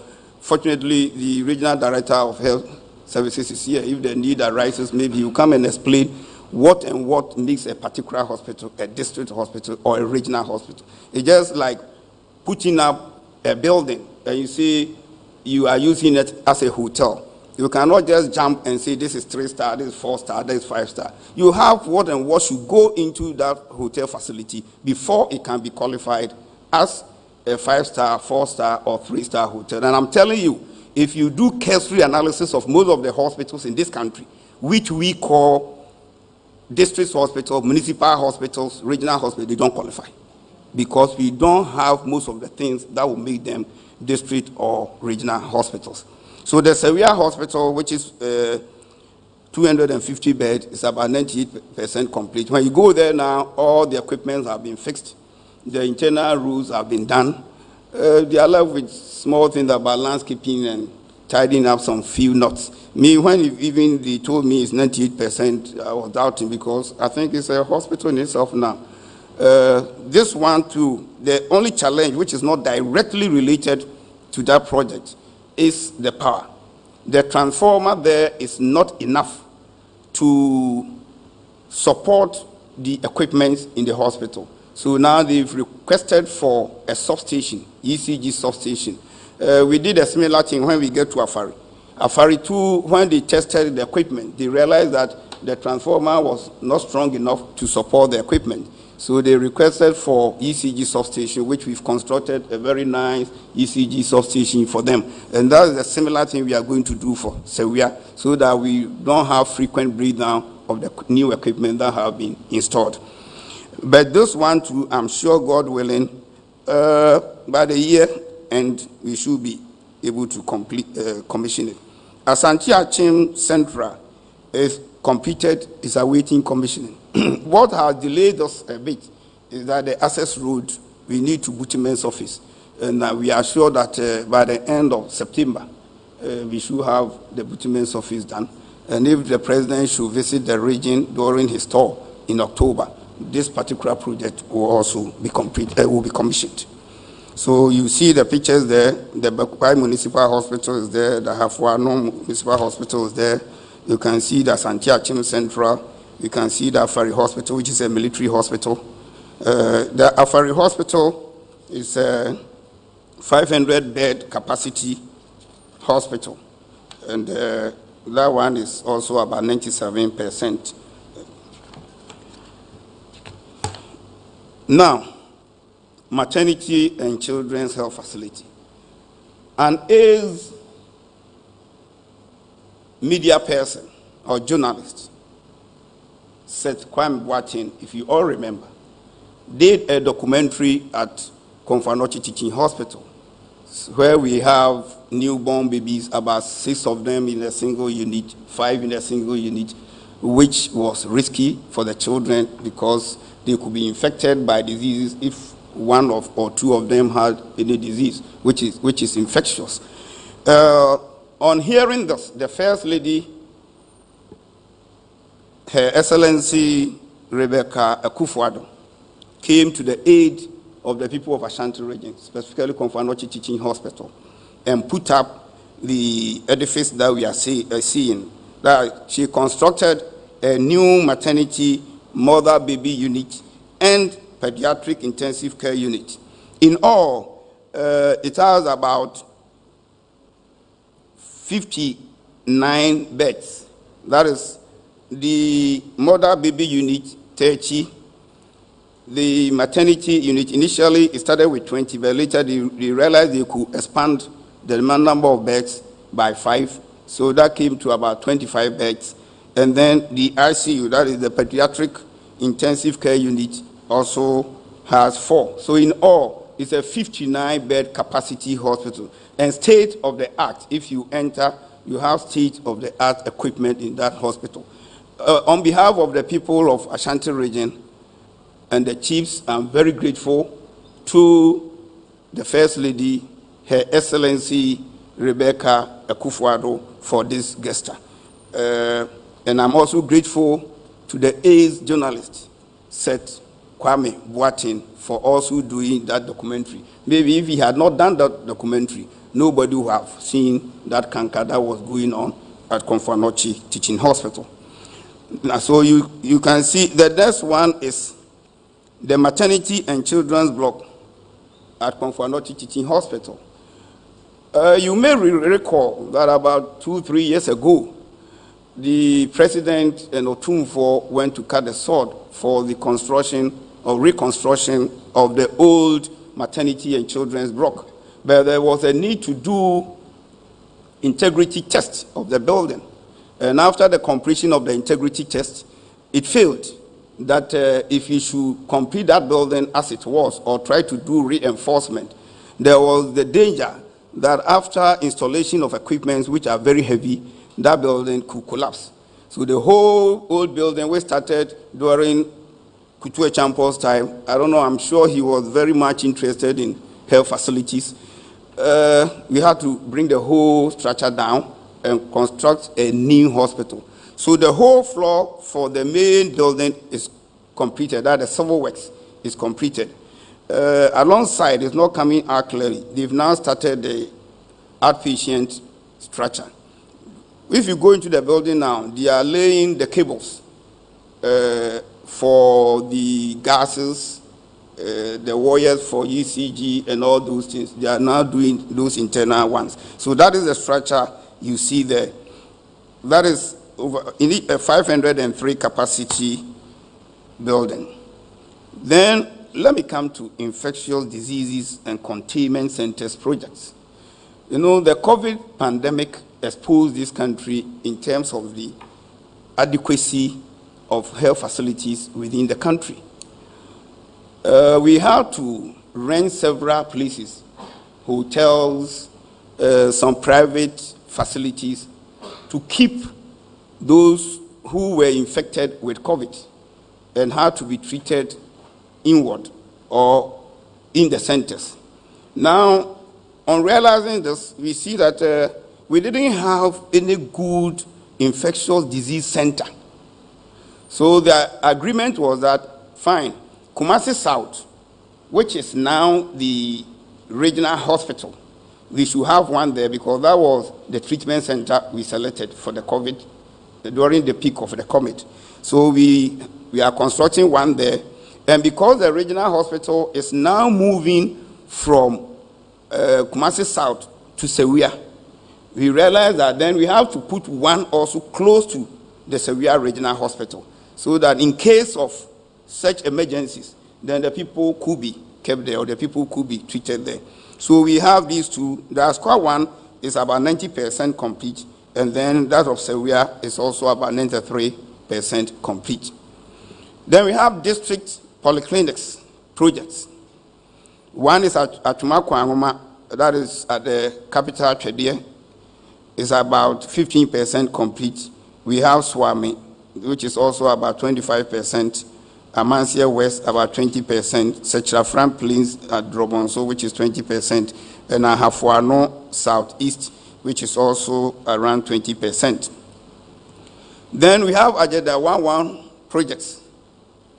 The region, we were lucky, and we had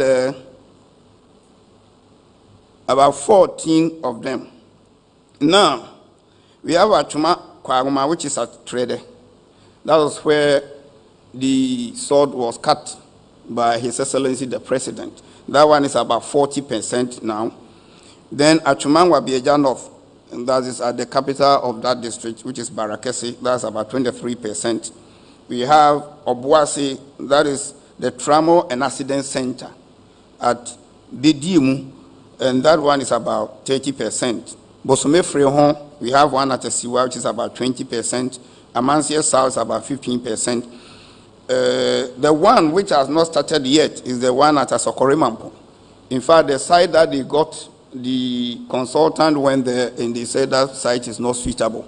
Fortunately for us, a new site has been identified within the airport enclave, and Ghana Civil Aviation has given us the authority that we can use that site. So that is where we are now going to construct the Asokorimampo Municipal Agenda 11 facility. Then we have Achumam Punia, which is also about 20%. We have Uforikro Municipal, which is about 30%. I have to pause a little and congratulate my special assistant, who used to be the municipal chief executive for Uforikro, the way we fought to get them the Agenda 11 project, which is now at Kokobin, and is at 30%. We have such a central in Suta, that is in Suta Kwamambe Poso area, which is 15. I have Fano Southwest, that is Mankransu area, but it's at Kunsu, which is 10%. I have Fano Southeast, they couldn't give the percentage, but what we witnessed was that they are now building the construction site office and they are molding blocks. That is the stage at which it is. Both Avija Kwabre South and Avija Kwabre North are all at substructure levels. Now, there's one important thing. Sometimes we politicians, we make mockery of some things and it turns out to be serious joke. There's the Zipline Drone Center at Mpenya. You may recall that Ashanti region had a second of this facility. And the facility is at a community called Mpenya, which is within the Mampong Municipal Assembly. This facility serves 4 regions. That is Ashanti, Ahafo, Bono East, and Eastern region. There are 28 districts in Ashanti that are served by this facility, and then Ahafo 2, Bono East 4, and then Eastern region 1. The total number of facilities served directly, that is health facilities where they deliver some of these medicines, are 328, and you have 274 in Ashanti, 18 in Ahafo. Bono East 31, and Eastern region 5. Between October 2019, when it was commissioned, up to December 2029, they made deliveries of 461. In 2020, they made deliveries of 11,274. And 2021, deliveries of 21,399. And then this year, so far, they've made 11,093 deliveries to various centers. Now, the total products delivered, the figures I gave earlier are the deliveries, like they go one round and come back. Those are the deliveries. But the quantity of products that are delivered is what I'm going to give now. Between October 2019 and December 2019, they delivered products of 2,564. 2020, they delivered 78,132. 2021, 312,323. 2022, when the year has not even ended, we have more than a quarter to end, they delivered 329,133. And the picture there is the drone center at Mpenya. The next picture you see is a drone ready to set out and go and make delivery. Now, I move on to the National Ambulance Service. We are grateful to the President for supplying every district, every constituency, with an ambulance. Fortunately for us, Ashanti region, we have 47 constituencies, so each constituency had an ambulance, making 47. And because there was an airport there, one is also stationed at the airport in situations of an emergency. And then we have another one stationed at Konfanochi, which is the teaching hospital within the region. And it's not serving only Ashanti region, it's serving almost the whole Middle Belt. So we have another ambulance there. So we had 49 ambulances in the region. Now we also have paramedic and emergency care training school at Nkinkansu. That is where they train those people who are under the National Ambulance Service. So you can see the picture there. That is the paramedic and emergency care training school at Nkinkansu. Now we move on to COVID-19. I'll not bore you too much, but the figures are there. You can see for yourself.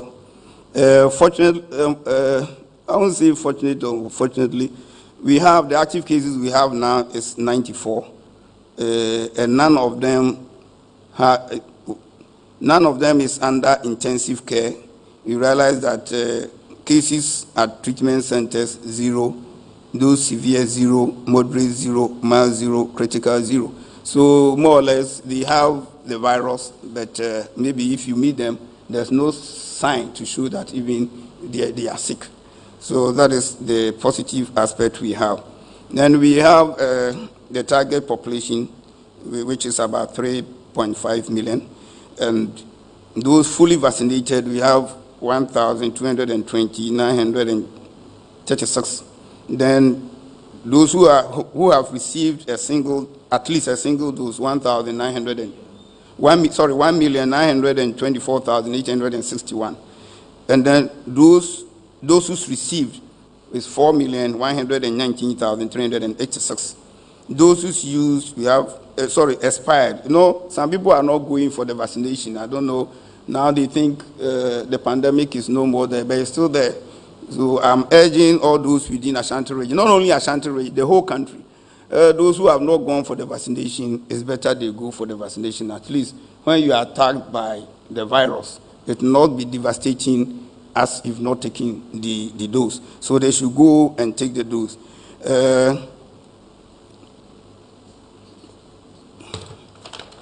I think these are another disease that we had was the monkeypox.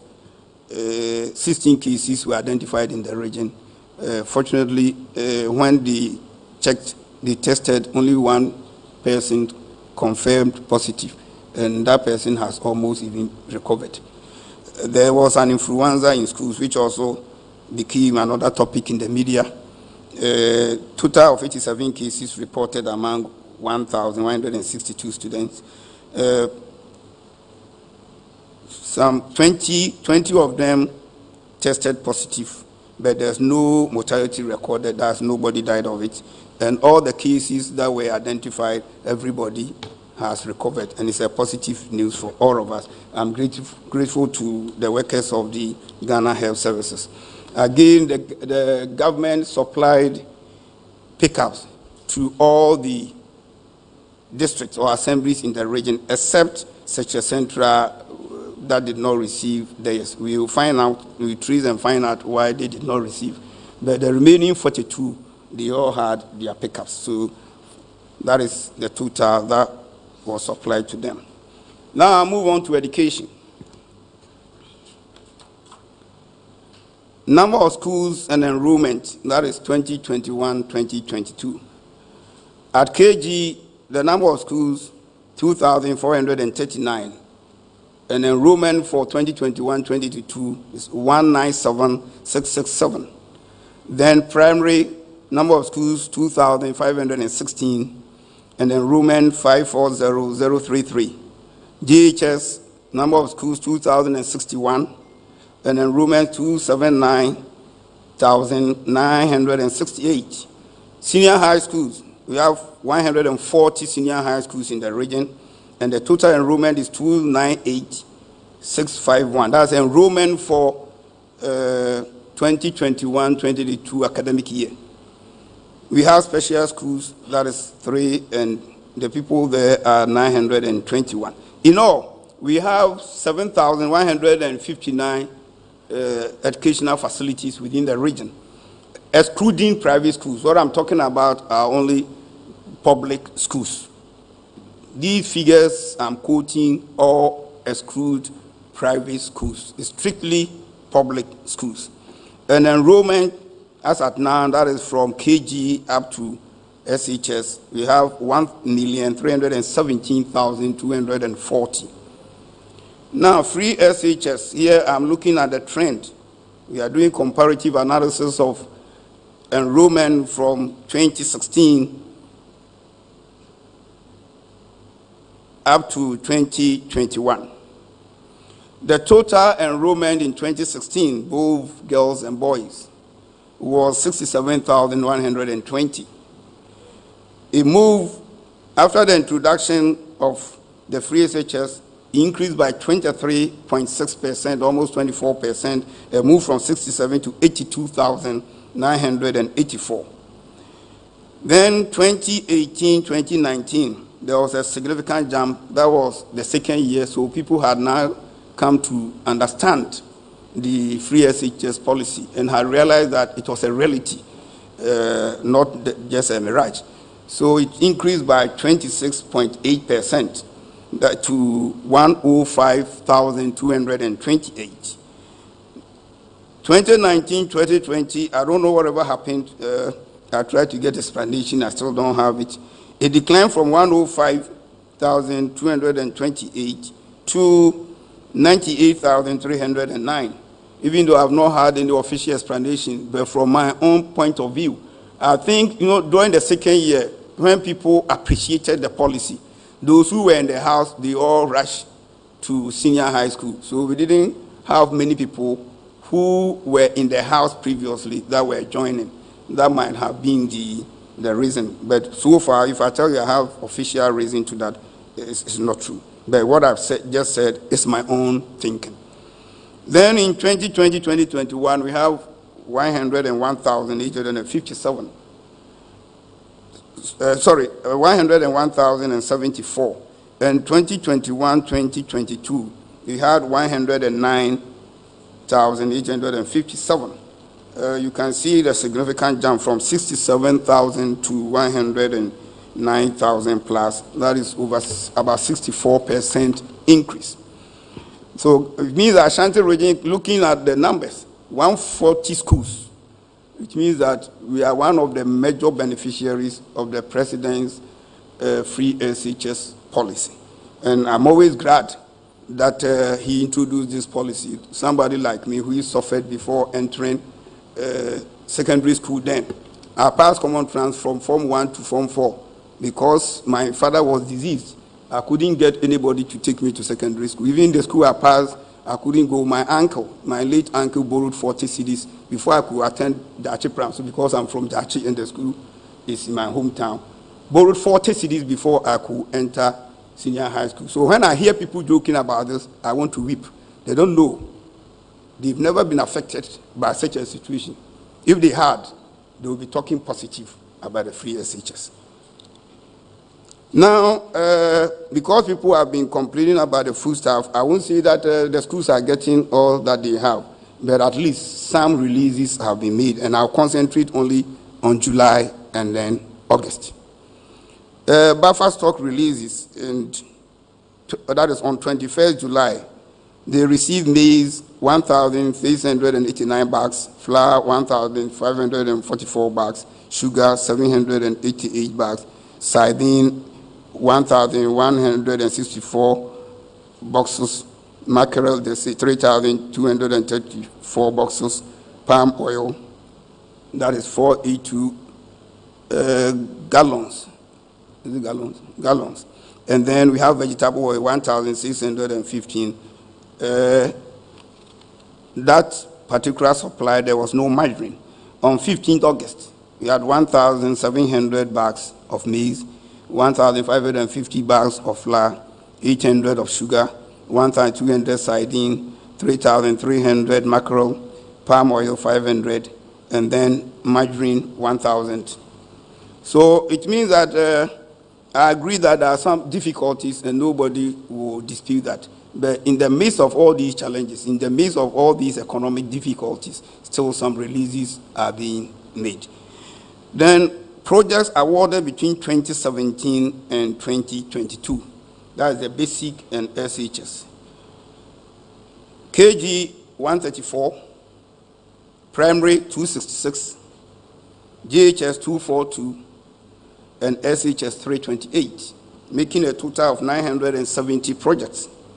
Those that have been completed, we have 41 for KG, 89 for primary, 73 for GHS, 124 for SHS. And thus, we are saying all types of projects. Some could be kitchen for KGs, some could be dormitories for SHS, some be 6-unit classroom block for a primary school, or 12-unit classroom block for a primary school, dining hall for SHS, assembly hall for SHS. So all types, that is, we've not segregated or not giving the breakdown of the composition, but we are talking about all projects. So 327 have been completed, and then those ongoing, we have 393. Those that are stalled, we have 250 that are stalled. We now move on to STEM and TVET, or TVET and STEM. We have 3 main STEM projects. I'm even told there's a 4th one which I have not captured, which is at Jachi, still in the Bosomchin district. The Creative Arts School in Kodaso, that's going to be the first of its kind in this country. The first time we are going to have a creative art senior high school in the country, and that is being constructed at Kodaso. I think they will show you the picture, the aerial view of the project. Then we have Bosomchin Girls, which is also a STEM school. That one, even, it made its first admission last academic year. So we have students in that school. And then we have J.A. Kufuor Senior High Technical School that also has advanced. The project is about 75% complete. Some of the facilities are complete, but others are different levels of completion. But in all, it's over 75% complete. Now, TVET, we have 19 schools, and there are various projects ongoing in those schools. The lists of the 19 are there. I don't want to take too much of your time because of time constraints. Vehicles that have been supplied to the educational sector. There's 1 Land Cruiser, 88 buses, 169 pickups, and 299 motorbikes. So in all, we are talking about 557 vehicles. That is motorbikes, pickups, buses, and Land Cruiser. These are some of the things we supplied to the educational sector to make them mobile, so that those who are supposed also to go around and check the activities or the performance of the teachers in various schools, they could use motorbikes, especially in areas very difficult that are very difficult. The difficult terrain, they can use the motorbikes and others, and they can use the pickups for most of the official duties at the office and whatever they have to do it, and sometimes also go on monitoring and supervision.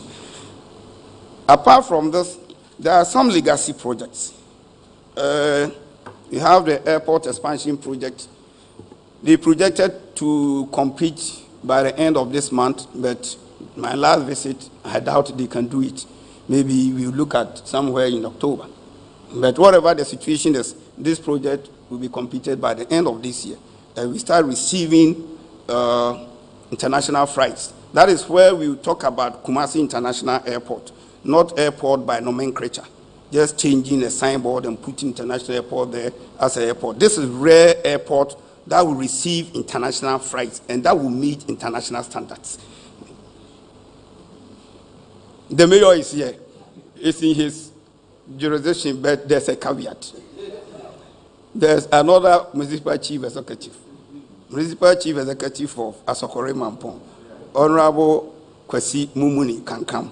He also claims that it's for him. So he calls his municipality airport municipality.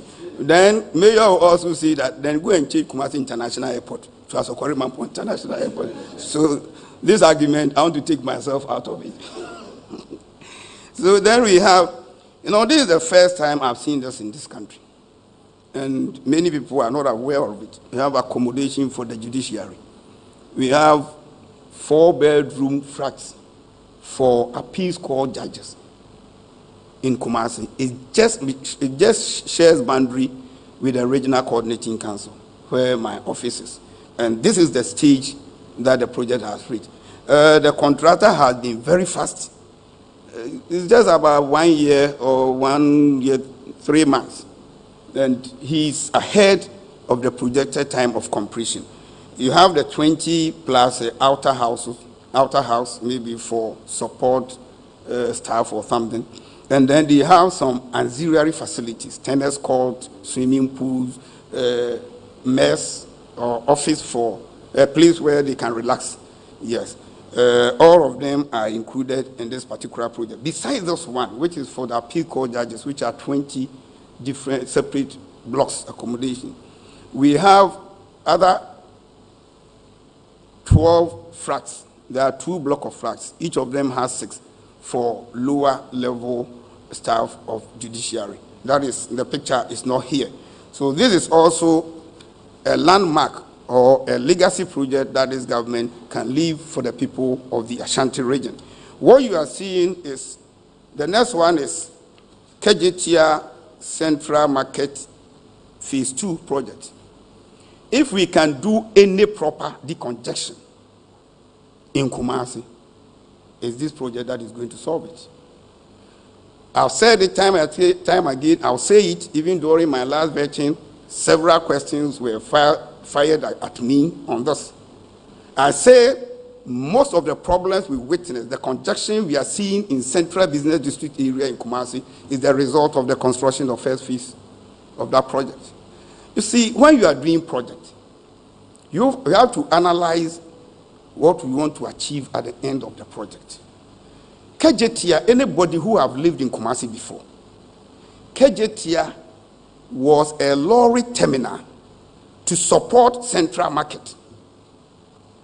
So if you want to change the functionality of that particular facility, then there should be an alternative facility to take that function. This one did not do that. If you go into the records before the commencement of the project in 2015, over 1,000 vehicles, commercial vehicles, were parking at KJTIA terminal. The new project made provision of this one is not about, only 108 maximum parking lots. You throw more than 900 vehicles outside there, where do they go to park? Without providing an alternative lorry terminal, whether temporary or permanent. That is why we see what we are seeing.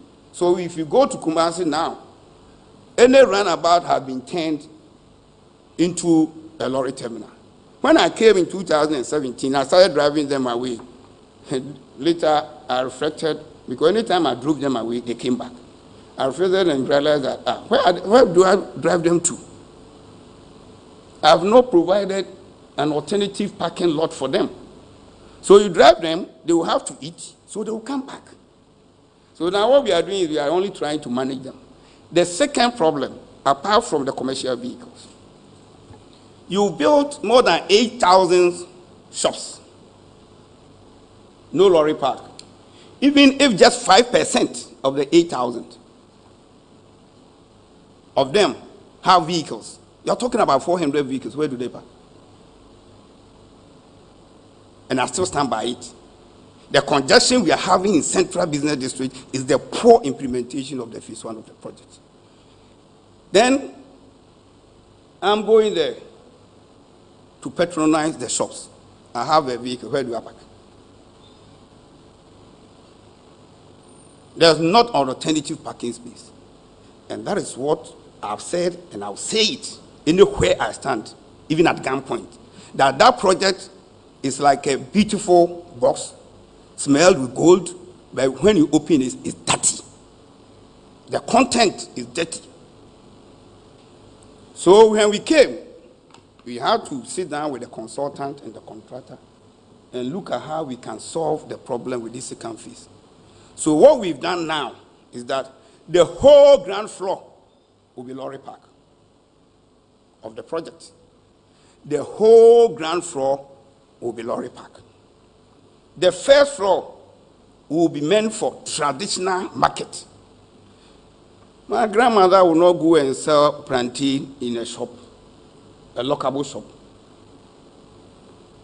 You see, when you are undertaking a project, you are doing the project to change the lifestyle of the people. But you don't do a project that is totally disjointed with the environment. So now we are going to provide more tabletops. So if you are selling pepper, instead of formally selling it on the ground on maybe a sack spread on the ground, or selling it on a table, wooden table, we are going to design concrete tables where they can sell them. And even where necessary, you ask those who sell something like fish, meat, other things that attract flies, to have a sieve on top, so that if somebody is coming to buy, you open, you serve the person, then you close, to avoid having flies scattered all over the food, and we go back and eat. So this one, we are making sure is going to solve some of the problem. Again, I will commend the mayor. When he took over, we've advised all the MMDCs that between February and March ending, all the major drains must be desilted. We need to desilt all the major drains before the onset of the rain. He did it this year. Did you hear any flooding around the central business area? But if you are not done, there will have been a repeat of what happened last year. So this new one, we are doing a bigger drain around the whole market as a collector drain. I don't know whether that's how it's called, collector drain. Yes. That will collect all the rain runoffs and then take it straight into the main Susan drain, so that we will avoid flooding. So this is a project that is dear to my heart. If you are not going to complete this project, you can shout at the mayor 1 million times. You can shout at the regional minister several times. To be difficult. Take a small company, I won't say a small company, a private company, like VIP. They know where their parking space at Central Market, Asafo Market area is very small. And because of that, they have a holding bay around a place called Abinchi. So always they have maximum 2 vehicles parking. The one that is loading and the one that has come to offload. Maximum 2. So when they tried this one in phase 1 of the KGTR Central Market project, there should have been a holding bay. Because every station is taking, they have 54 stations, each is taking maximum of 2 vehicles. The one that is loading and the one that has come to offload. But because there was no holding bay, they have to park anywhere. VIP did it. So you will never find congestion around the VIP loading station at Asafo Market. So you come offload, you drive to the holding bay. When it's your time, they give you a call, you come and load. And that is what should have been done. But Penifosi, Edijawa near the Aswao. That's why we will do it under phase 2 and solve the problem and make sure that the congestion at the central business district area, if not removed it entirely, because it's not easy to solve every problem 100%, it will be minimized to the barest minimum for people to have the freedom and comfort to move around central business district area of Kumasi. The other one is Akumadan Greenhouse. It's a delight to watch. They produce vegetables. They have their hostel there, and they do their training. There's a school attached, and they do this in-house greenhouse production. They produce tomatoes, pepper, beans, etc. And that is one of the legacy projects that this government has given to Ashanti region. To end it all, I will say, as much as I admit that the government has not been able to bridge the gap between the regional expectation of infrastructure development and actual delivery, I'm of the strongest conviction that the MPP government has not performed badly in terms of provision of development facilities in the Ashanti region. Even taking these 3 sectors alone as an example, you realize that the government has not done badly at all. But for the global economic crisis, which has had a devastating economic effect on the country, most of these projects will have been completed. That's bridging significantly the gap between actual and expected levels of development. At this point, I wish to express the appreciation of the government to the chiefs and people of Ashanti region for the patience they've demonstrated so far. We also thank the Ministry of Information for offering us such an important platform, but I have one request to make. Subsequently, such press briefing must be done at the regional capitals of the various regions so that our media people can also participate. Additionally, I take the opportunity to express our profound appreciation to His Excellency, the President of the Republic of Ghana, Nana Addo Dankwa Akufo-Addo, and the entire government machinery for the effort to improve the development of the Ashanti region. I'm optimistic that with God on our side, the economy of our dear country shall bounce back stronger. In that light, we shall see light. Ashanti will see light. Thank you, and may the Almighty God bless us all. Thanks.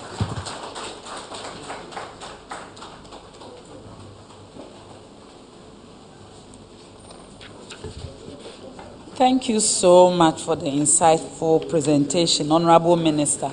It was so masterfully delivered. I was like, should we even take questions?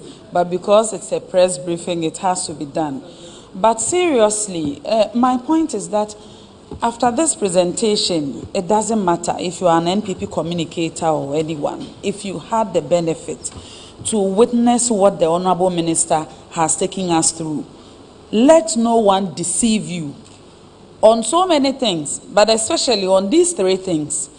If anyone tells you that the President Nana Addo Dankwa Akufo-Addo led government has abandoned some legacy projects in the bush, it's a lie.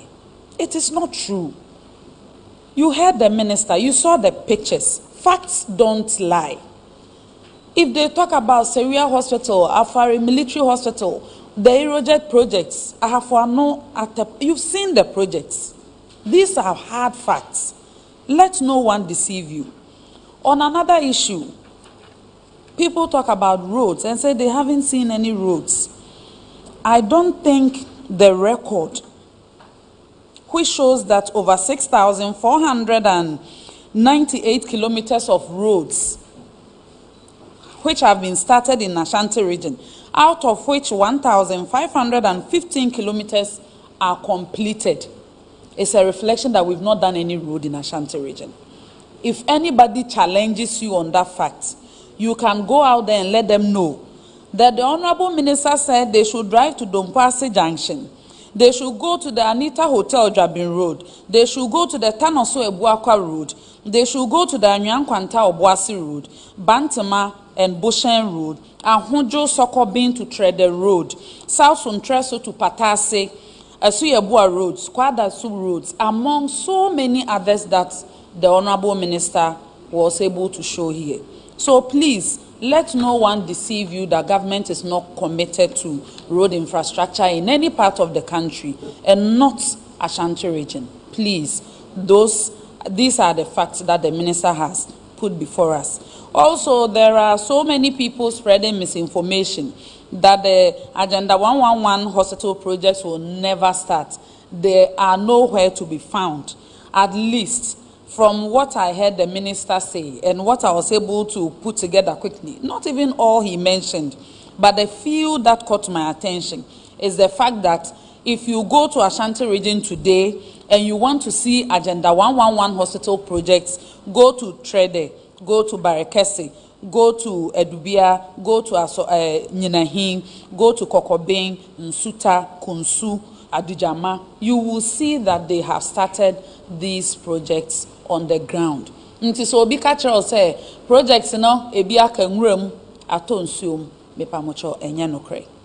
And a minister and so the afa ni nyina mo. So on this note, we will take just one set of questions because the presentation was quite comprehensive, and I think the Honorable Minister has covered almost everything, but for the purposes of clarification, if you have any question, kindly show by hand. They will bring the microphone to you. David will bring the microphone to you. You mention your name and media house and proceed to ask your question. Right. Thank you very much. My name is Obed. I report for GH1 TV.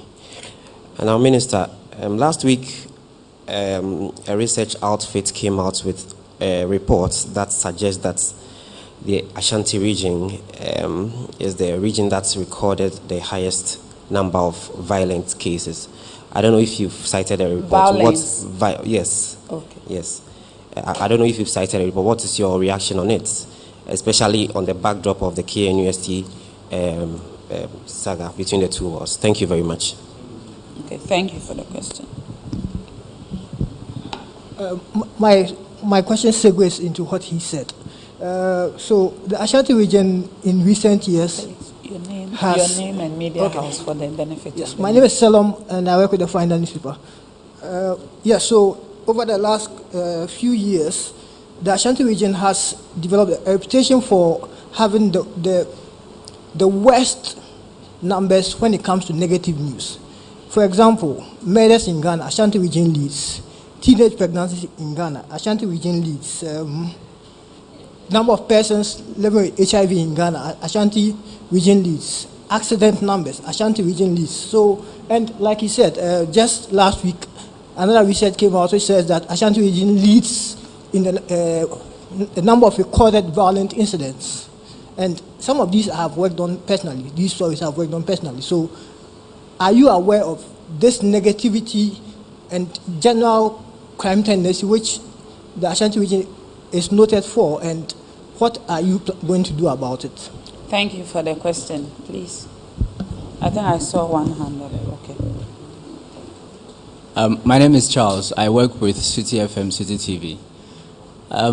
Honorable, the President recently, or even before now, mentioned that he was prepared to put his presidency on the line to fight in Galamsey.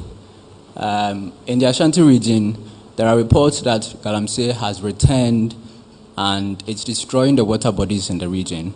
Recently, Odike was on radio and he was criticizing chiefs for not helping in fighting the menace. What are you doing as chairman of RECSEG to fix the situation in your region? And also, I want to ask you a question about what happened with Chairman Sabonsu in his constituency. He's an experienced politician. I want to find out if he feels that, if he's not worried, that one day the people of Ashanti region, who seem to be very calm and collected, if they did this to a stalwart like Chairman Sabonsu, one day he will find a mob in his office like the one that happened in Sri Lanka. That's a personal question that I want to ask him. Okay, so we'll take the last two, and then that will be it. Yes, good morning, Honorable Minister. My name is Nana Poku from Daily Searchlight. I saw a video going around, and some group of people in Ashanti region saying that the region has been abandoned, and that when the elections comes 2024, they are not going to vote for the party, I mean the MPP. And Odike is also on record to have said that, yes, the Ashanti region has been abandoned by the current government. So when you hear these things, what is your take on it? Is it true that Ashanti region has been abandoned? But listen to the record, I don't know whether that is a political gimmick or it's a truism. Thank you. So we take the last question from the back.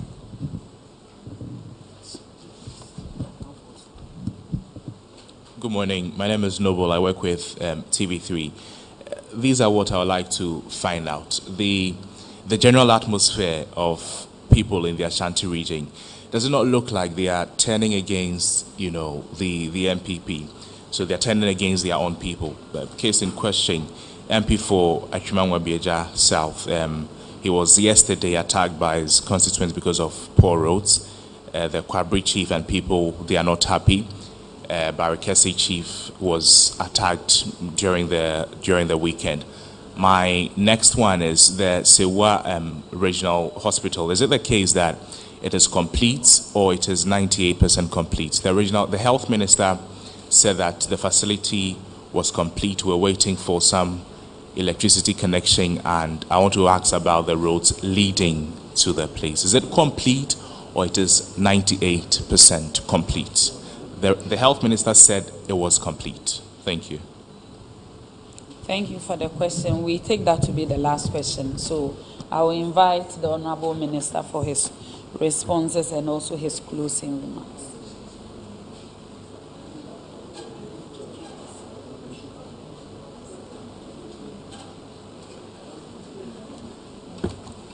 Thank you very much, all those who posed the questions.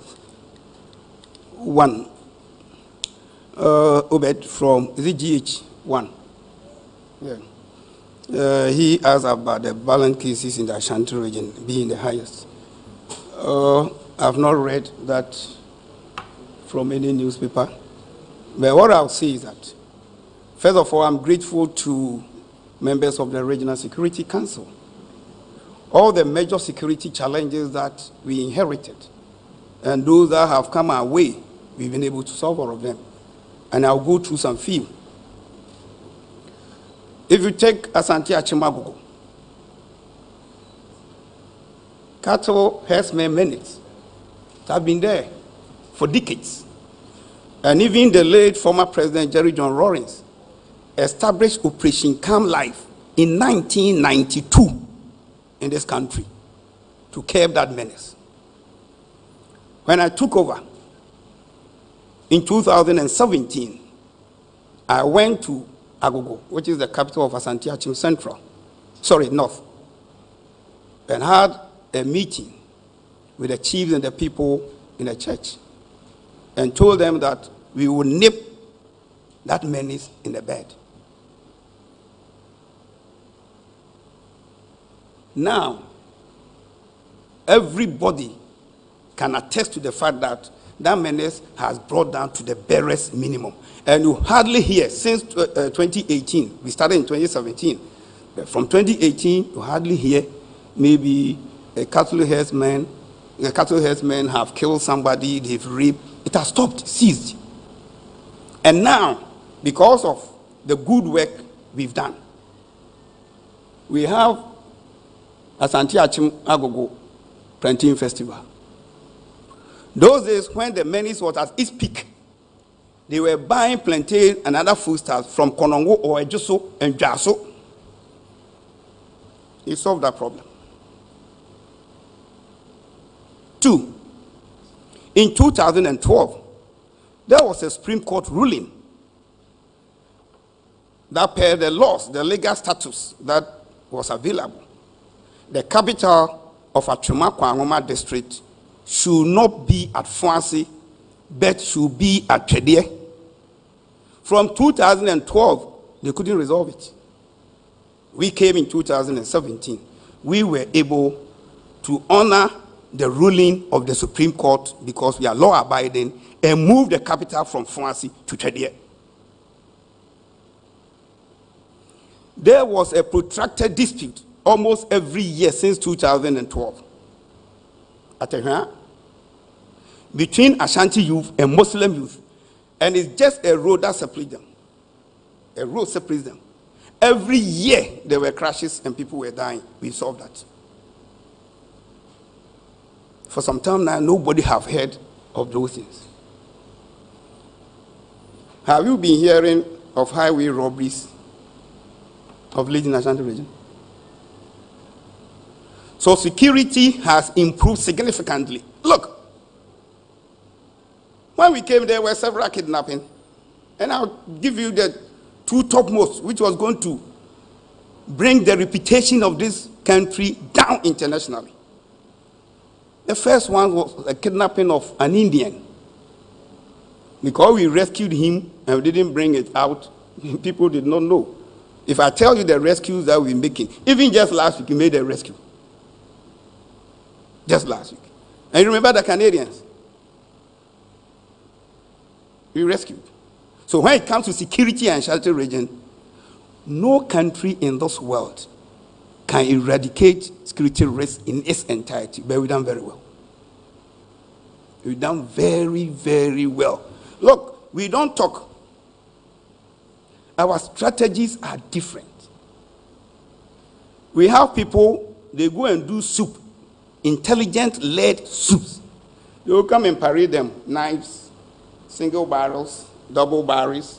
If you are lucky, then you have one sophisticated, maybe pump action or AK-47, to the full glare of the people.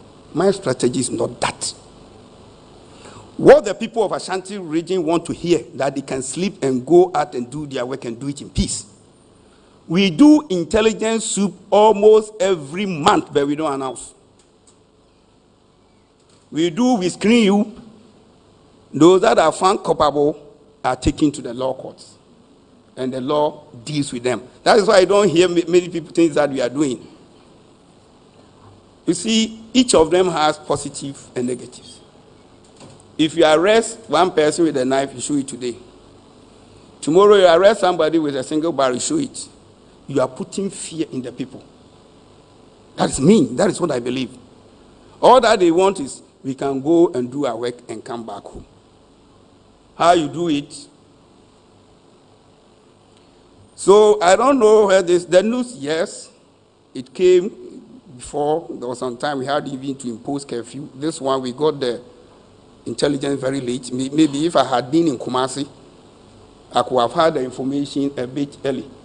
But I was in Accra to attend several meetings, including the conference of the International Audit Agency at University of Professional Studies. When I got the information, it was late. So quickly I called the regional police commander and the other security agents that they should meet and quickly send out a press release that we've heard of this, and if they dare, maybe we would treat them as criminals, not as students. But it was unfortunate. By the time they released, the VC also called me that, no, he's seen that the students are mobilizing. So we had to call the regional police commander that they should get some people quickly and moving. But you see, some people think that when you hear a problem or security issue, straight away you move in. It's just like a fire officer and hears there's fire in this building. Any intelligent and professional fire officer will first try to look for the source of the fire. The fire officer will not run straight into the fire, because you cannot extinguish fire just by throwing foam and this thing on the mainframe, but you have to touch the fire source. So when you want to move in personnel to a crisis zone, you cannot just straight away you come from Tafo, you come from Swami, move these people from Konongo, move these people from Ejoso, just move to the site. No. You have to move them and give them a leader from whom they will be taking instructions from. Other than that, I'm coming from Ejoso, I'll take from my leader. This one is coming from my home area, Bosomtri. They will take from their leader, and it will be chaotic. So what you normally do is that you first call the nearest police station, send some few people there and help while we mobilize the needed forces to come and support you. But in that process, it takes some time before you can gather them. Maybe some things might have happened. Thirdly, you cannot just, because you are regional minister and the law, Act 1030 of 2020 gives you the position as the chairman of the Regional Security Council, you just get up and move security personnel to a university campus. No. They have their internal security.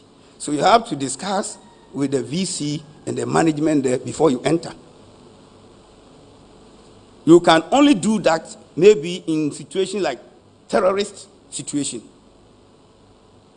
That one you can move in fine, because terrorism, you can't go and discuss with somebody. They might even leak the information. But situations like this, you have to prepare and move in.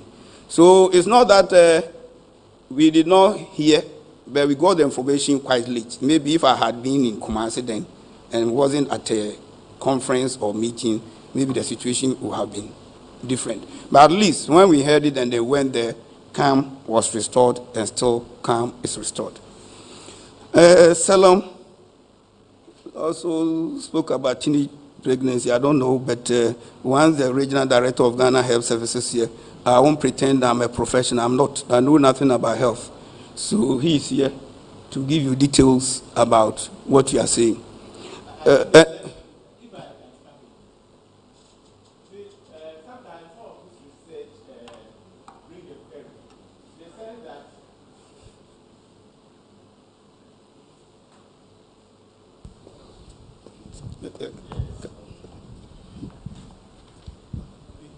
If you are dealing with a region like Ashanti, with a population of 5.4 million, and then you talk about absolute figures, eventually the region with the highest population will come out with the more cases. So if you talk about teenage pregnancy, and then you talk about numbers, Ashanti region will always be the first. You talk about HIV. So most of the research is based on absolute figures.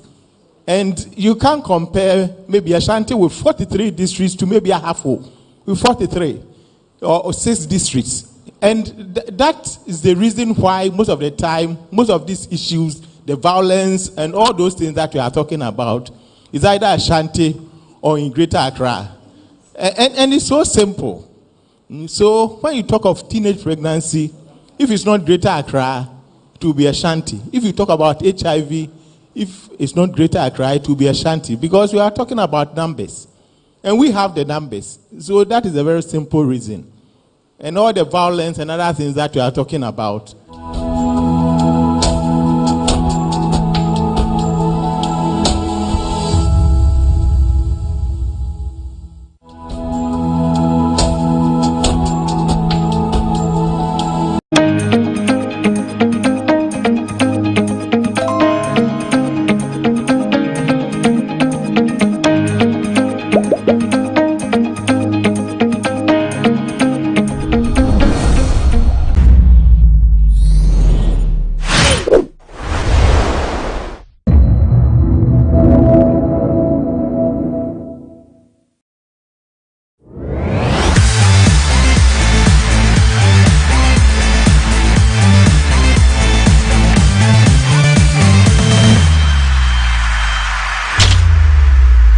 Na watwe asanso ato yen Nkommo Wo Ho ya bebiem na anse mededa amanfo anu se wo se kroma ye shio skin wo ba me se mu boto aboprema mu package just so you don't even look like your problems we be se wo se Ghana ban kra de kana wo akosi aseti bia wo ti baby se hu mi sade na onim se ye entertainment industry emu Nkommo na ye trends bi akoso feud bi beef bi fillers just bi e hihye baby na just say ma wakotwetwe nya na ti ma betwe ma twem nti na watwe de nsɛm ne de theater bank ye nsɛm mmerɛ kwa mama ye ntwa ye ho na ne yakɔba ye wo nyina ma besengu ha mamo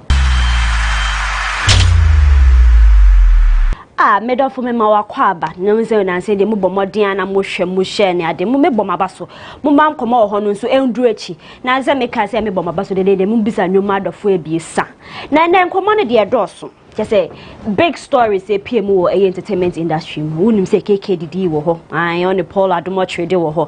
Tinnny ni Stonebwoy so do ho bia de na no December beto honum. And Stella Abasil, we friend say gospel beef. I on the Obapa Christian wo ho. Na just say some me hu nya me fem first. Some my sha sin fi Stonebwoy and the Tinnny as mu beef ye hu say ye beef was ye ntopa was there. I don't really get it, but wa mu nim ne yakoso nti mama mi chire mu.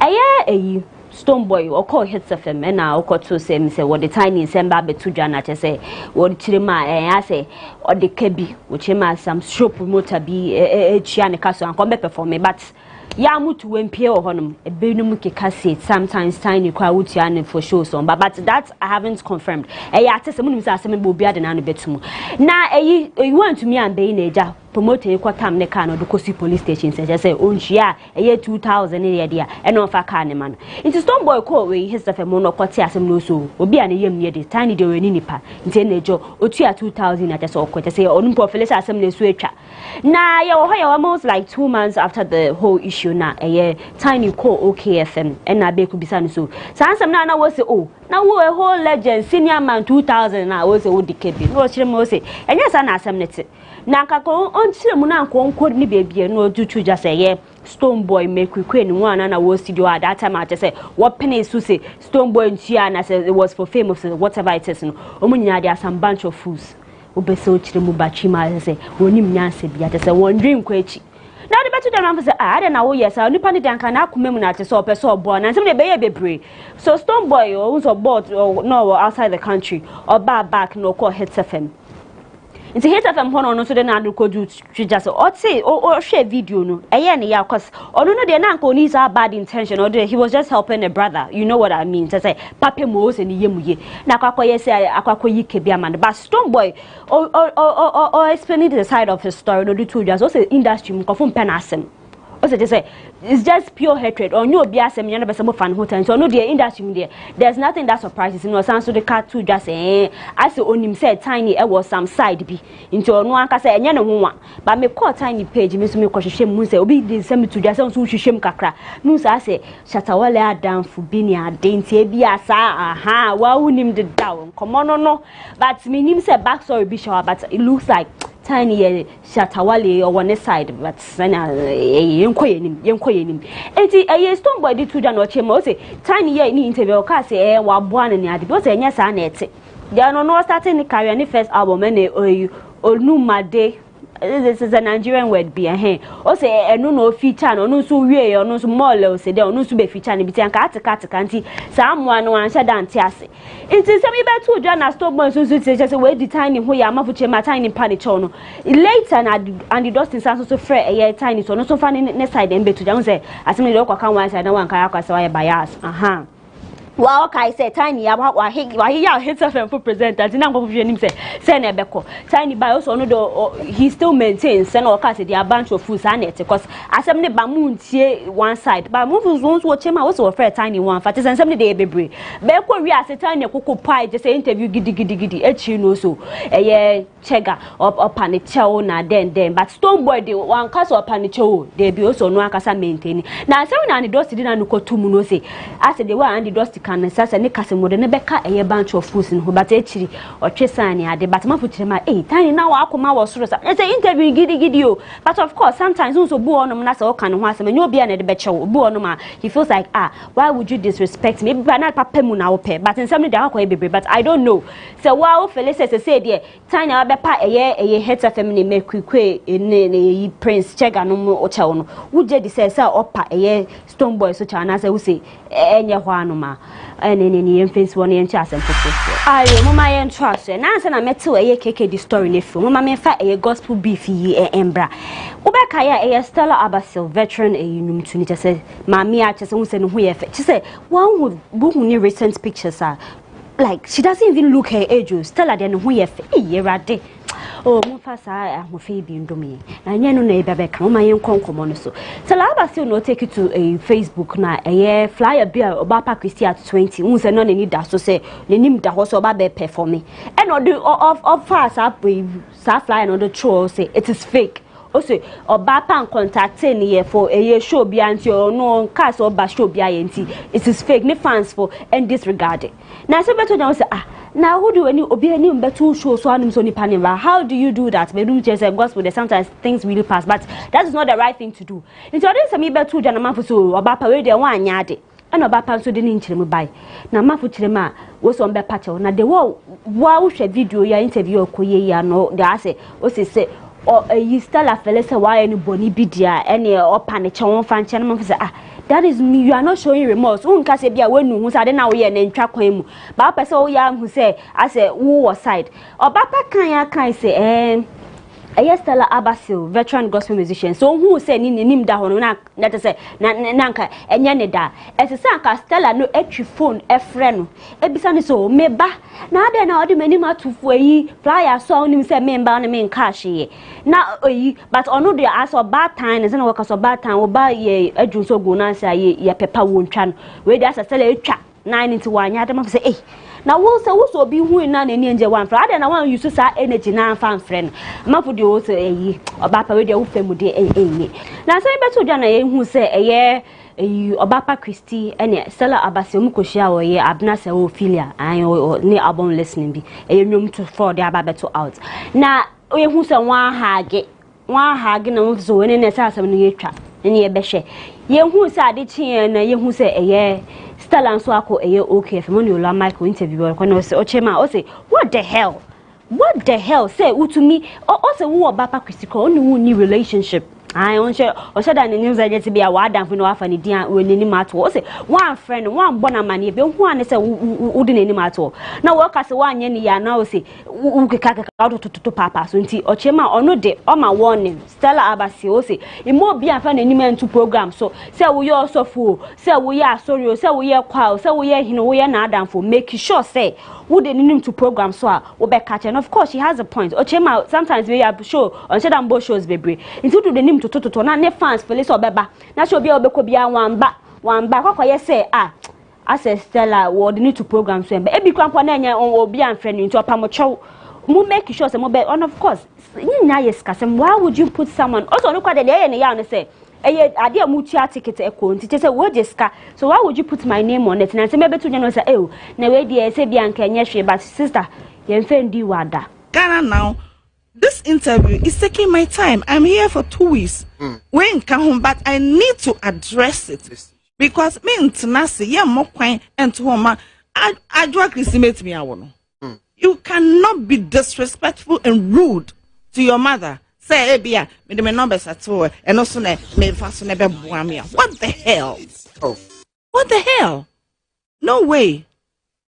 Say me any relationship. I don't know her. Kwesi cheda kwa KKD na watchi de all trending in modern from a year on the Paul Adumachi D to book you so read ya just Mecca menya bedu se Nkommo ne beka ba mo de na mo fa video ni nsene ma because nsem na ye duru so na ma beka ne de emu ye dinga nkasa na eye KKD ai oni eye Captain Smart eye interview bi wo eye onua na odi tu just so as a Paul Adumachi as a o man ho kwan ma tese wo yusu ne ye bibia keke tese onya ne platform na tese oba na wabeka kan sembi na wo awuni na kwakwa yese kwakọbọ government na echi na tese wabeka ho asempoto no kire mosi wo de o ye ni tese ne bucket ho akra tese ade na wo man ho kwan na wo yesa anti tese wo de pomodin ana koso a na de ase upese wo di mpemfu bia atama wo ye yi na party na nkasa ase in some of the adoso, but near one match, as I trendy a part a KKD can a Paul Adumachi when I'm Babe Bossin. Or Chema a year some time ago, be any party be. And a Paul Adumachi, Chema Paul Adumachi, 1 minute a warrior, bear my warrior for. Or Chema dear baby bar party, nothing. Now say running and ye because KKD Chemo in the year, Chema sister years, and I say, or didn't who to tune it and what a tyrant. Now she man, what as a judgment, I say, side cheeky. Chema, no, bear my wife for Banyano never become so. It's just say, sister, didn't who to tune in your day, then you native crowns as a boys have with one country. No, count Penabi, on Prebiness, you Paul Adumachi and was some no aquaquity, nay, Mafushani, say Paul, so bad banisho, so, or no, be 2 be a KKD, ye shame him, poor Bedua says you, or ye praises and worship ye kakra. And I just say, all the 2 also KKD, where do you out? I say, KKD, fine gentleman, I just say, what boo, near the one who say KKD, as my back, and some of the after, so KKD, and yet say, and yet now my freebie, then times, not the man of style, what is a king, KKD, near just say, and what you must where do you out? I say, in some of the 2 just say, lady non and a buy no. A name penna who speculate to say a name piano, or say a not just a woman me at one funny dear mammy, cause or say wouldn't say a me cry or nimu yam sing a year or a porn and as a war crant. I don't know, say, sister, I didn't want to tie and I say be a niece scanty or say, one yard. Mother say, hey.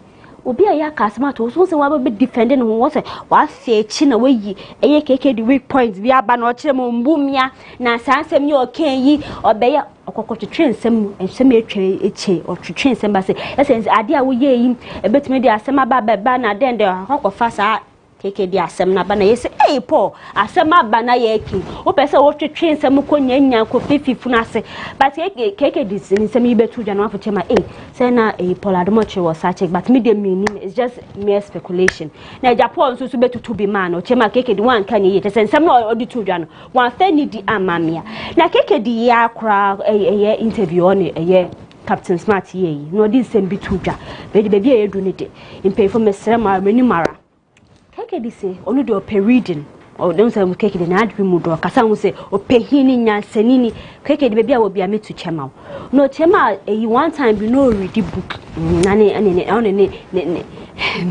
nkan say nim plan as then ni girl bi girl that just say we read the book na system nim say no than anymore I don't even know the position but chema book na just say edu baby I saw flip it na is bad just make I KKD ne just sister yi hu ayi bu de mo hwe video na mo de mo ntie ne KKD kan te say me o say obi o say na dance ni wa but mo de mo ntie video na mo de mo ntie mo nsema KKD kan ba ko na me ne da ho na ya na me de me nsa kan kakra me nsa kan kakra nti oni say no ho agege no o de be ye bi na me say o me di bu e book no am me nsa kan na e fo kakra na me di bu e book na mafuki ka say no pehidie na wotina wiase kan semi say binim say wedi ne ho ya na obi post wo Twitter ai na aba na mabeka say nkofo ka say no pehi na wo kasa na say wedi aka ya wo mpem asem but mo amaken kan book no mo de one flip pages KKD ayo say mo de wonya aka wi minim say bia ye read and learn ti merima na wo ho no mo nso mo nye yi kakra but mo say na KKD asem no kwa tomeso ayo na watwe na ye nenam na ye te say was a lady be 24 years Lilian or Rwanda honofi no call musical concert bi na watchire matare na o she na ye shameful dress eye see through outfits bibia be ya hu say as a net neti it just say black panty pen o sham na just say nipples ni ade ni na hu say da ho pefe na Rwanda ho de just say nya say Ghana na mo de na be afefe ye no so what's a watching for a indecent exposure? Say, where you know who just add down to say, or Trabankum, send me work say, yeah, was 30 days. Now, concert you are calling, I was say, pictures from it by, let us say, trendy or social media, and I just say, and then authorities watching, I just say, what's on or what they are gay, which ma, Sata no share the day. I don't know, be you who say, a draw pen, I will share. Why are you trying to sell out there? Na yes some people to na man better social media say Rwanda foi mumbe mo pen in measure Ghana ha say na mo bechi efiodo na me say efiodo dey be ye dey wom na wo say ama tie Kwesiata album launch no ye no son of Jacob one who atare na efiodo share ni sister idi pepepepe this is brother say one pie ne sire wo chema sister efia wo sire mu nyina na eguwe na say ne post say mo kai sa picture yi na e de ho ya mo hwe dressing na wo say wo be chire sister efiodo na one of Twitter free be say no say mo passem na okọ tag say mo be chire sister If you don't mind, and if you don't win, I guess all ye young there, mean to me for manu, to be manu. But I say, well, Chima Chrome had the sanka, we wonder for outlaw now one, or apply with Chrome had the end, or better celebrities, or better by any or if your door, just obey my body baby. But if you actually man, who says the be also no day any life. It's on one choice, no person exposing who. It's moon shed to me, but meaning, say Ghana, if you will get there, so bet me I can watch Roby because of so indecent exposure, and I say, where you who too much. Some men who do I answer meaning how you guys are going to react to it. If you just make a hack was throw a year, daughter of Mame Water, a year Akosia Moon Goddess. And also innocent, or no so better or better mafia, or funny bonny cranchen. Now there's a year, daughter of Mame Water or Hina. Obekaya, some lady be, as also saw candles, or Jamas or N who say, or a spiritualist bisa. So saw candles near the Becky car say a year as some wajai. For a Black Stars play also a Castro we only who been one or chain or didn't quote Jenny. I didn't say we were kind of once and Potomas and we jank reply. Sister, the better trend yet. I say, after that, I say, go phone me, dear, daughter of my mother, and say, Nadia, that was soon, so I knew Fifa.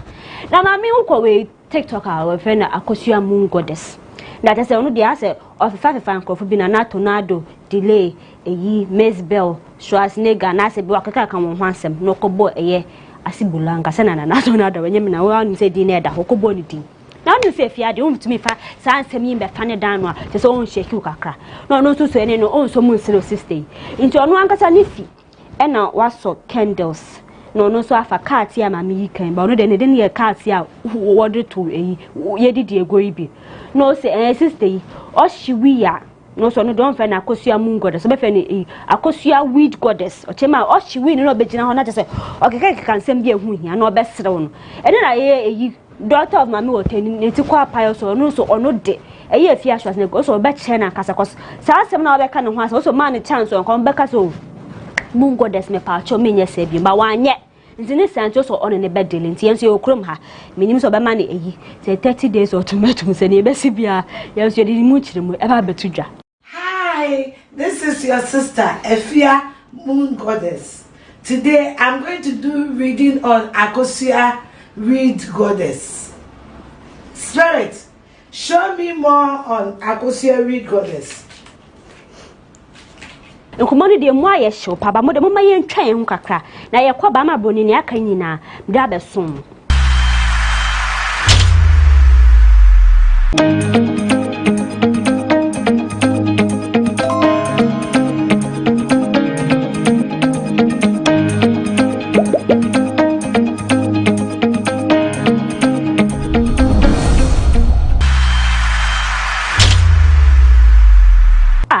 Tria me hu se merema wo kroma ase mo twetwe mu se modwalai mu se mo ntem ho ase na me so na den na ekoso a o se doggy sex position ya ye di je ni kakra ye physiotherapist bi abegina wo se e ma stroke na wo se na no kwa na ma stroke anka wo bekum wo nyananka enka won na me se wa ma advice e ma stroke ntanka mo se na mo ye missionary mo se mo pe missionary doggy ala wo be ye na so le beto de mo se na wo fi ayi dog ya na nanu mu fi aya ko be ya so ka wonya na mo so amu twetwe mu na de nsema betudwa na ntse ese na be ya bubuja na eya sa physiotherapist odi kotudwa wo eya GTV breakfast show ene kafu day show you know odi kotudwa na ye ho na ma na ye se physiotherapy eya association Ghana ha say omo de abetudwa so sa nsem na wo obayi abrant ne kwaka wo se nye no kware mumbo ntungu anya sa na ete na mafu se hey nya ye did that so na yesake because I said I am shika crab by ba mafu na dog ya waka se munjale na mo jealous something must kill a man ampa give to watch akasa give to watch Ghana ni model sanso ye beauty queen na nyete say mafu nim ne pan ye Thomas Partey Ghana ni a footballer Black Stars play ne former girlfriend on na twempene jai na woni say beto about since we ja na mefuka so na modi anka krobo for fine say ye just Ghana to Ghana just say mojai ade na mojai somebody dey beye bubuja but etwem na ye give to watch me ne ye interview me say me betoto na no kakra ko so kaya ye Poland or call Poland edinani ekwa represent Ghana Miss Promotional challenge beauty contest ko say o tewe anim top 24 wo boni din na say obone homodin ampa na wo sho be kama oba so no yi na betu just say on Thomas Ejai na mafuka so na de na ekojai cause he said Thomas Pate benya aseme American girlfriend ka say of for say ni edi na echi cafe mi nsemi bedi ebubuja but nsa aseme dey say akwakote akoda na yi na gift chire mo so oti aseme no anya ne de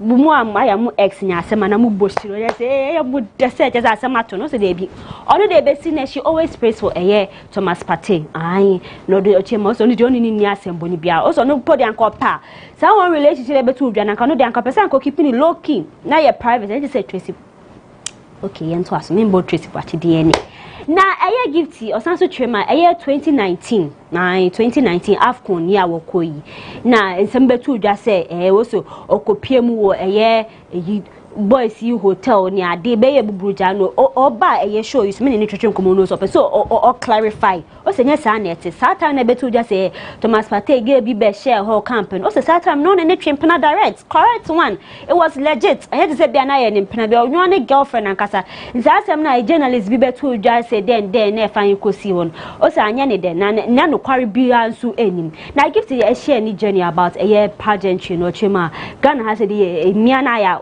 just a queen so hiamwa cause akwa say bia say Miss Malaika Miss Supranational and I say Miss Tourism or whatever it is ni akeka hu akwa to say bia munya support but also Philippines South Africa Egypt Nigeria say ba say one beauty queen so be ko international stage in the store we na rally no one support one but Ghana had it asem one won share danya ne sa but the mama yentie na gifty but ekafa on Thomas Pate. That was very much a rumor. I don't have the time to sneak or be smuggled into any camp. That's not something that I would ever do for anyone. I was invited there and everyone knew I was there. There were no issues with me being there. It was his birthday. Some journalist decided to take it upon himself to write those rumors about me when I was in Dubai at the camp and in Egypt at the actual games. Who's the secret lady that, you know, we were dating very much in a committed monogamous relationship. I would not be smuggled anywhere.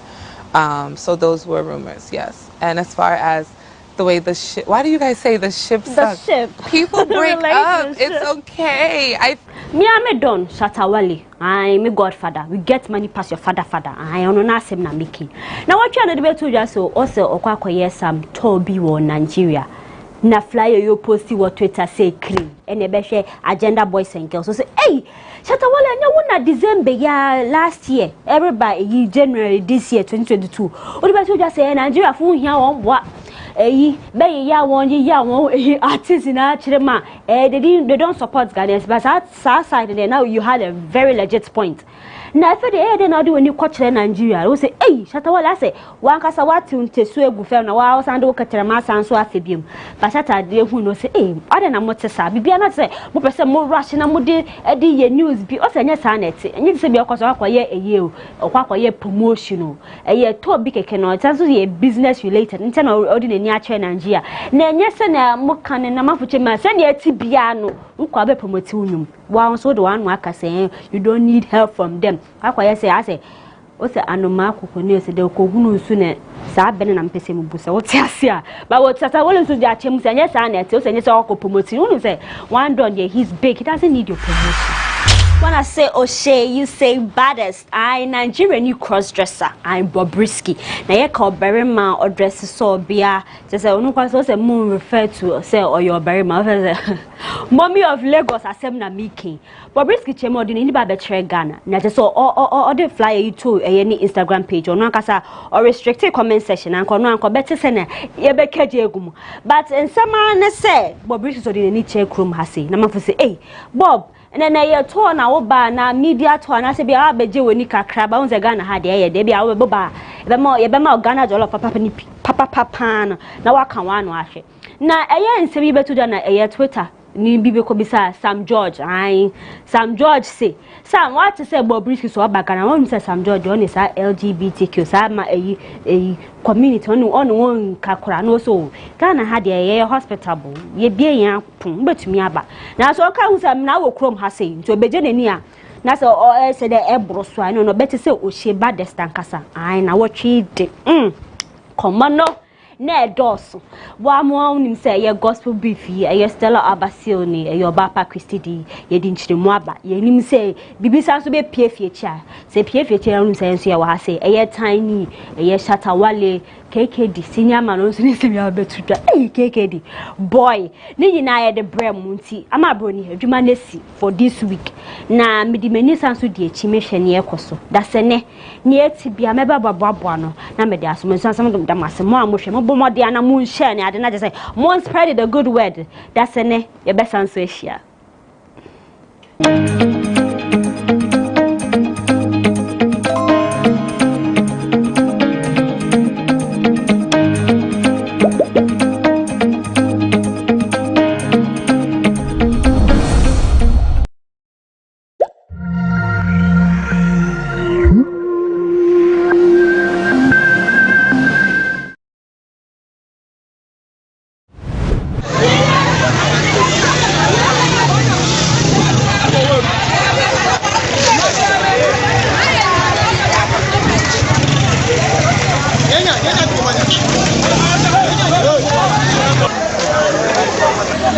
In fact, myself, I'm not aware that something will happen today. I just have a call that ECG and the soldiers and whatever, they are in town to store prepaid goods. But myself, I'm not aware. In fact, when I came to the ground, in fact, I'm not happy. As at now, I'm not happy. Because you cannot beat somebody because of people. You cannot use things that you're supposed not to use on human beings because of people. I think there's no understanding. I think the people are going too much. I don't know whether they are just going wayward. I cannot know. I cannot know what is happening. Come back. In fact, myself, I'm a leader. As I said, if you are coming to do something, we all know what is happening for some time now. You have to inform me that, oh, honorable, we are coming to the ground. Inform maybe your chief, your community people, or something, the unique committee. Then we see the way forward.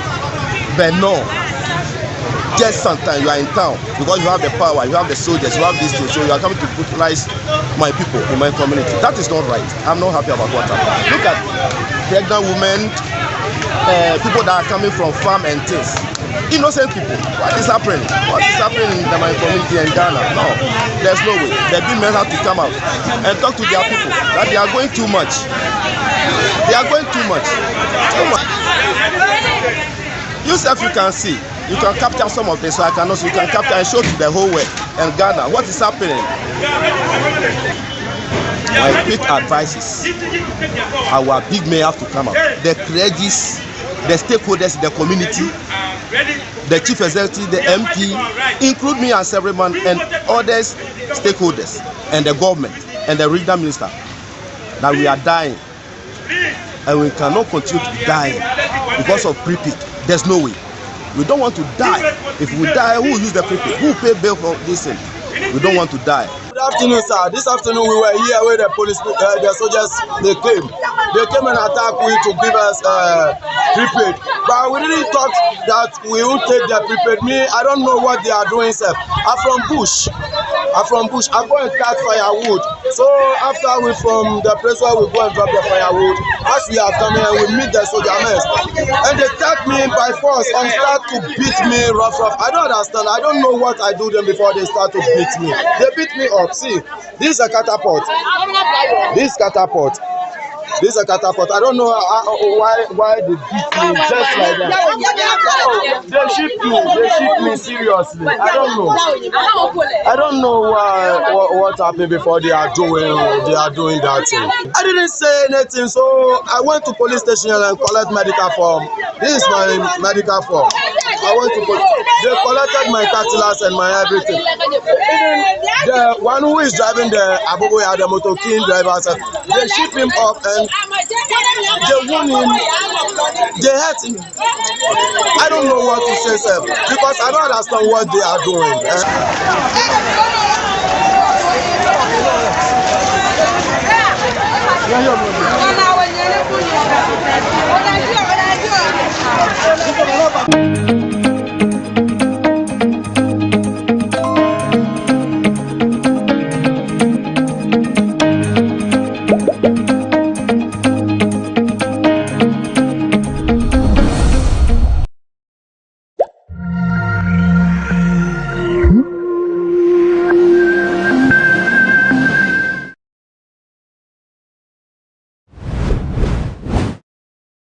Now this year, you know, can say you have a 2 issue, you have to light to move. It's all saying. Yeah, the playing. Yes, I have to say that. Yeah, oh, what are the iron talk? Not too late to never done it. And you say, let's media, and you only future me in this. I'm going to can you buy it until I was some 2 months and a bit? I met me. I produce the Abundant light. And issue. And so, yeah, your papa in your business. Now, my father. Then she only a bad energy. Full as you could be here on my own side. I think what to get about international to miss you. On my own side. Near almost have a system. And she look around or say, oh, my. You could have walked who in your beans. Near young to look around when you're being so. Lay a barato and a sentence you're near people. And then I'm not. And today I will over that by you. I saw a money bubble. And one money bubble, Mr. Near me, son. Baba, what person? And he said, 70 pesos. Nana, the immediate family married the Guyana. They are some better 70 pesos. I know it. Gianni, our man, and yet I told you all the name. I'm Rambo. What's that? I buy better. Oh, see, I hear you. See, I dream. It's in Cathedral to you. You say, you're the Guyana. You're the when I get on the visa. We pay to go to any NASA. Yes, he has to take a band, I never yet see any as if BBO said, it's not fair. I say, you're very only in the year, why? Only the college here, and you are never yes, Rabbi. Your bandit show you so bread, no dear. Yes, Rena. What happened? Oh, my, this woman, they say, can't create me. Then shows as I'm a tussle, as I'm a 2 light is so. The bear day, dear bandit show. On Shamu as a no command. Let me be an affiliate throw mine. They are bread. No crans about 2 maybe, but ever shall say, it's your tissue. My tissue, near to me, bush. There's also be a bull across over. There's a rare day. Aha, it's your funny chow. All me no more used to be behind my let me throw me. They are bread.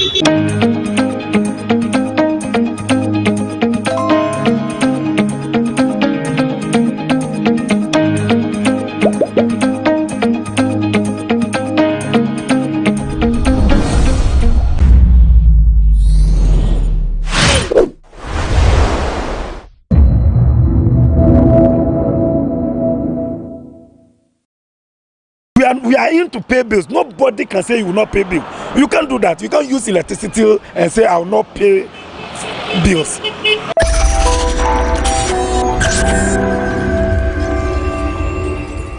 The never-ending impasse between the Electricity Company of Ghana and residents of the Nkommo area for over the past 2 weeks has resulted in the cut of power supply to the entire Nkommo land. Today, on this special episode of Say It Loud on GhanaWeb TV, we are in the Nkommo municipality to speak to some residents and to find out from them how we got here. This is Say It Loud with me, George AEC.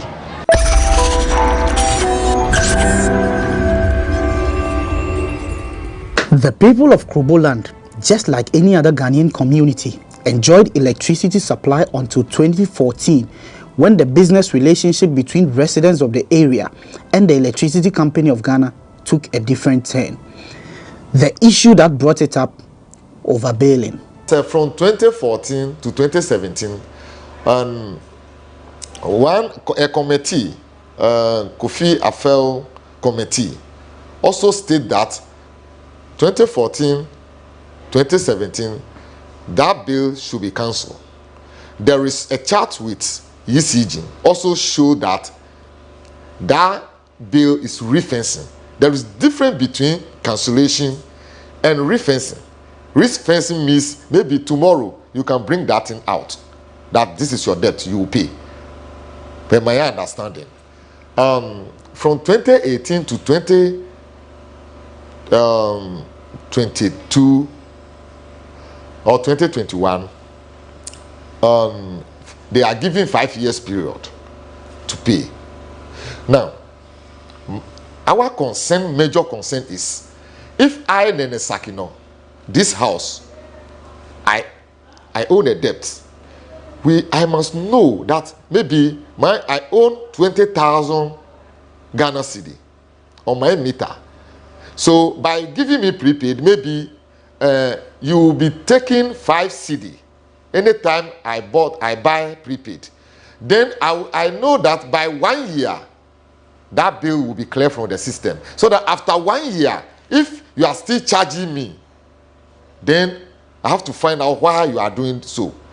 If that thing having been done, and you say I own you, without knowing the history of my meter, the amount that I own on my meter, which means if 30 years, and you say you are taking that debt, I have nothing because you say I owe you. I didn't know the actual amount. You just summarize everything that the Krobos own 160 million Ghana cedi. 160 million Ghana cedi. Every meter, we have to know, technically, we have to know the amount that every meter consumes. If that has been done, because there are some new meters which have been given to people, even they are not operating yet. Those meters, there is no debt on it. They will be removed them and fees prepaid, which means those meters also will pay a debt. We were paying bills until 2014 of our billing started. You said maybe this shop pay 50 cedis a month. All of a sudden, 5,000 start coming. 1 meter, 1 shop, 3,000, 2,000. So abnormal bills.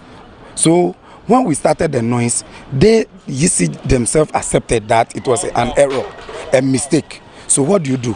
You come and sit with the people. These same mistakes they are demanding, because you said it was an error. Later you say I should come and be paying small. Why do you done that? And that thing started 2014 till date. UCG does not come and sit with the people to suggest how the thing. They will go to maybe the paramount chief.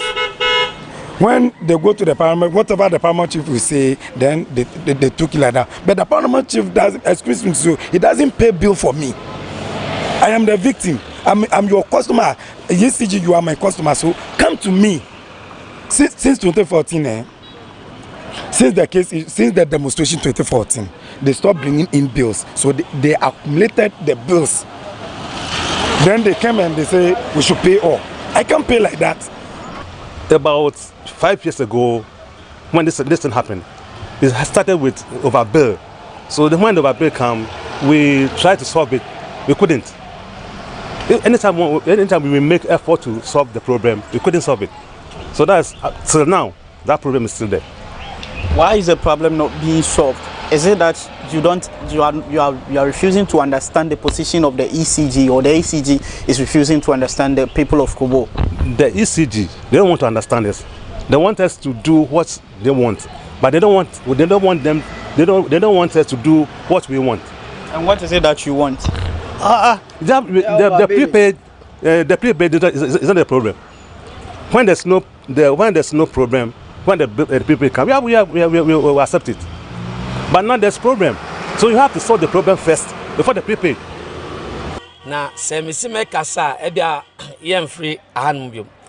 People speculate that the people of Krobo do not want to pay any light bills, but the power is not our family property.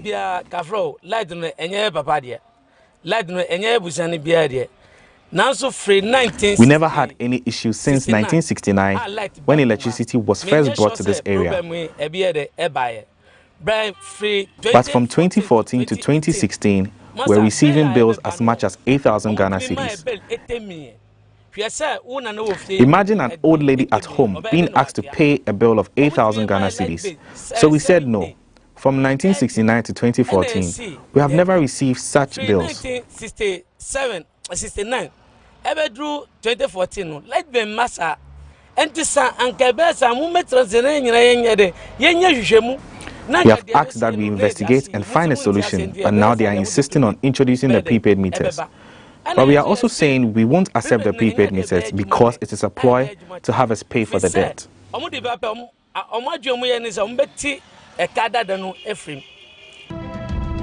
To find a lasting solution to this, ECG has sought to replace all the existing postpaid meters in the area with prepaid meters, but this has been met with resistance from residents. I can't believe all of a sudden we didn't know they bring in soldiers. The meter, the last time I checked, that meter in my house belonged to me. My name on it. So when you want to change that meter, you have to talk to me and tell me the reason you are changing the meter. I should accept before you take it off. You can't put gun on me and say, because I saw a military man handing gun, you have to take my meter off, then you feel prepaid for me. We don't do that. They don't respect us. ECG doesn't respect us. We are in to pay bills. Nobody can say you will not pay bills. You can't do that. You can't use electricity and say I will not pay bills. We don't say that. We are paying until they started overbilling. The whole issue started with overbilling. I know a house around my house. I can take you there. They gave me 40,000 a household. 40,000. 40,000 house, not a mortuary or not a mock or maybe some company house, self-contained.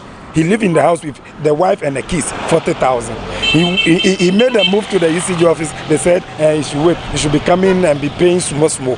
Wow. So on what principle are you refusing to accept the prepaid? Because of the overbill. That's why we don't want to accept the prepaid. You are just asking that that debt be cancelled. That's what all of us we are expecting. When the debt cancelled, when they bring the prepaid, we are going to accept it. It is the overbilling that has resulted in all of this. Before this overbilling issue, we were paying electricity bills from the Kwame Nkrumah era till date.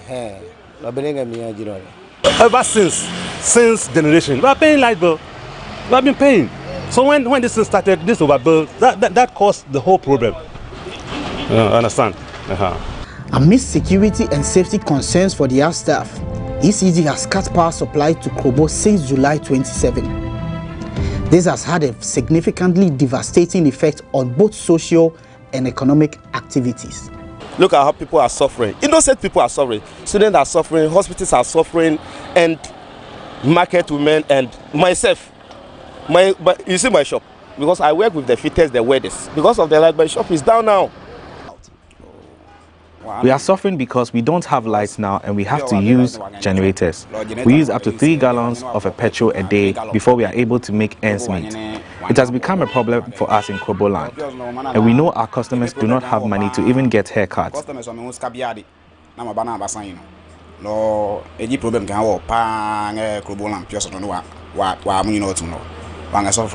So have you increased your price?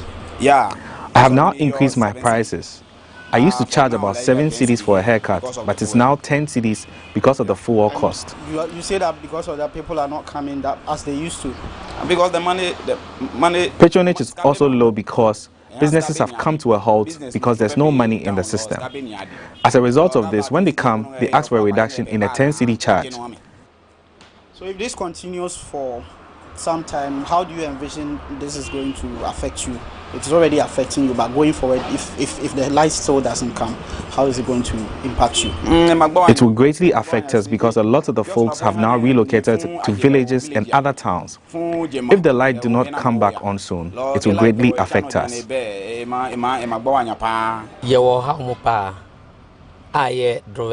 Drivers have also not been spared from the impact of this.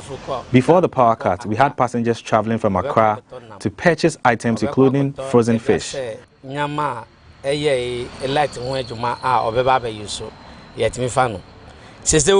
we travel in empty cars. We don't get passengers to pick because they complain they do not have power to even preserve their goods.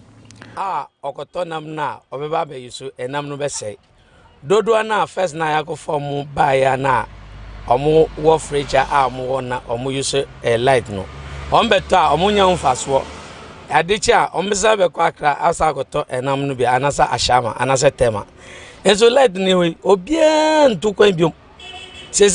My wife sells fish, but she has to stop because of the cost of fueling a generator, which has become very expensive. You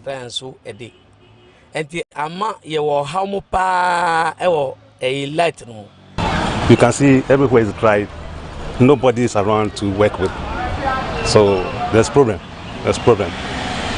Talk about your customers. I mean, how is it really affecting you? Really, it's affecting them because without the customers, we can't do anything. Without the customers, we can't work, we can't do anything. And we come and stay from morning to night, nothing is happening. Then all of us will go home and come the next day. For almost a week now, nothing is happening. When the girl I chop money, everything, upset. Even cry, our wife cries, it's not everything for us. So we need light, immediately. Anything we solve that problem. How much do you go home once a day? Sometimes if I'm going home, I get 500, 600. Right now, if I'm going, nothing. From 500 to zero. Yes, sir. When you have zero, you don't get nothing. Because for 6 months, we know the job yet. That money are all finished. Yes, sir. So we back. Do you have children? Oh, really? My wife and children, they're all here. How is this situation affecting you at home? Hungry. We are hungry, seriously. We don't have anything to eat. Children will be crying. They'll go to school. They'll come back in the evening. Nothing.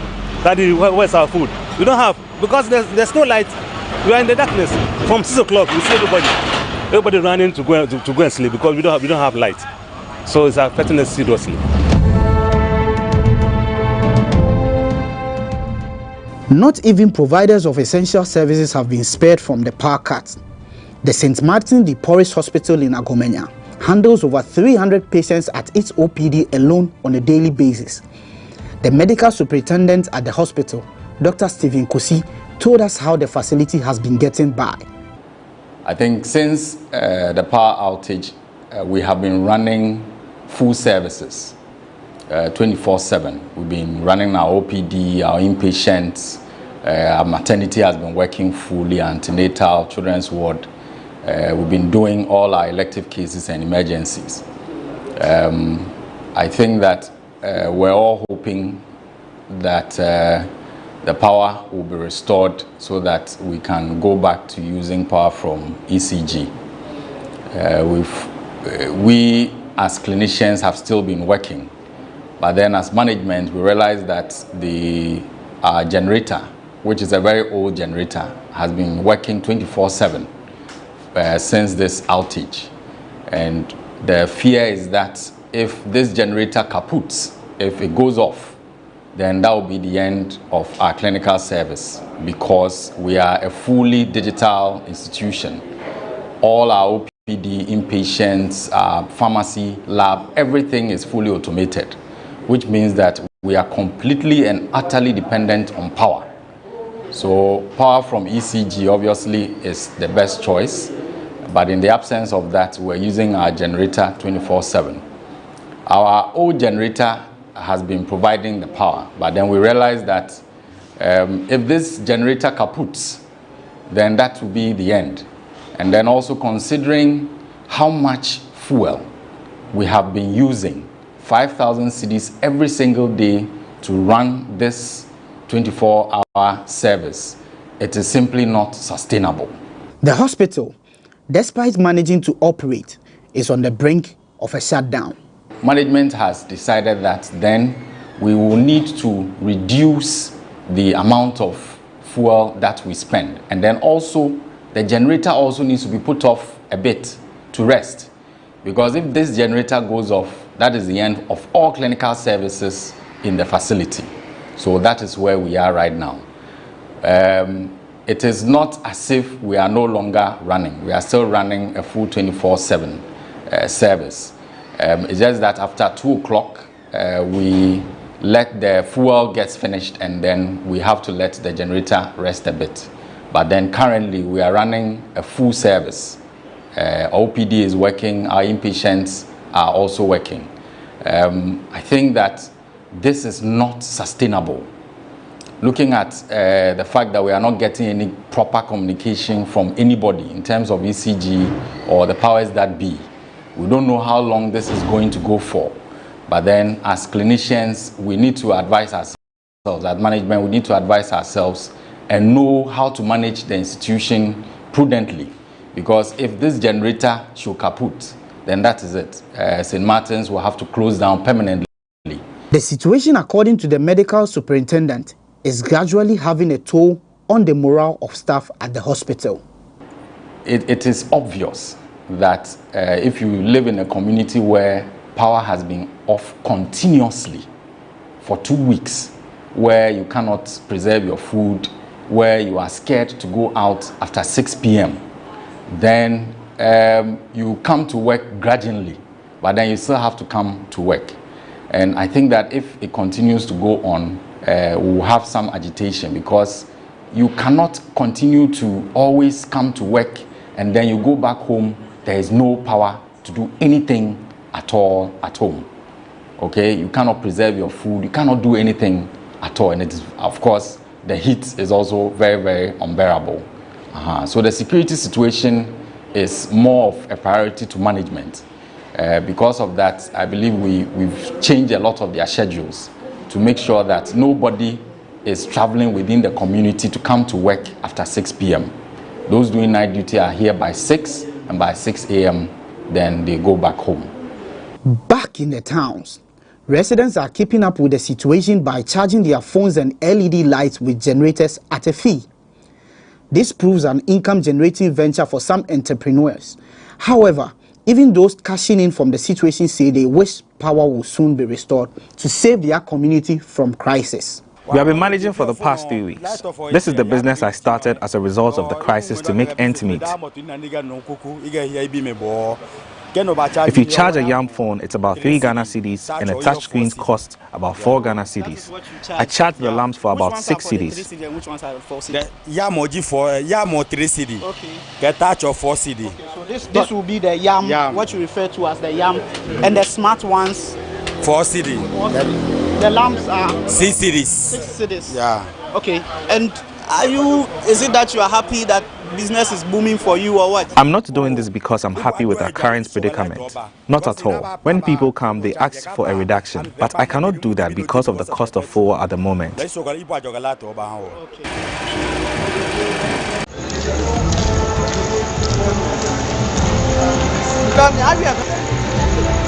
Kroboland has always been said to be shining.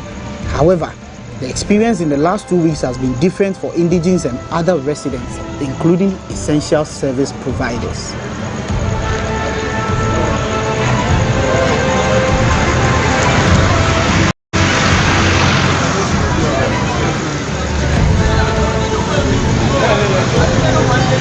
What would usually be a bustling nightlife in the big towns of Krobo is now a silent, dark night. Amidst growing security concerns and the negative impact on socio-economic activities, the people of Krobo want power supply to be restored with urgency, while measures are taken to address the impasse about metering and bailing. It hasn't been easy, my brother. I just got a new generator, it cost me 2,900 cedis, and then we are not working because there is no light. And the cost of fuel one of these days too, we cannot work with fuel. So I'm just waiting for 1 or 2 monies, Momo, so I can get to the station and get some fuel before I can start work. As you can see, I have a lot of things to work. This weekend there will be funerals around, which I need to work for them, but yes, still I cannot do anything. So it's really not affecting us in our businesses. So we are pleading on the leaders so they should speak on our behalf. And we are also in need of the light, so we'll be able to work peacefully. Yes, aban We are pleading with the government to intervene, so and the old debt will be cancelled. Say a kada no so mo be twema ye ni problem na se pa se kada no be wo on be ka se me twene kakra and we are not in favor of the chira and a privilege no so ye mpe. I think this situation has gone on for a very long time, and I believe that we have opinion leaders in the community, we have politicians, and as a facility, our mandate is only to take care of the sick that come to us. So we only plead to the powers that be, ECG, the politicians, members of parliament, to come together and restore power for us. We are only here to take care of those who are sick, our own brothers and sisters and those who live within the community. It isn't right that us doing this work, we go through such hardship. So that is my final word to them. They should please help us sort out this issue so that we can continue to preserve lives. The Electricity Company of Ghana remains resolute that until the completion of its prepaid installation exercise and the safety of its employees guaranteed, it will not supply power to the people of Nkommo. Residents of the area are also asking for the restoration of power before any form of engagement begins. This has been a special episode of Say Loud with me, George AC. Special thanks going out to my camera person, Richard Van Der Poy, my driver, Bright Boatin, and our correspondent here at Nkommo, Mr. Michael Obete, for hosting us. Bye.